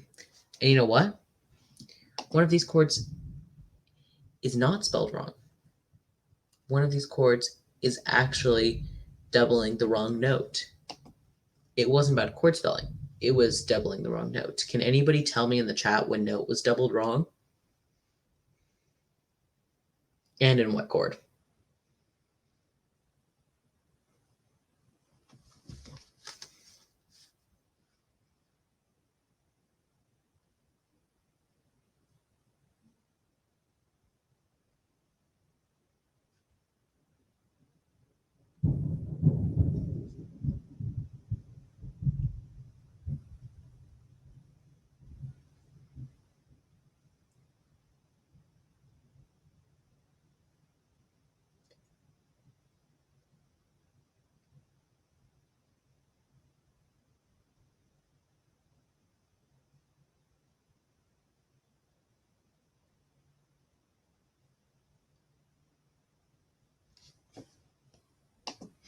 Okay, so I know that there's a lag in the chat and some people might not know. So I am just going to move on. But if I get anything in the chat, I will make sure to share it so that everyone can see it. But I don't want to give away the answer in case anyone is still thinking.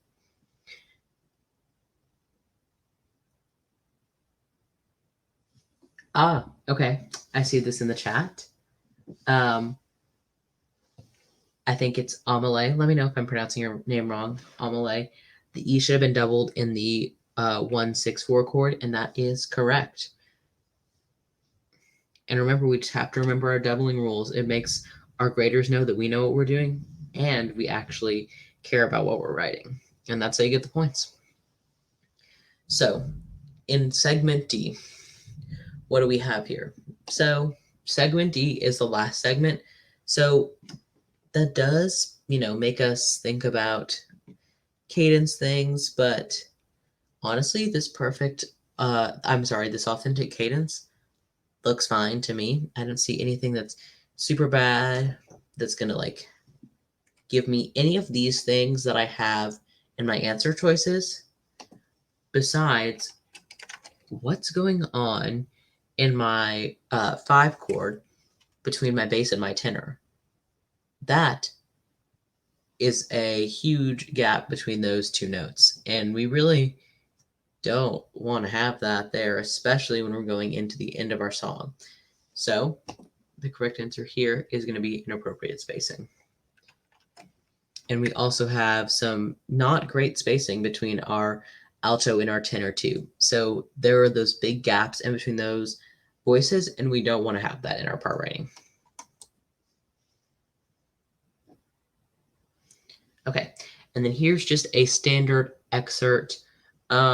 Let me know in the chat if any of these questions are confusing, or if any measure of this excerpt or any notation is throwing you off here. Let me know in the chat, but I'm just going to go through these quicker than I have the last ones. So what type of 6/4 chord is used in measure 2 here? So what we're seeing is the arpeggiating chord. And just like we said, Lonnie said this earlier, you don't really see a lot of arpeggiating 6/4 chords, but sometimes they do show up, and it's because of the way that we have this waltz written, and we have the bass and then the other notes building on top of it. I'm sorry, not the bass, but we have one note and then we have notes building on top of it. Ooh, I am tired, y'all. It has been a long day for me. I've taken an AP exam myself. So in number 58, the triad in measure 6 is, so we have C, E, and G sharp. Now, what are we thinking about this one? What is C, E, and G sharp? Ooh, I know this one. It's a C augmented triad. Just like we talked about earlier when I reviewed those slides, it's super important to remember some of these earlier, more basic concepts, just because they're going to be important on our multiple choice when we're looking at more complex scores like this. Okay, so number 59, the G in measure 9 is. So let's think about the different functions of this G here. Is it going to be an anticipation? Not sure. Is it going to be a lower tone? I'm sorry, a lower neighbor? I don't think so. Is it going to be an, I have never said this word correctly in my life, and I self-study music theory, so it did not help that I did not have a teacher to correct me, but appoggiatura. Answer choice B, what that one says. Does it have that? I think it kind of does. C, an escape tone? No, it's not really an escape tone. So we are going to go with B here. And then number 60, measures 11 to the downbeat of 15 are temporarily in the key up. Okay, so we're looking at some modulation here. We're not changing the key signature, but we're changing what the key we're actually playing is. So what are we looking at here? We see some B flats, which are in our key signature, and there are no naturals there, so I'm going to say B flat. And then I also see some F sharps. Eek. So I'm going to look through my answer choices and see what has B flat and F sharp. So G major definitely has an F sharp, but it does not have a B flat, so I am eliminating A. And then D major has a C sharp, and I see some. Do I see any C naturals? No, I don't see any C naturals here, but I do see B flats, and B flats are definitely not in D major. And then thinking about D minor, I always like to relate it to the major keys. So with D minor, I'm thinking about, oh, that would be F major. And F major does have a B flat, but F major, it's not called F sharp major. So I am going to eliminate D. And without even thinking about it, I'm going to be able to choose B. And it's not a G natural minor. No, it's actually a G melodic minor, because a G natural minor would have an E flat, and a G minor would have an E flat and no F sharp. And a G harmonic minor would have a B flat and an E flat and an F sharp. But this one is just going to be our melodic minor going up, so it can have that raised seventh. And then 61, Lonnie just talked about motifs at the end of her section. And what are we looking at here? Well, I see a lot of ascending eighth note lines followed by 1 and 2, 3 and 4. And I definitely see that going measures 5 and 6, then measures 7 and 8, then even varying that with a dotted half note in measures 9 and 10. Then I see more ascending lines, and the motif in the melody is definitely going to be found from letter A. I don't see anything in the chat, so I am going to be moving on. And now we're going to move out of the non-oral MCQ into our part writing FRQs. And I have budgeted 45 minutes for those, and we're pretty well on track, y'all. This is our final 45 minutes of the CRAM. Y'all have been sticking with us. Tonight, we've had a total of 200 people watching, so let's finish out strong.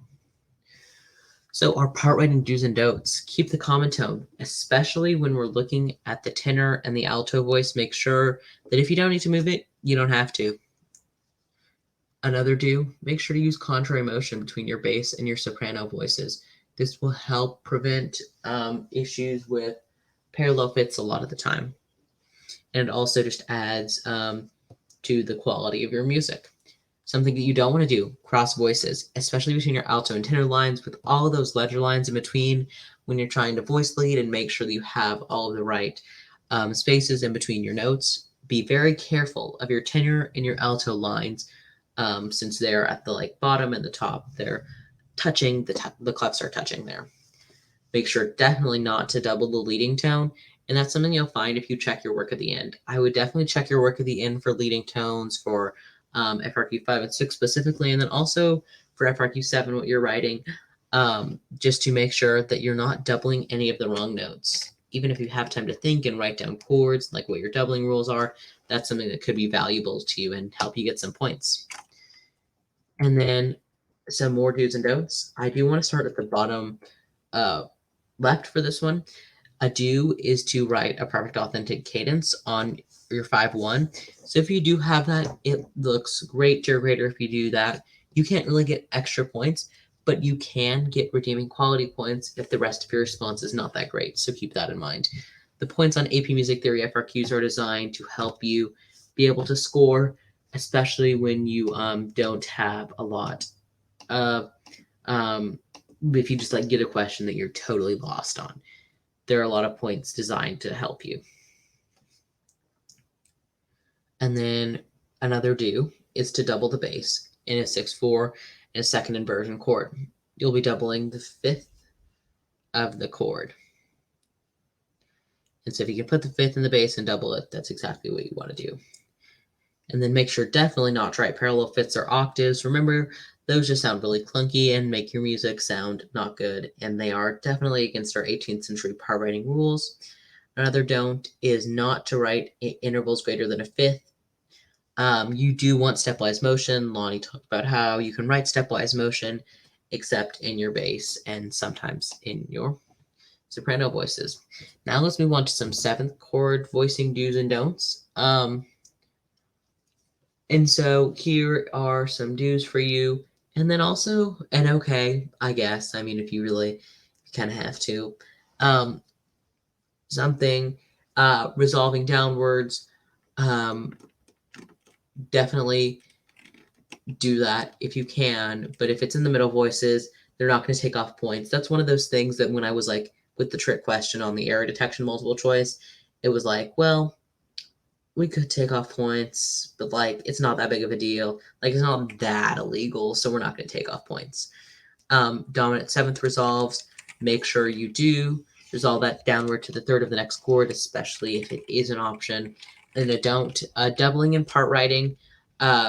If you're using 7th chords, doubling is generally not going to be what you want to do. But what's okay, I guess, is if you're going to be omitting the 5th if you're doubling the root of your 7th chord. But remember, something you never want to do unless necessary or unless you're writing in something that just like makes you, you never want to omit the 3rd. That's going to be another don't here. Don't omit the 3rd because it adds to the quality of the chord, whether it's minor or major, or whether it's even some kind of weird variation. The 3rd is what makes the difference between a happy sounding chord and a sad sounding chord. I am just going to give my voice a break from talking and you from grabbing all of this content and putting it into your brain, is to hear what the difference is. So here's a C and a G, and this is our power chord. It's a 1 and a 5th, and then if I add in an E natural, it's our major chord. But then if I add in an E flat, it completely changes what the chord is doing and what the function of the chord is. So again, just like listen to the differences. Here's our C and G power chord, our 1 and 5. That's our major chord. And then this is going to be our minor chord. So make sure not to omit the 3rd because it adds to definitely what your music is going, what your chords are going to be, what your music is going to be. Okay, so here are some tips on doubling. You might want to write some of these down.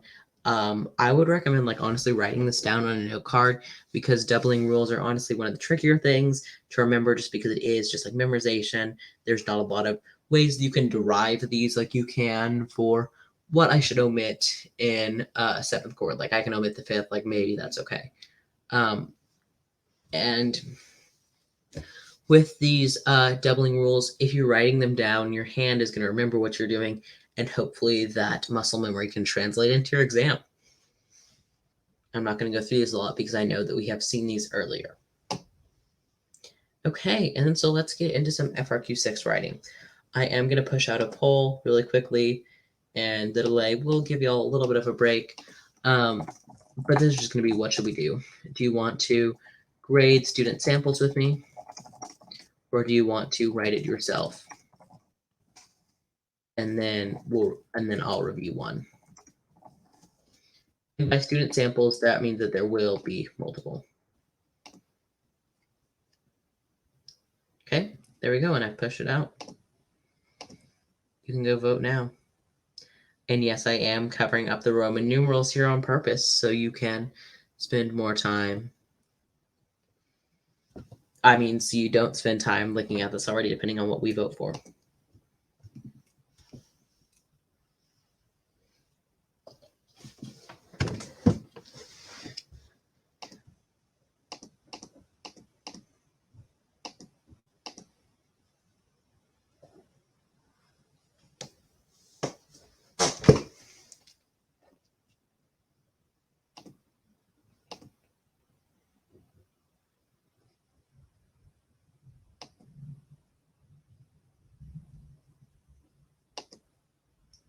And I am going to go get myself some more water since my voice is a little dry.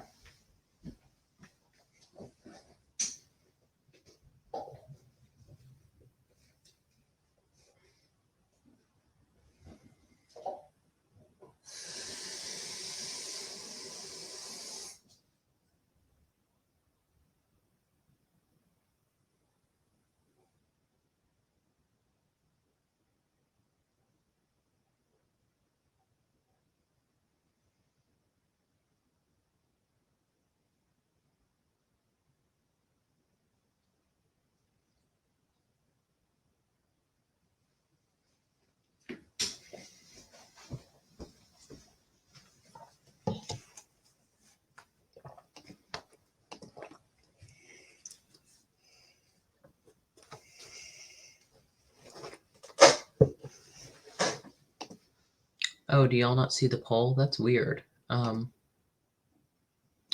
It says that I've published it. Interesting. Yeah, just drop your polls. Okay, so it seems like I'm getting some right ourselves in the chat. So yeah, here is what this is. I will drop a link to this PDF in the chat if y'all give me 1 second. Oh, I don't have the link, but I do have.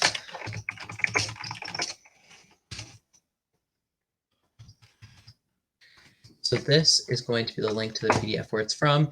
If you have the opportunity, the availability, you want to print it out yourself really quickly, you can. But here's that. And we are writing the number 6 from this. And then I will review one of the student samples, or I'll actually make a quick Google form. I am giving a disclaimer now that I will only be able to review one of your responses and look at it with the College Board rubric right next to it. So I will give y'all 10 minutes, which will be until 8:32.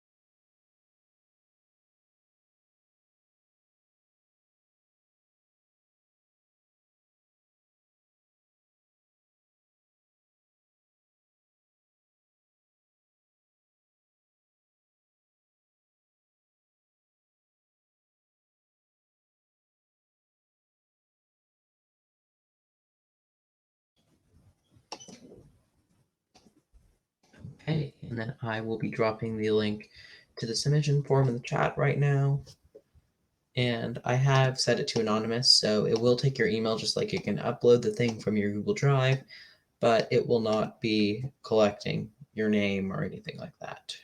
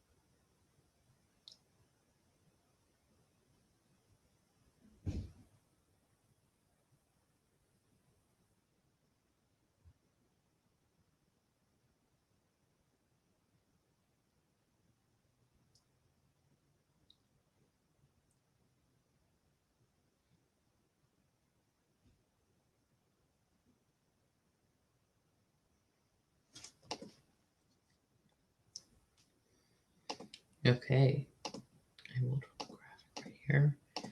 About 5 more minutes.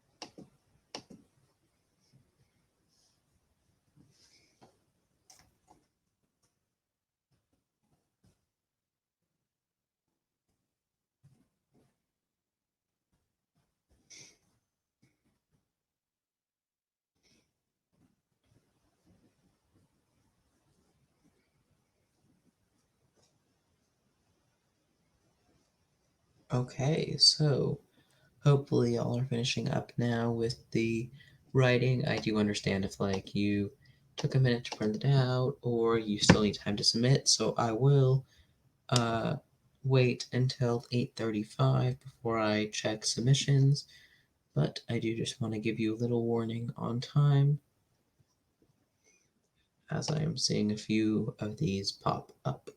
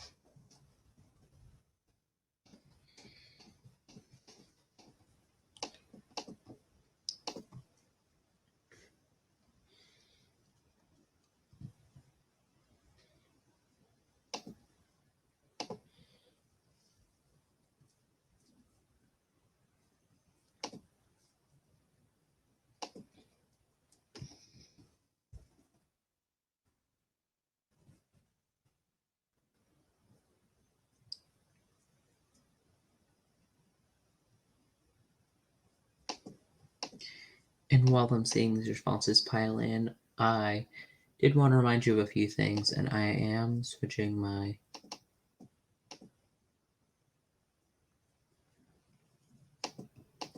Yeah, it seems that when I'm looking through the scoring guidelines here, parallel fits were a problem this year between those two chords, but it really did have to do with how you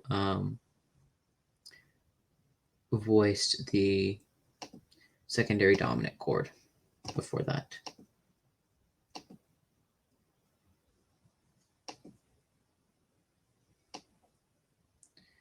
Okay, so I'm going to clear the screen. I'm not going to show you the answers yet, but I'm going to show you on the scoring guidelines where you get your points from.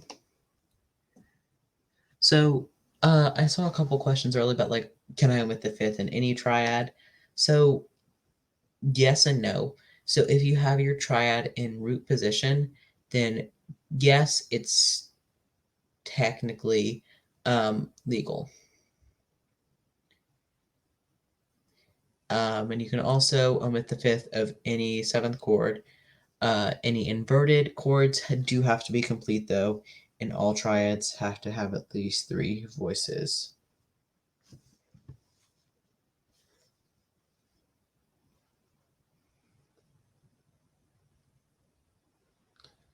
Okay, and then all seventh chords do have to have 4 voices. So sometimes what will happen is if you have a suspension, usually you'll see that more commonly in FRQ 5, but not common at all, like maybe 25% of the time, they'll have some kind of suspension, and you'll see some kind of eighth notes or a half note holding through, or a dotted half note holding through the last 3 beats.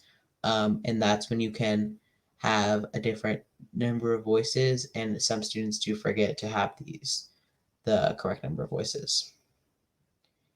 And then so there were a lot of half points awarded as I'm scrolling through the student responses here. What we have is a doubled leading tone or an incorrect doubling of the 6/4 chord. And as I look through the student responses that I have on the slides here, one of the biggest issues was that in this response that they did not double correctly in the 6/4 chord, and I think that in this chord they had issues there. So you can look through those responses on your own in the slides, especially since your exam is not tomorrow. You know, it is in 2 days, or it is during admin 2 or admin 3. And then so 0 points for anything that has issues with chord spelling from I.A, which we will look at in just a minute. For voice bleeding, that's going to be the other part of your points. So your Roman numeral FRQ is out of 18 points, 6 points for chord spelling, and then 12 points for voice bleeding. So voice bleeding has more points worth in the FRQ 5, which is figure bass, and FRQ 6, which is Roman numeral. And that's honestly just because, like I said earlier, you have to voice lead in and out of chords. And you kind of have to award 2 points for acceptable voice leading between the 2 chords, not the like actual chord that you're analyzing. So it's like what's around everything that you're looking at right now. Okay, so here are some things that will commonly award you 0 points between chords. Parallel fits, octave or unisons occur. Uncharacteristic leap, especially if you have big leaps in your soprano voice. I'm sorry, not your soprano voice, especially if you have big leaps in your alto and tenor voices, you definitely want to avoid those. A chordal seventh is unresolved or resolved incorrectly. The leading tone is an outer voice or resolved incorrectly. Remember leading tones. The 6th or 4th of a 6/4 chord is unresolved or resolved incorrectly. Remember, you have to make sure your non-chord tones are resolved correctly. And then an embellishing tone specified by the figures omitted or handled incorrectly. Generally, you kind of want to avoid those unless they're required by the piece to have any extra tones. And then at least one of the chords has more or fewer than 4 voices, soprano, alto, tenor, bass. Sometimes there was a response from a student that had like 5 voices per chord, and that one did not score very well. So do not do that. And then basically I have given enough time, I think, to submit on the form. So I will pull up a few of these sample responses and grade them.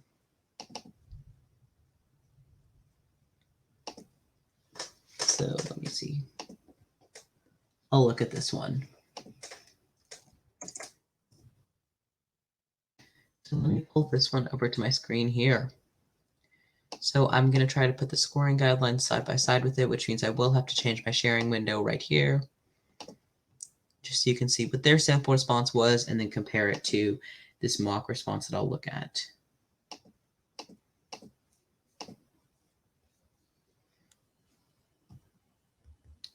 And y'all will get to see me again, so hey. Okay, and then switching to my shared screen. Okay, so as you can see, I do have a ton of tabs open.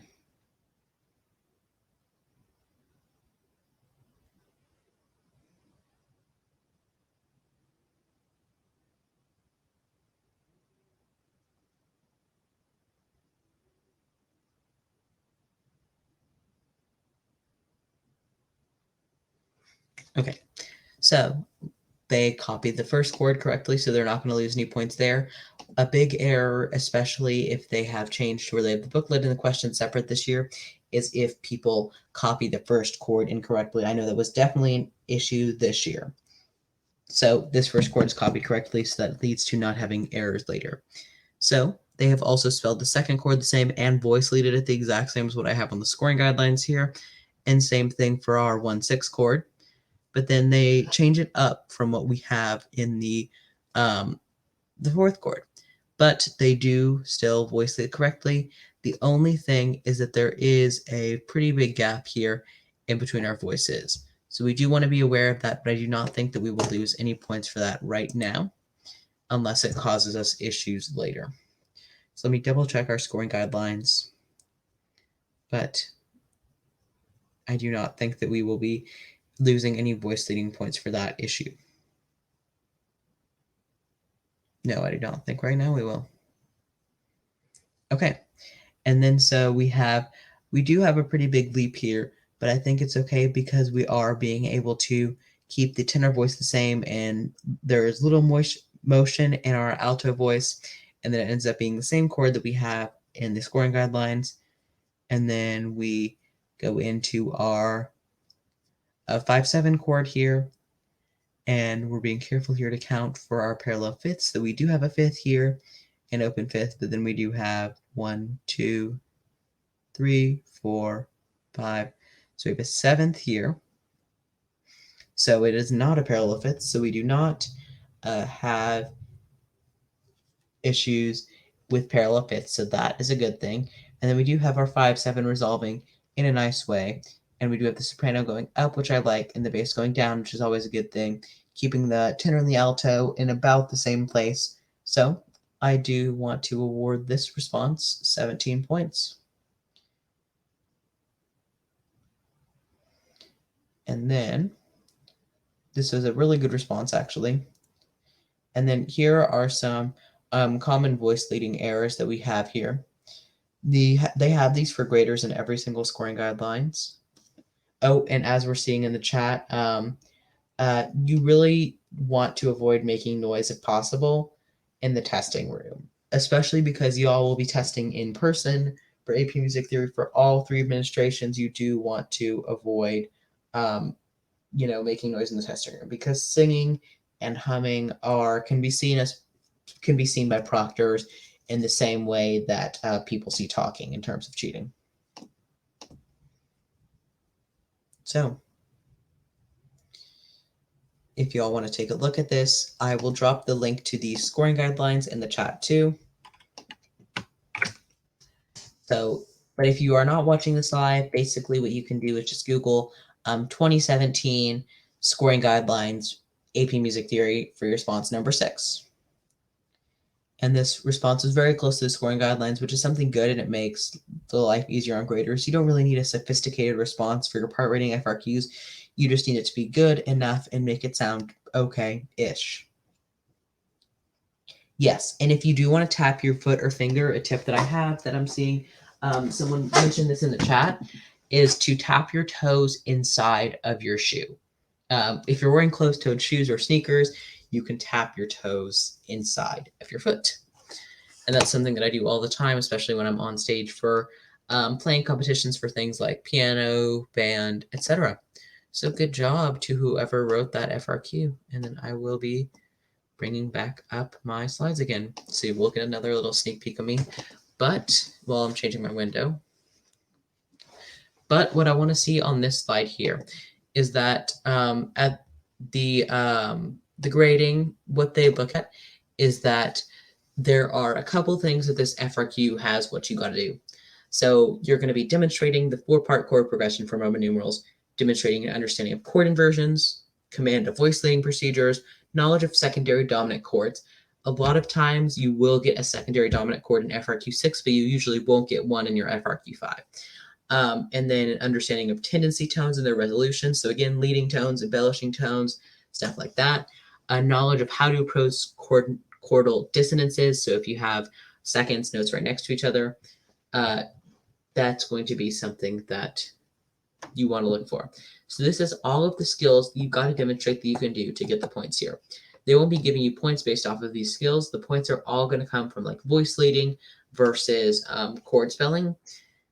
For your part writing in your Roman numeral and your figured bass, you will get some more points for your Roman numerals for chords. But generally, this is what you have to do for your Roman numeral FRQ.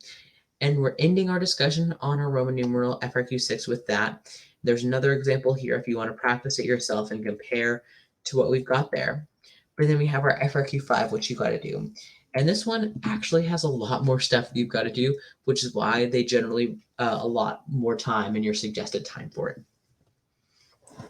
So you're going to be realizing a figure bass progression in common practice style and 4 voices, employ smooth voice leading procedures, demonstrate an understanding of diatonic harmony, including chord spelling and 4-part texture, voice leading and doubling, analyzing chords using Roman numerals. So again, this one is like your Roman numeral FRQ with a few more steps.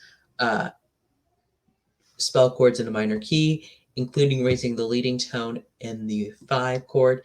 And these next few, that starting with the spell chords in minor key and the write and resolve a cadential 6/4 chord and notated as septive cadence, those will change based on like what FRQ form you end up getting. Sometimes they have a plagal half cadence. Sometimes they have a perfect authentic cadence if you're lucky. And sometimes you'll see generally some different kinds of ways you'll see cadences, cadential chords, or what leading tones you're looking at. And you're going to correctly realize inverted triads and 7th chord utilizing all chord members. And really the only content thing that we have to talk about before going back into figured bass versus Roman numeral is what all of the symbols mean. So I took my exam digitally last year, so I actually had a little note card with me and I could have all of these symbols on it, but there is like a way to derive them and memorize them that I'm sure that your teachers probably talked about this year before. But we want to see the, my closed captions I've turned off. I need to fix that. Sorry, y'all. So for no symbol, that means we're having a root position triad with a tonic in the bass voice. If we have a 6 symbol, that means we have a first inversion triad with a 3rd in the bass voice. A 6/4 would be a second inversion triad with a 5th in the bass voice. And again, remember what note you want to double there. And then if you have a 7, that's going to be root position 7th chord with a tonic in the bass voice. A 6/5 is going to be a first inversion 7th chord with the 3rd in the bass voice. 4/3 is a second inversion 7th chord with the 5th in the bass voice. Think about having 4 parts there, so you're not really going to have a lot to double. And then you definitely can want to try not to omit the 5th in that one if possible, just because that's what makes that one special. And then our 4/2 is going to be a 3rd inversion 7th chord with a 7th in the bass voice. That one I see probably the least common of any of these symbols. And in the chat, there is a discussion about, is that actually enforced? Things about humming, singing. And I do just want to bring up that a lot of enforcement things about exams will be up to whatever your proctor is doing or whatever your school has chosen to do and how strict they enforce the rules, basically. Like, that's all that really boils down to.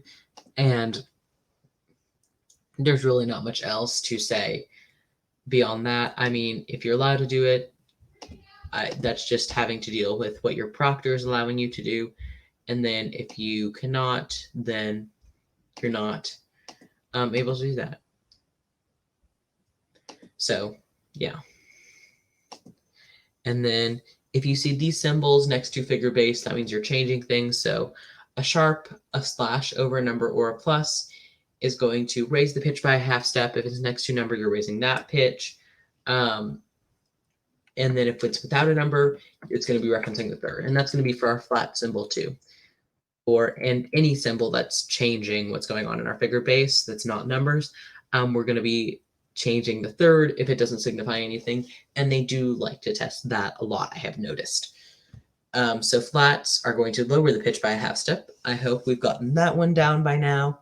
If it's next to a number, we lower that pitch, and without a number, we lower the third. And then naturals, we make the note in a natural key signature. And in the chat, again, remember, every testing environment is different, but I would not recommend asking your proctor what you can do, because I don't want to give you any reason that your test can be avoided by your proctor. Honestly, you really would rather be safe than sorry in the long run, because an AP exam is super important. You've been working for this your whole year, and you don't want to ruin it because of humming when you didn't have to.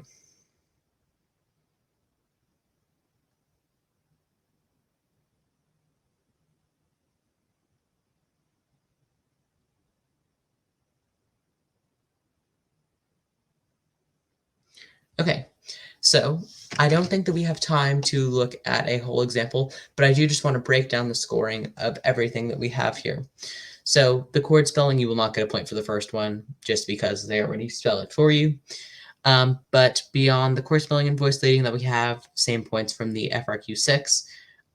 You will get a point for every Roman numeral that you write correctly, and that's just remembering the figure base symbols. So if you can just get points from writing your figure base symbols down, you already have 6 of your 25 points, and points are pretty good to rack up on your FRQs. I mean, it's everything you want to look for. You're trying to get these points on your exam. The AP Music Theory exam has some of the most points of any AP exam. And then this is kind of just scoring guidelines that we've looked at, similar to what we saw on the FRQ 6 one. So I am going to go pretty quickly through these, and I think I've actually gone through all of them. Yes. So what I do want to do, since we have time, is talk about modes. Yes, modes. I told someone that I would talk about modes, so I will talk about modes. So I'm going to pull this over to a different screen and talk about modes.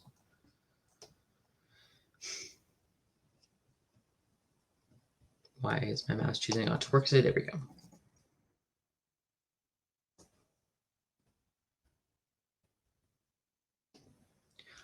So sometimes with my laptop is not liking me today.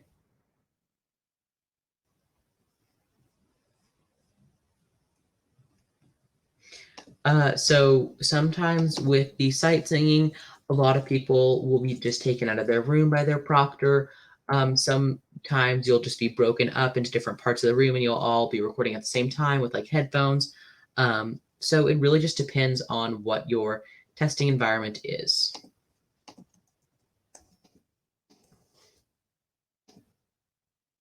I'm sorry, y'all, my laptop is not liking me and pulling up my whiteboard like I would hope it want to. Okay.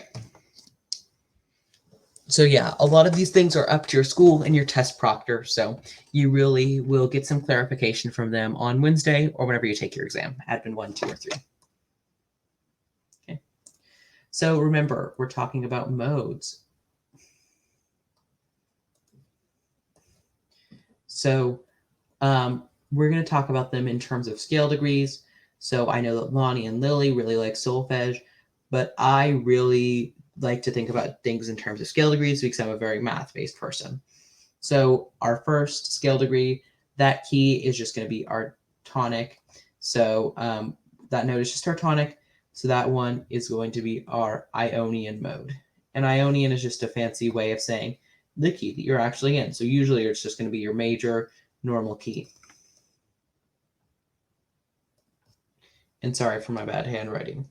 But with 2, we're going to have our acronym that we talked about earlier. I personally enjoy one that is, it's called I will capitalize things just to make this easier.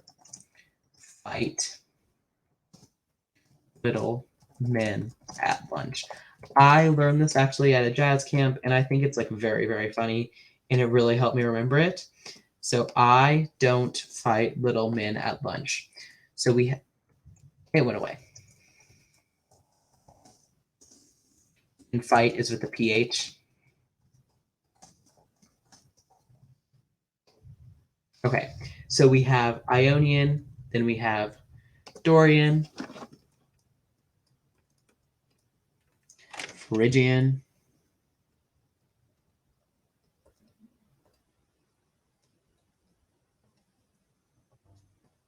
Lydian, Mixolydian,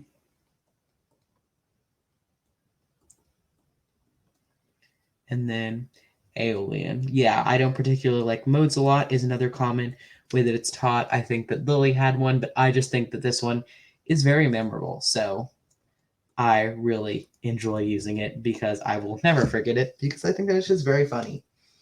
And remember that we are looking at these in terms of what scale degree they start on. So we have 1, 2, 3, 4, 5, 6, 7, 8, 7, and then 8 is just going to be 1 again. So we're thinking about this in terms of our normal key. So let's say it's easiest to think of this with an example. Let's talk about this in like the key of G major, like it was on that one multiple choice question. So in the key of G major, so everything is just going to have all naturals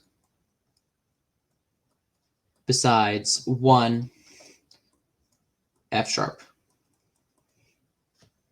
So that 1 F sharp is going to be the one thing that's changing in all of these modes. So the only difference between these is going to be their starting note.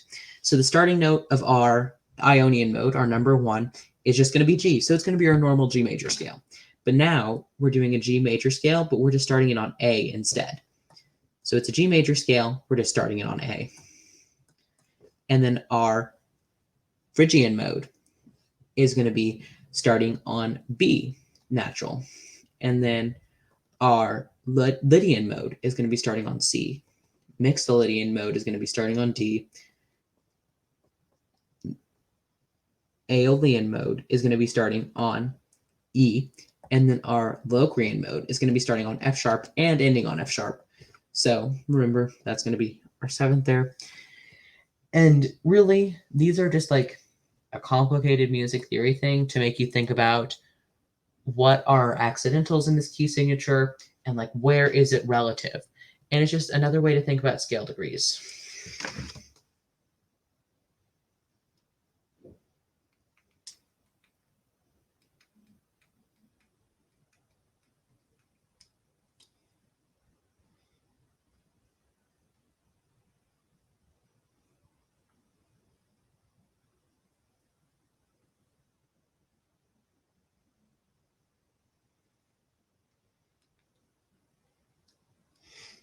Okay, so does this help clear up our mode issues? Let me see if there's any other questions about modes from that one practice test that I pulled from the College Board, and I'll paste that on this whiteboard too.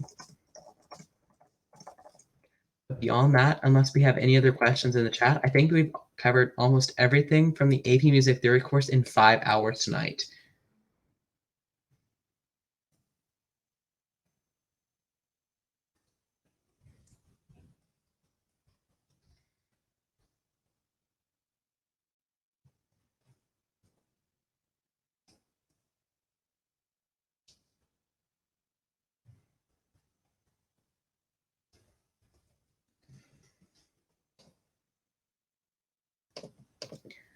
Okay. Woo, yes, Lily is right. Exactly. We have covered a lot tonight. Y'all should be proud of yourselves. Music theory is a big course, and it is really hard. Like, music theory is a very hard course, and getting through this year and being able to come to this CRAM and study for your exam, and you're going to do amazing tomorrow because you're here. I just can know that. That just means that you are in an amazing place. I know a lot of y'all are going to be considering doing music majors, and honestly, that is such a hard thing, and I applaud you for doing that. I am taking the easy way out and doing an engineering major. I am very much joking. Obviously, engineering majors are not that easy, but I do want to make sure we have room for any last-minute questions to help you clear up anything that you want to know before your exam. And I'm scrolling through all the practice exams that I can find online, and there really are not that many mode questions. A lot of them are dealing with formal sections, I mean.